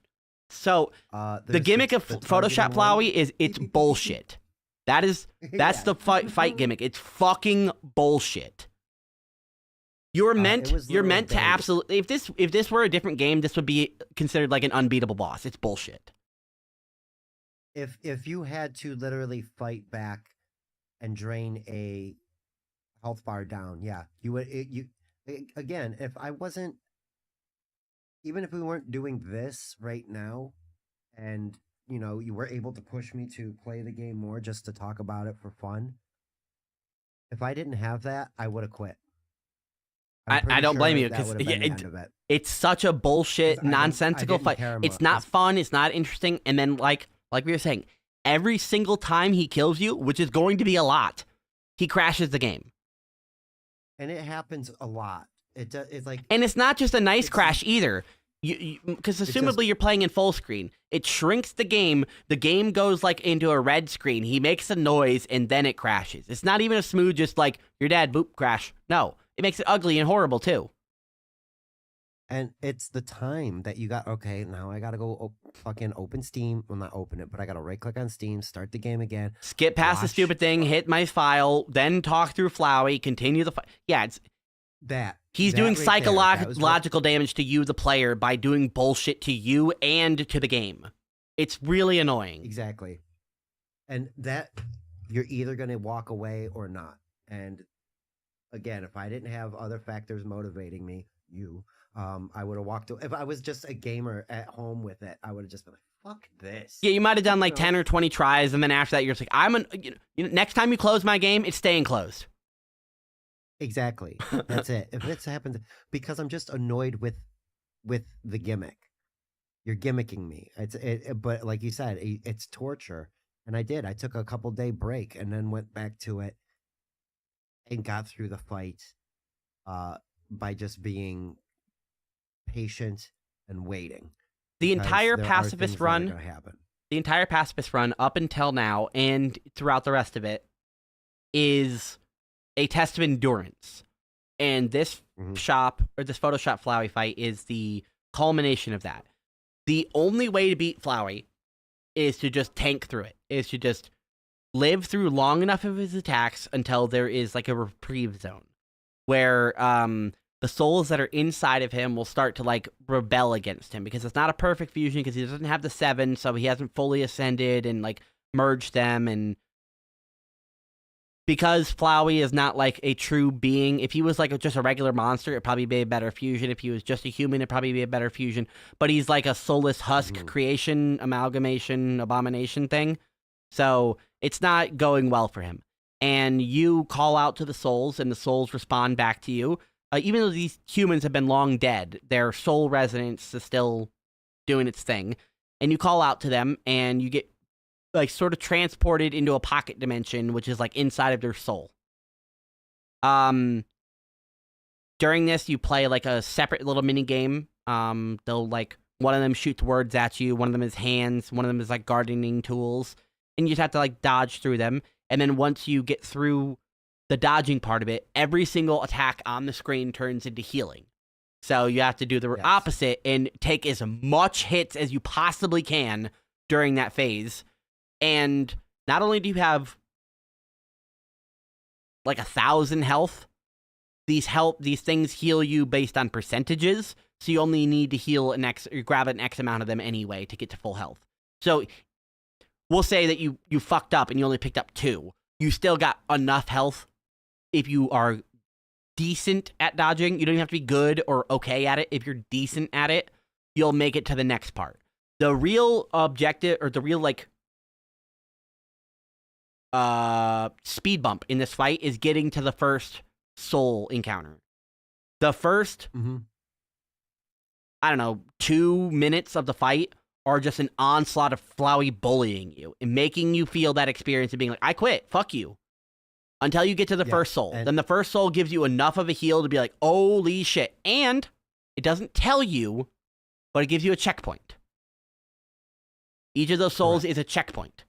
So you do not have to endure it anymore. You only have you get a checkpoint up until that. So the hardest part of the fight is over. And even if you die now, you don't have to do the hardest 2 minutes of it.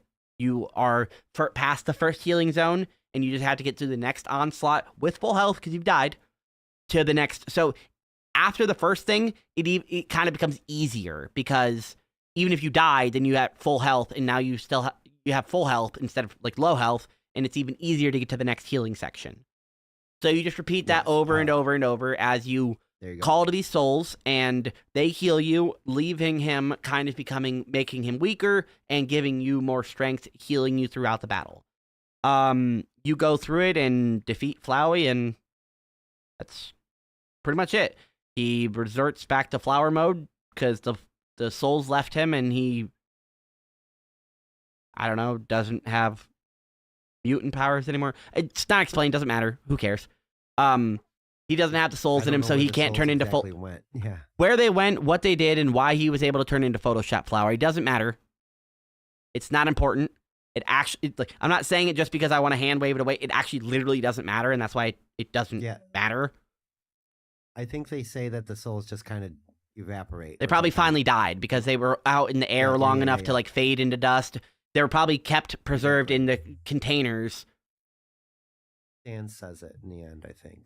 Yeah, so they probably last run that I did, went to the afterlife or whatever afterlife it is. They're no longer just chilling around as souls. They're not trapped. Flowey returns to flower form, and you're given one last fight or mercy. I chose to kill him because A, I knew how to get the true ending, and I didn't need his advice. And B, I planned on the next playthrough murdering everybody anyway. So I might as well start now. You did decide to mercy him, right? Okay, so my first playthrough, straight pacifist. Yes, I mercied him, and then you get more lore, because then he's like, even just like with Asgore, you are gonna let me live? Cool, man, cool. And then he reveals himself to be Azrael, Toriel and Asgore's goat son. I don't know if they're goats or cows, I'm not sure. Anyway, they're definitely goats. Yeah. So he then starts explaining to you what happened. And maybe this is where you find out the name of the original person who came down. I'm not sure, but I know, and it's again, a lot of the lore that's really deep is drawn out in one line. It's like you're just getting this one thing, and you're like, oh, that's important. Because not just with this game, but other games that do the intro thing, and you've seen what happened. You've seen that person fall down. I'm not smart enough to realize that isn't me. That's not your character. That is something that happened prior to on a different timeline. So it is important to find out that Azrael had a human friend. And I think, I mentioned earlier, this is where you get a lot of that lore, where they kind of hung out and they became near siblings and they were adopted and everything was cool. And I think this is where you explained what happened a little bit, but Azrael was holding the dead human, and that's why they attacked. It wasn't just the fact that he was like weird looking goat man. Mm-hmm. It's that he was holding a dead kid. That's not good. That doesn't look good. And they chased him back down, and he died, and then they all came together, and here we are. Almost in a way where it tries to make you feel bad for him trying to wreak oblivion on everybody and end the entire world and everybody in it.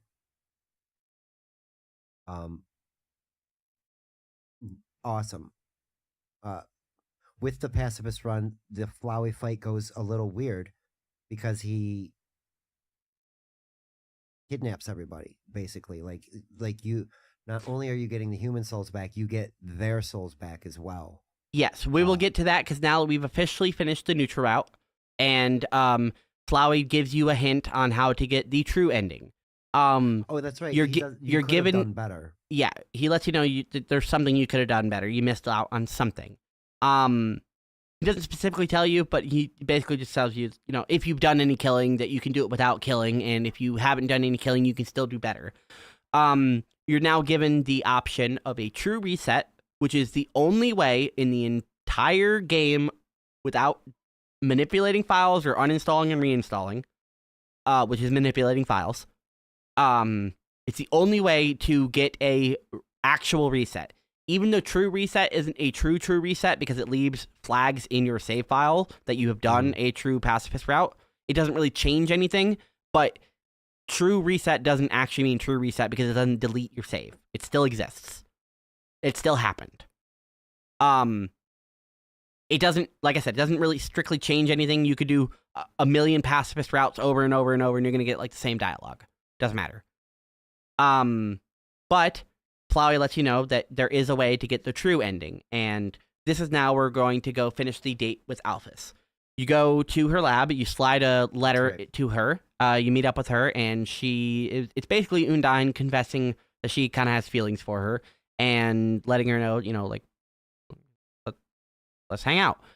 And maybe you can show me your anime or some stupid shit. I don't know, whatever fucking stupid cringe shit you like. I don't know. Baka. Very sundery about it. I don't even like you, Alphys. Anime and comic books. Yeah. So, you help Alphys prep. You get her up in a dress. You teach her some stupid dating skills. Do you have any specific comments about the date with Alphys? I thought it was funny that we go hang out in the dump. Well, let's go to the place where I like to hang out. And I didn't really make the connection, but it's because Alphys kind of, I think, feels like garbage, right? Is upset with herself and how everything had went, disappointed Asgore, didn't come up with a way to break the barrier that didn't cause problems for a lot of the underground, which I think we find out here later. I think I jumped the gun a bit with my, because of the way it happened to me. The Flowey encounter after defeating him, Photoshop Flowey, I was like, oh shit, he's like, yeah, you can and I didn't do a true reset. I just reloaded my save, which did the same thing almost, and let me go on this date. Right. What it does is it takes you right before the Asgore fight, and you can continue after that reset and just do Asgore and do another neutral route ending, sort of, just over and over. Or, since you had already done pacifist up until then, you now have all of the checks for a true pacifist. You did not have to reset your playthrough.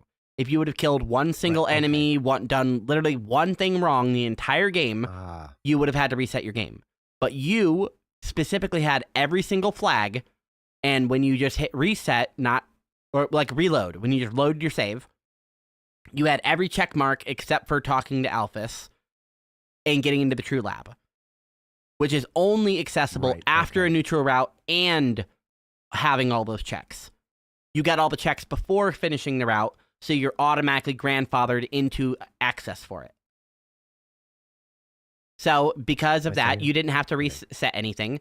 You just went straight to the lab, and you're able to access it now, which is nice. It was very lucky for me, because it just happened. It felt right, like the way Flowey explained it to me. I didn't need to do a true reset. He's like, just if you go back a little bit, you could have made better friends, basically, is what he said. And I was like, oh, you know what? And here's a really good example of how you could have fucked it up, is if you would have done the fight with Papyrus and you would have gotten him so weak that he gave up, and you never did the flirt with him option, you would have never gone on the date with him, which is one of the check marks for the true pacifist route. You can still successfully do that and do a pacifist route with him, but you didn't get the true pacifist route because you didn't go on a date with him. So you can fuck it up that early, so which is why the true reset option exists, is because if you did fuck up one single flag, it's too late to fix it. So it's almost like a contingency. Yep. And after going through this whole talk, it seems like I made it very difficult on myself for a first playthrough anyway, because you did a double pacifist. It's a pain in the ass. It is such a pain in the ass. You could have made your playthrough so much easier if you would have killed a couple of mobs and had a little bit more health for Undine or Muffet or the puppet, because I know you were struggling with the puppet for a bit just because of the bullshit RNG on the attacks, So if you would have had 40 more HP, it would have been no problem. But, Exactly. But if you would have done that, or if you really- would have done that, you wouldn't have been able to do the pacifist route on a first run because you would have invalidated it by doing that. And So you made it harder, but that's you also made it easier on yourself because you didn't need to do a second playthrough. But which ironically made me not play for a couple days. I was trying, I got it done in a shorter amount of time or shorter amount of runs, but in a longer amount of time because dude got me. I got trolled, man. I was frustrated as all hell with some of this, and turns out kind of worth it. We touched on it a bit earlier as the theme of the True Lab, but once you get in there, you realize that what Alphys has been working on as her job as a royal scientist is distilling and alchemizing determination and experimenting on it to see how it can be used to make monsters strong enough to pass through the barrier. She's trying to basically science her way through the magic part of the barrier, which is theoretically possible, but it's not ending up with positive results. And as I mentioned, monsters can't physically hold determination. They can harness it, but it does drastic damage to them. Undyne being a great case. She was able to literally use it to become immortal, but destroyed her body. So it didn't do her much good for that long. Awesome, Right. shitty. If she could somehow reinforce her body, so there's a lot of science that needs to get done into it to actually make it way. If Alphys had another 500 years or whatever, maybe she could do it. But she started having kind of regrets about it because she kept making horrible amalgamated creatures that are just like goop monsters morphed into each other that have just enough determination to stay as goop but not die because they haven't taken damage. So they just become horrible amalgam creatures like a long dog with an eyeball head, a really fat like dog with a bunch of legs. There's one that's like a tentacle. There's just a bunch of random horrible amalgam creatures that are sometimes like 5 different creatures you've encountered morphed in together into one horrible sprite. But of course you're on the pacifist route, and despite the fact that these are horrifying monsters, you decide to mercy all of them as well. You get a couple more lore things that is stuff we've talked about here in the lab, such as who Azrael is, who Alphys really is, what she's doing, Asgore's kind of dichotomy of being like, look, I want to do the right thing, and to do the right thing, I have to do fucking horrible things. So Right, exactly. he's got that like Thanos Also the thing where vibe. he's like, I will pay every fucking price to save my people.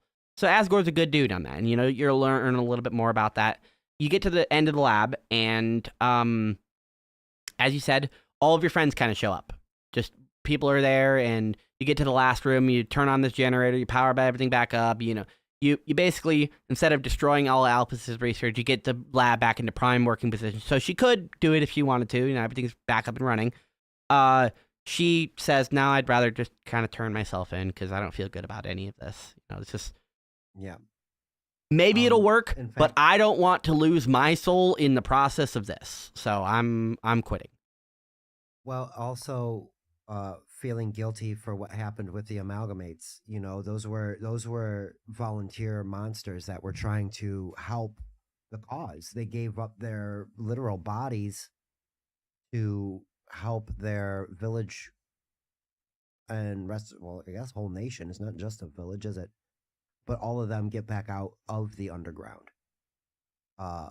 And yeah, a lot of bad science took place there. And Alphys is right to feel guilty and not want to continue that research because it did a lot of not good things. A lot of incidental pain was caused. Unintended consequences. It was a really good way to sum up Right, everything right. that she did. Unintended consequences.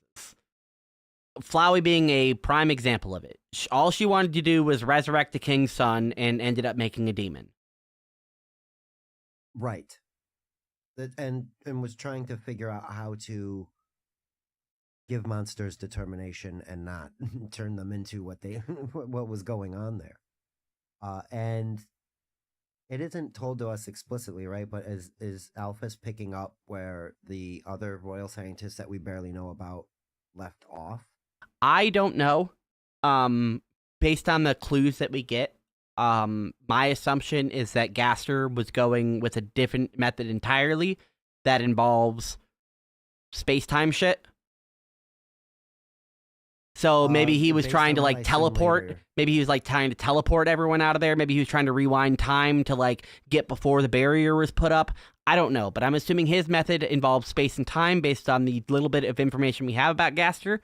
It is implied and, well, literally directly told to us by somebody that we can't necessarily trust, that he has been like scattered in space and time, and some guy is just holding his head. And it's like, yeah, that was the weird thing today very weird thing. So maybe she picked up on stuff that he did, but my guess is he was doing something differently entirely. Yeah, you're right. I think there was another avenue there that led to his disappearance. Yeah, I don't think he resigned willingly. Yeah, not when some guy's just standing around. And by the way, it was the donut guy, right? Yeah, it's the donut guy. Who's like totally surprised at his. Yeah. So you meet up in the last room there, and basically all your friends are there, and letting you know that they love you and they want you to stay in the underground, all that crap, and blah blah blah. They're basically having like a mini party, send off farewell shit before you go and meet the king and leave. And then somebody asks, like, how did you know to get us all together here? And Papyrus is like, oh, well, of course, the little yellow flower told me. Duh. And it's been mentioned at least once before that he does talk to a flower. And it's inferred that it is a echo flower, but it is heavily implied that it is actually Flowey. Correct. He makes it sound like... Because occasionally it talks back. Flower. Right. And he uses the phone in the end, though. He's like, yeah, a flower called me, that little yellow, and of course, as the player, we're just like, oh, no. Oh, fuck. You idiot! So, Azrael makes his appearance as Azrael and grabs everybody with flowy vines, because, I don't know, somehow he has... I'm guessing while we were in the lab, somehow he used intel based on the last playthrough to get to the vault anyway and get the souls. So while we were ransacking the true lab, he was ransacking the king's castle, grabbed the souls, and then comes to our place in the lab, and then not only has all the souls, he grabs all of our friends' souls, who some of them are bosses, and has a bunch of boss souls now, and monster soul, and human soul, and becomes powerful enough to reconstitute his body. His actual body. So he becomes Azrael Dreamer. And it is a silly fight where he's literally changing the background and fucking with your eyeballs and doing... That's his gimmick, is that he changes the battlefield. Like, he throws color effects at you that makes it hard to see the attacks and your own heart. He fucks with your eyes. Yeah, no, his secret is epileptic seizures. That's what he's trying to do, is get you to just fall out of your chair and bite your tongue off. That was the first thing I noticed about this Azrael Dreamer fight, is that it was quite bright and very rainbow RGB. Which is super weird, because every fight in the game I mentioned is like monochrome. Whenever you enter a fight, it turns black and white, and the enemy sprites are black and white. The only color really is your heart. And the orange on your buttons, which is... Orange is what color again there? I think it was, what, bravery? Oh, yeah. Yeah, you're right. Makes sense, right? Mm-hmm. So, like, your actions would make you brave. But, yeah, it went from being very, other than the Photoshop Flowey fight, pretty regular.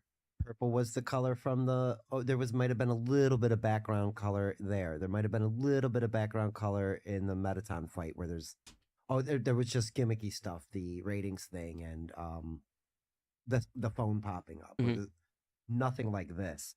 And Azrael has an attack, which I'm pretty sure we'll get to more of that situation. But there's like that cannon. It's just like... And it just like shoots out a huge rainbowy... one laser beam and sweeps it across your whole defense box. It's kind of fun. He Not really, but and yeah, another character both have a blaster attack, and they are called Gaster Blasters. For whatever that's worth, that's what those are called.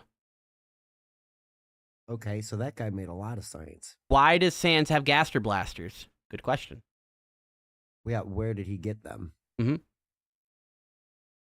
Something that's not really answered, just one of those things that they put in there for you to think about and ask. Yeah, no, this game does. This guy's smart because it does push you. Now that I know that, Deltarune is like 4 chapters deep. I think they're coming out with 5 soon here this year, or within this year, not 2026. 2025. Yeah. Yeah. I'm with you. I'm on board. I need to wait until it finishes though, because I'm not going to sit there. I'm not going to blue ball I can't, myself. Exactly. I won't do it with television. I'm not doing it with a game that's going to take forever to come out. So, we're getting closer to being able to know everything. The first stage of this fight just kind of is just tanking it. You fight back a bit. Maybe you don't. You just keep checking because, again, presuming you're going pacifist and you're sticking with it because you're all the way to the literal end of it. Why even throw an attack? So you're just gonna hit check or mercy or another button to go through a turn. So you just keep blocking attacks. You run out of healing items, and your only real the only way to heal is you have like an act where you can like hope. Yes. You get through a bunch of this, and things still don't go well, and Azrael enters his second form, the God of Hyperdeath. Now he's fully assimilated to basically everybody's souls, and he is ready to full on kill you and then destroy everything. Because he, like we said, he is done, and now he literally has the power of 6 souls plus like 6 monster souls. So he's got a lot of power going on, and even though he doesn't have that 7th soul, fuck it. He only needed that to break the barrier. He's just going to delete existence. I mean, I hate that I see it his way a little. That's why he's a good villain. Every good villain is somebody you can be like, I get it. I don't agree. I get it, man. I get it. And yeah, you're right. I get it. And it does make him. That's what makes a good character a good character. Really identifies with you at your core somewhere. Just like, yep, I understand this person. And that's why I really don't like Flowey, because he is a good villain. He is well written to be fucking hateable. He had every opportunity to still be a good guy and chose to be a scumfuck. Sorry, man. I get it. Fuck you, though. So he ascends to his God of Hyperdeath, and basically he has you dead to rights. You can't even really fight back anymore. The only real option you have left is to save, which is weird considering that. Shouldn't he have your save? I thought that was he had enough power to save now. What's going on? Okay, I'll hit the save button. And it asks who you want to save, not what you want to save. It's like, oh, okay, it makes sense. So you get to pick one of the souls that he has absorbed, and you call out to them, and kind of like with the Photoshop Flowery, you are determined enough and have high enough soul resonance that you reach out to them, and you're able to bring that soul back out of him. And you do it over and over and over, depleting him his little army of souls, up until there's one last option to save. And it's him. Because, I mean, he still needs to be saved, even though it's not, maybe he didn't earn it, but everybody deserves a second chance. I get you. I agree. You can burn that second chance immediately, but you do at least deserve one. And that's it. I don't like, a lot of people are even more lenient than that sometimes. They'll be like, oh, 3 strikes, I'll give it. It's nope. You get a second chance, and that is it. How quickly you burn that second chance with me will determine if you get a third or not. You know what I mean? Like, all right, you fucked up. I can handle that. The second time, it's shame on me. It's like, now it's a pattern. 2 times is not coincidental necessarily. 3 times is 100% my fault. I fell for the pattern too many times. So yeah, I get it. And you can't let them just destroy everybody else. I suppose if everybody else is enjoying themselves, quit letting your emo-ness. Don't take it out on everybody else. You know what I mean? And that's something else I try to. If I'm having a bad day, I definitely don't want to be around people I know who are already in a better mood than me. You know what I'm saying? Like I'm not trying to lower anybody else down, and that's exactly why Flowey is kind of a good villain to me, because like he is trying to take it out on other people, and I deliberately don't, to my own detriment, and I think that's probably just as bad in some cases, but at least I'm not hurting anybody else. Right, and at the end of the day, that's the power you have, is to be like, yep, I decided not to, and sometimes that's all we have. Without getting philosophical, it's just that little bit of choice. So once you reach out and you save Azrael, you kind of like rip the last bit of soul out of Azrael from the human swarm soup soul thing. So since you pulled him out of the soup, he no longer has the soup power, and he kind of just becomes regular Azrael. And he's no longer the god of hyperdeath, and he's just little goat man again. And of course, he asks one last time, mercy or fight? And of course, you're going to mercy him because you haven't killed anybody except for Asgore. You didn't kill it, you got kill stolen, but I digress. So yeah, you mercy him, and the scene kind of ends. I haven't played this in 10 years, and the quick recap I watched, I was listening, not watching. So the scene kind of ends with some talking and crap, and it's basically told to you that you can like leave now or go back and check for anything you missed. So because it's the end of the game, of course, you're going to go back and talk to everybody and see anything that you may have missed or post-game dialogue or anything like that. And you go all the way back to the very first room in the entire game where you woke up. And Azrael is there. Azrael is there, and he is... Again, it doesn't matter. But through him becoming the god of hyperdeath and being reverted, he apparently had enough soul juice to reconstitute his body. And presumably his soul?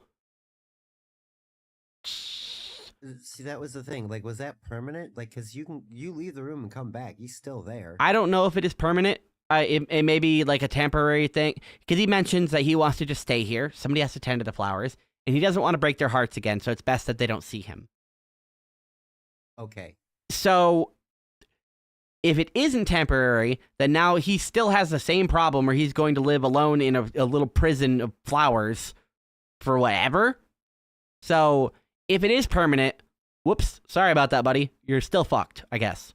I mean, you could just go and apologize to everybody, and aside from Moondyne, I'm pretty sure everybody would kind of forgive you. Yeah, Moondyne is not very forgiving if you are mean. What do the monsters age? Because there are kid monsters, and Asgore's grown up, right? Was he a kid at one point? I don't know. So I'm guessing Azrael, if I had to guess, their body ages up until a certain point, and then their body stops aging, and then they can live for X amount of years. That's what I guess. I don't know. So But like Sans, can Sans die from aging? Because he's already a dead skeleton man. Like I don't. What about Napstablook? Does he have can he expire? He's a ghost. Yes. Now we're getting into weeds. Yeah, none of it matters. None of that matters, but it is good questions. So that's why I'm wondering, is Azrael permanently reconstituted, or is he going to become goop whenever the soul energy fully resides and it's out of battery? Because if it is permanent, sweet. We stole enough of the other human soul energy and all of our friends to give you just enough to reboot your body. I still don't know if you have a soul. I don't. It's not my problem. I'm leaving. So you can leave the underground now, because he won't have any more dialogue from you, no matter how much you want to try. So you leave now, and when you get to the very end, you're given one last final choice, which is to stay with Toriel or to get. I gotta go, bro. And if you decide to leave, you kind of take everybody with you. You take them to the surface. You get a nice like shot of everybody holding hands and being all glummy and shit. And that's kind of where the pacifist run ends. You're given the option to reset and do it again, or you can reload your save and be back into the underground before you left, but you're still in the post game even if you reset or reload. So your only option really is to reset. Yeah, which is funny because it really leaves you with the question of should I? Because if you, the player, go through all of it and get a true pacifist run and leave the underground, breaking the barrier, because Asriel does that with his last mode of hyperdeath. He does break the barrier. Again, another little plot hole I'm just going to ignore for convenience. Why he can break the barrier at the end when he doesn't have 7 souls, and I don't know. I'm guessing all the extra monster souls gave him enough soul juice that he had the correct threshold to break the barrier. So does that mean you can absorb enough monster souls to break the barrier? Is there like an invisible threshold of Again, doesn't matter. Who cares? It's a small plot hole. He breaks the barrier at the very end. He breaks the barrier at the very end, and you all can leave. However, Frisk, which is your character's name, you are Frisk. You are the last fallen human named Frisk. And you still have determination and you still have control of the save, even though you've left the underground, which confirms that it is a cosmic ability and not just an ability of the underground. Because once you leave the underground, you can just close the game and never open it again, and Frisk will go live their life, and all the monsters will live their life, and you never get to see it because, whatever, they're living their own life. Or you can reset and do it again. Well, so the only actual end of the game is to never play it again.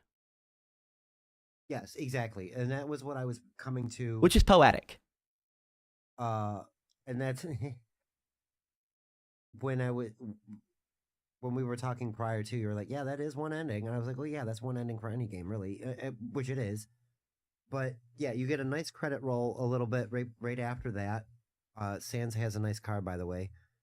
So they are living their life, but you don't get any closure. They just go. There's no... It's a credit roll, and there's just a couple of quick scenes. There's not... And Asgore and Toriel got back together, and eventually Asriel Dreamer came to his senses, and they were all one big happy... It's none of that. It's just what it is. Everybody... An event happened. That's all you know. You know what I mean? There's no nice wrap up. Frisk went back home and had pancakes with Dad, and none of that. You know what I mean? Like, you pick either to stay with Toriel, who says, well, it would have been smarter if you would have just stayed and saved us all the fucking trouble from the get-go. Sorry, that wasn't an option. The game didn't let me do that. Or stay true and be like, no, I thank you for all your hospitality, but I have my own home and family to go back to. And that's it. You just go home and go back to you had an adventure. And for us as the player, yep, it's the real ending is just not. If you don't want to be a genocidal maniac, then that's it. Or if you don't want to do what Flowey was doing and run every iteration to see what things you can make happen and become your own villain of making these poor monsters, because as soon as you hit true reset, you take it away. You take away everyone's happiness, everyone's gain, everyone's arc, everything. So, yeah, I think it's... Whereas most games just end when you end it, this game literally only does end when you end it, because that is the only way it gets closure of any kind, is when you stop opening the game, because then it's the only time where it's in a ended state. Correct. And like I was telling you before, because I didn't do anything and just got straight to the end to see what would happen if I only killed Flowey and Asgore, you literally don't get any closure. Oh, guess what? Undyne's pissed you didn't give her water, and she says she's going to come through the barrier and get you one day. That's it. That's all you get. 2 lines. A call from Sans. He's not even pissed at you. Right. You were able to take... Like, all right, see ya. Yep, basically that. Oh, and it does say everybody went back to their jobs. Everybody's, oh, no. That was the other... Here, spoiler alert, if you're still watching, click away. It turns out that Undyne loses her house and is sleeping on Sans' couch with Papyrus. Like, she moves in. That's hilarious. Papyrus is happy about, but yeah, and I'm almost guessing, because things continue to go on, that Undyne burnt the house down or something, possibly giving Papyrus a cooking lesson. You know what I mean? Like, I or can it's do that on my own. Or it's because Asgore is not doing the thing anymore. She doesn't have a job. Like, who is she going to make money from? Like, oh, you know what? That might have been actually exactly what happened. Because Asgore's gone, Queen Toriel's there. There's no more royal guard needed. Toriel says that humans are allowed to be there and will treat them nicely. Yeah, so she just kind of loses her job. You get and really, it's right for the rest of the monsters to stay underground, except for them to go through the barrier, and hopefully we all live happily ever after. But we don't get that, do we? We don't know if there's going to be another war for monsters and humans. We don't know, because we saw how humans reacted the first time they saw Goat Boy. What's going to happen when they see one of the amalgamates? It's a good question. We are approaching 5 hours for this episode, so I'm going to touch on one last thing, and we're going to just quickly touch on the genocide route, which is the third one. So the route plays pretty much exactly like you'd expect it. You kill everybody, there's not a lot of people, nobody likes you, you're kind of seen as a big evil douchebag, all the way up until the very, very, very end. The last enemy, the last boss, I guess, because you don't really fight after that. The last boss, you beat him. I'm going to leave that for you to go figure out. Once you beat the last boss, you enter the throne room, just like you would in any other run. And before you get there, you have a long conversation with Flowey, who basically tells you that the first human that fell down was Chara, as we mentioned. But even though they were friends and stuff, it was kind of like a rivalry. Neither of them were really... He says it in a way that says, like, if either of us got in the other one's way, neither of us would hesitate to kill each other. And that's why I like you. When he says that, he realizes, oh, shit. I'm in your way, aren't I? Fuck. Okay, so it was, can we abort this? Yeah, I know I told you to kill everybody, but could you, like, not do that? Come on, it's me. Remember, please? Hello? Yes, he actually backs out, like, realizes his plan wasn't so smart, was it? It turns out that everyone, I guess except for Toriel, basically, has confused you with Chara. Everybody thinks you are Chara. Anyone that knows who Chara was thinks you are him for some reason. Because you look basically identical, except for your skin color and your shirt. That's about it. You kind of exactly the same. The entire game, whatever character you named is Chara's name. So everyone that has been referring to my character's name was Chadley, has been referring to Chadley, was talking about the first human, not been talking about Frisk. It's not all the way until the very end of the game where anyone even realizes to ask, hey, who are you? What's your name? Oh, Frisk. Oh, okay, cool. Right. Guess I should have asked that when I met you. Whoops. Even Flowey thinks that you're Chara and is confused that you're not because of how much you act and do exactly everything like Chara would have, which is apparently kill everybody in the underground. I'm personally still confused about this, even though I know the story, because it's told to us that Chara fell there and instead of leaving became like friends and was adopted and had a good life and stuff like that until he was poisoned by his mom. At what point and why did Chara become evil? I don't know. Go do research on it. I'm sure somebody out there has an answer for it. I don't care. So, Flowey gets into fear and gets in your way, and realizes, I'm out of here, and leaves.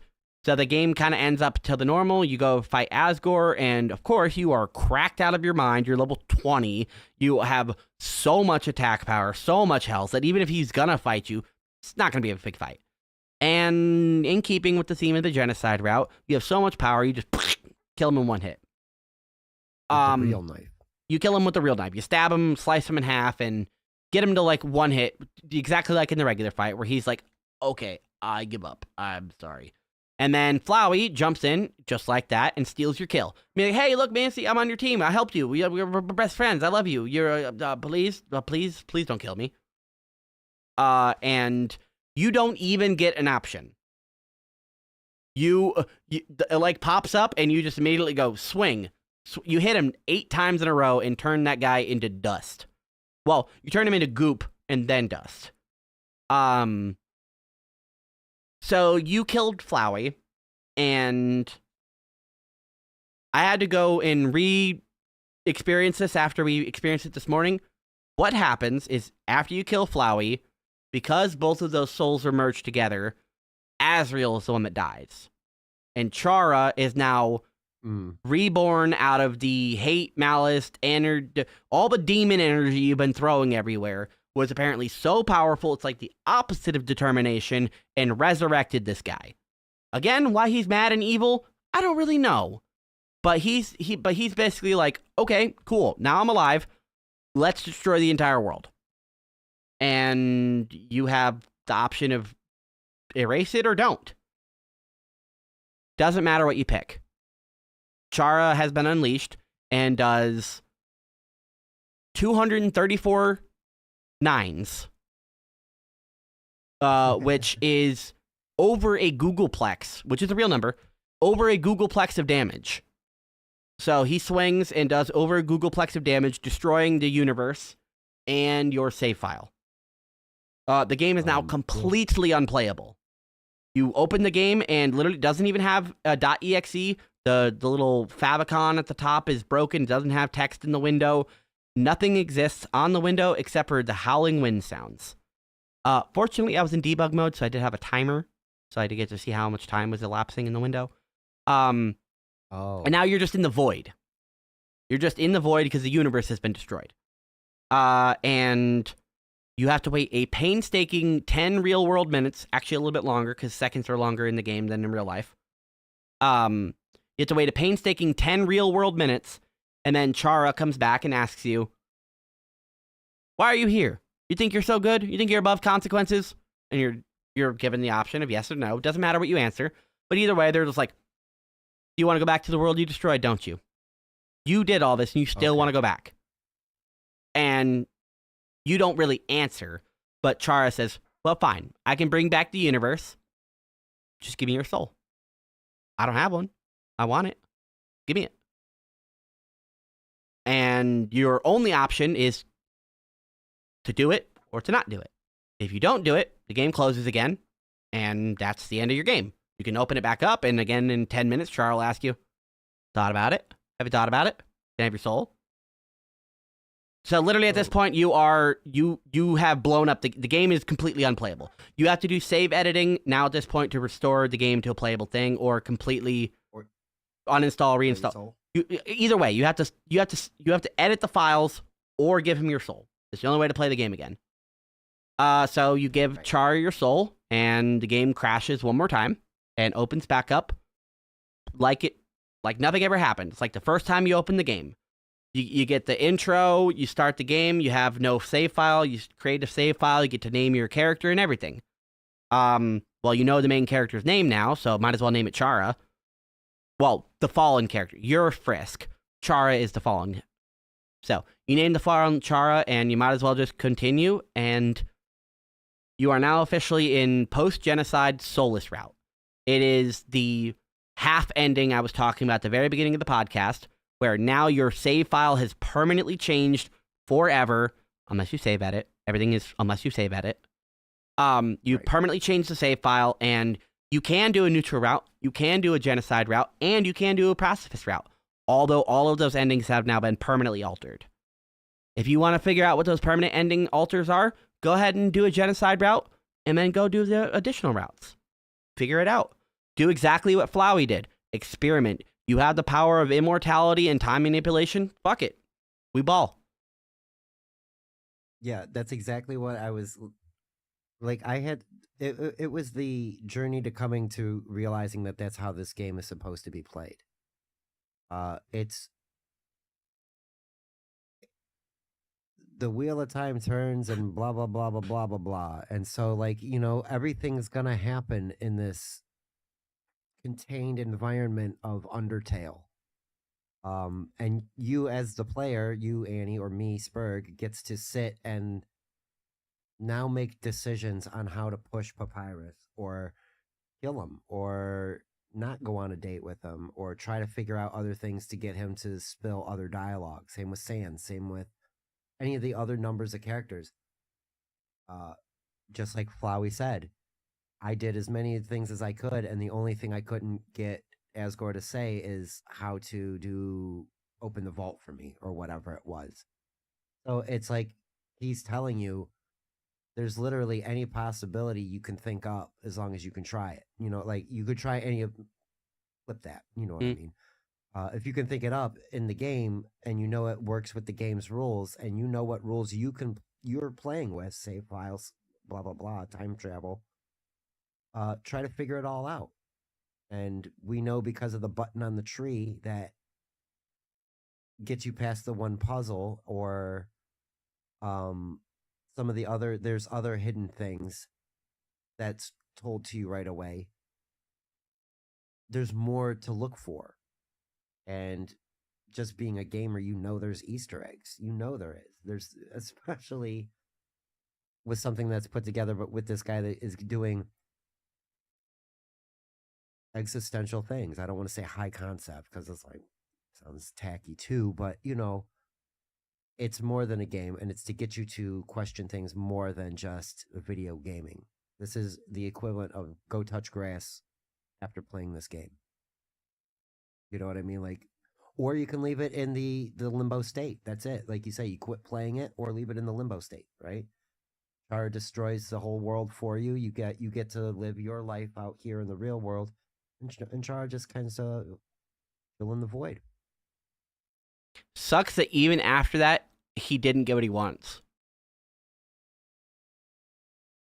He wanted to destroy everything so he didn't exist, and yet he was literally the only thing that still existed. Whoops. Well, half, right? Well, see, that's the thing. Only half. Well, Flowey's dead. Chara is still alive. So you killed Flowey and Azrael. That version is dead. So now it's just the angry, mad soul of a guy who destroyed the universe, who's now just floating in the void, waiting for the one other being who's still alive to walk into the void. That is, you played yourself. You fucked yourself. Yeah. At least when you had the universe, you had stuff to do, even if it sucked. Ooh, now we're gonna get into Eldritch stuff because then it's just like dormant, just floating in the void, waiting for somebody to come wake Chara up and start it all over again. All right, we have officially hit the 5-hour mark, and we are going to wrap up with our final 2 segments, of course. What was your favorite part of Undertale? You coincidentally getting frustrated and having to push through it. It was totally worth it, and I'm glad I got to see the genocide run that you did. Like I was kind of watching you play that today, a little bit more speedrun style. I don't want to go watch videos to get the lore. I mean, I want to play it first and then like come to you for reassurance now. You know what I mean? That's not.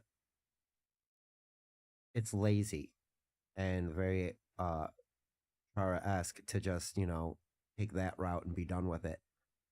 The one thing that really weirds me out is that the genocide route is probably the most interesting. But with all the real world reflection you're supposed to be doing, why am I getting rewarded more for doing the wrong thing? Because sometimes that's how life is, I guess. I don't know. I can tell you that, in fact, that is what I think.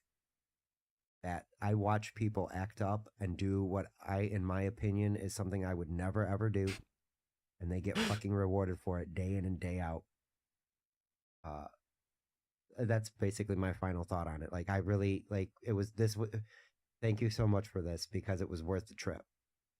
Well, I'm glad you stuck with it, because it's something that I really did fall in love with when it came out, and I fell in love with playing it, because even though there were so many things that I already knew was coming, it didn't change my enjoyment of getting to watch it play out. Like, it is such a great experience. Yep. And what I find fascinating is that my favorite part of the game is something you can completely ignore. You could play the entire game on mute, and it doesn't really change anything. The only thing you really lose out on is kind of like, we've said characters have voices, but that's not necessarily true. They use like a beep tone, and they change it to a different inflection, and then they use that repeatedly beeping as their so-called voice. So when Sans talks, it's and it's tones. Yeah, it's not a voice. They have different sounds for each of them, and there's a couple that, like, it's the play on words. Sans, Comic Sans, and Papyrus is a font also, which was also neat. You can see that in the text box. But the soundtrack too, like I'll say that is my favorite part of Undertale, is the soundtrack. If you have stuck through this 5 hours and we're like, I don't know, the game sounds fun, I don't know if I want to play it though. You talked about everything in the game. What is there really to experience? The soundtrack.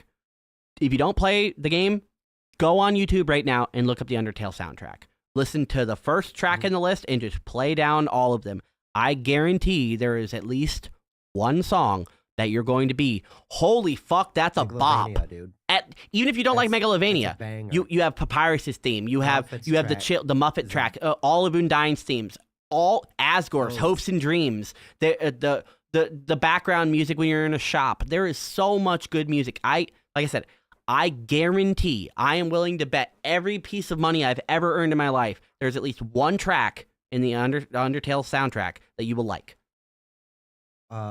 Fun fact, and you're gonna really be shocked by this one. Toby Fox used a lot of AI making that soundtrack. I found that hard to believe. That was 2015. I don't think that was AI back then. No, I know. Wait. I don't think so. No, that's straight up just a shit post I saw somewhere. And of course, everybody's like, no, except for one person who's like, you're a garbage person. No, we didn't. Like, totally, like, gotcha. So that's like, I thought that was a funny thing. And guess what? That's probably my second favorite thing, is the community around Undertale. There's a lot of people that are really in love with this game. There are so many beautiful and passionate fan animations, songs, mini games, mods. There is so much to it, and you could argue all of it can be canon because of the branching alternate timelines and shit that in Undertale. It's so good. Like, if you leave Undertale and you're like, man, I want more of that, it's not officially canon, but go check out, like, Underswap. Underswap is so fucking cool. Glitchtale is amazing. There are so many good fan projects based on Undertale that even if you don't like Undertale, there are so many cool fan projects, there might be one that you like. I will stand by the music, but there's probably still a fan Undertale thing you'll like. Oh yeah, that's a good note to end on too, I think. All right, why don't you give out your plugs and we'll get out of here. At Spurksnake on Twitter and YouTube. I'm pretty chill on social media, so it's not, I don't run an Instagram or anything like that. Come follow me on YouTube for Game Nights on Monday, and follow me on Twitter for this kind of stuff. I posted this out there today and other shows that I hang out on. And that's pretty much it. Just, dude, thank you so much for having me here and keeping this show going. Our boy's been going through some stuff, and so hopefully we can get him back in here too. Absolutely. Look forward to having you back on, Dylan. And thank you everyone for joining. Hit the like button and have a good night.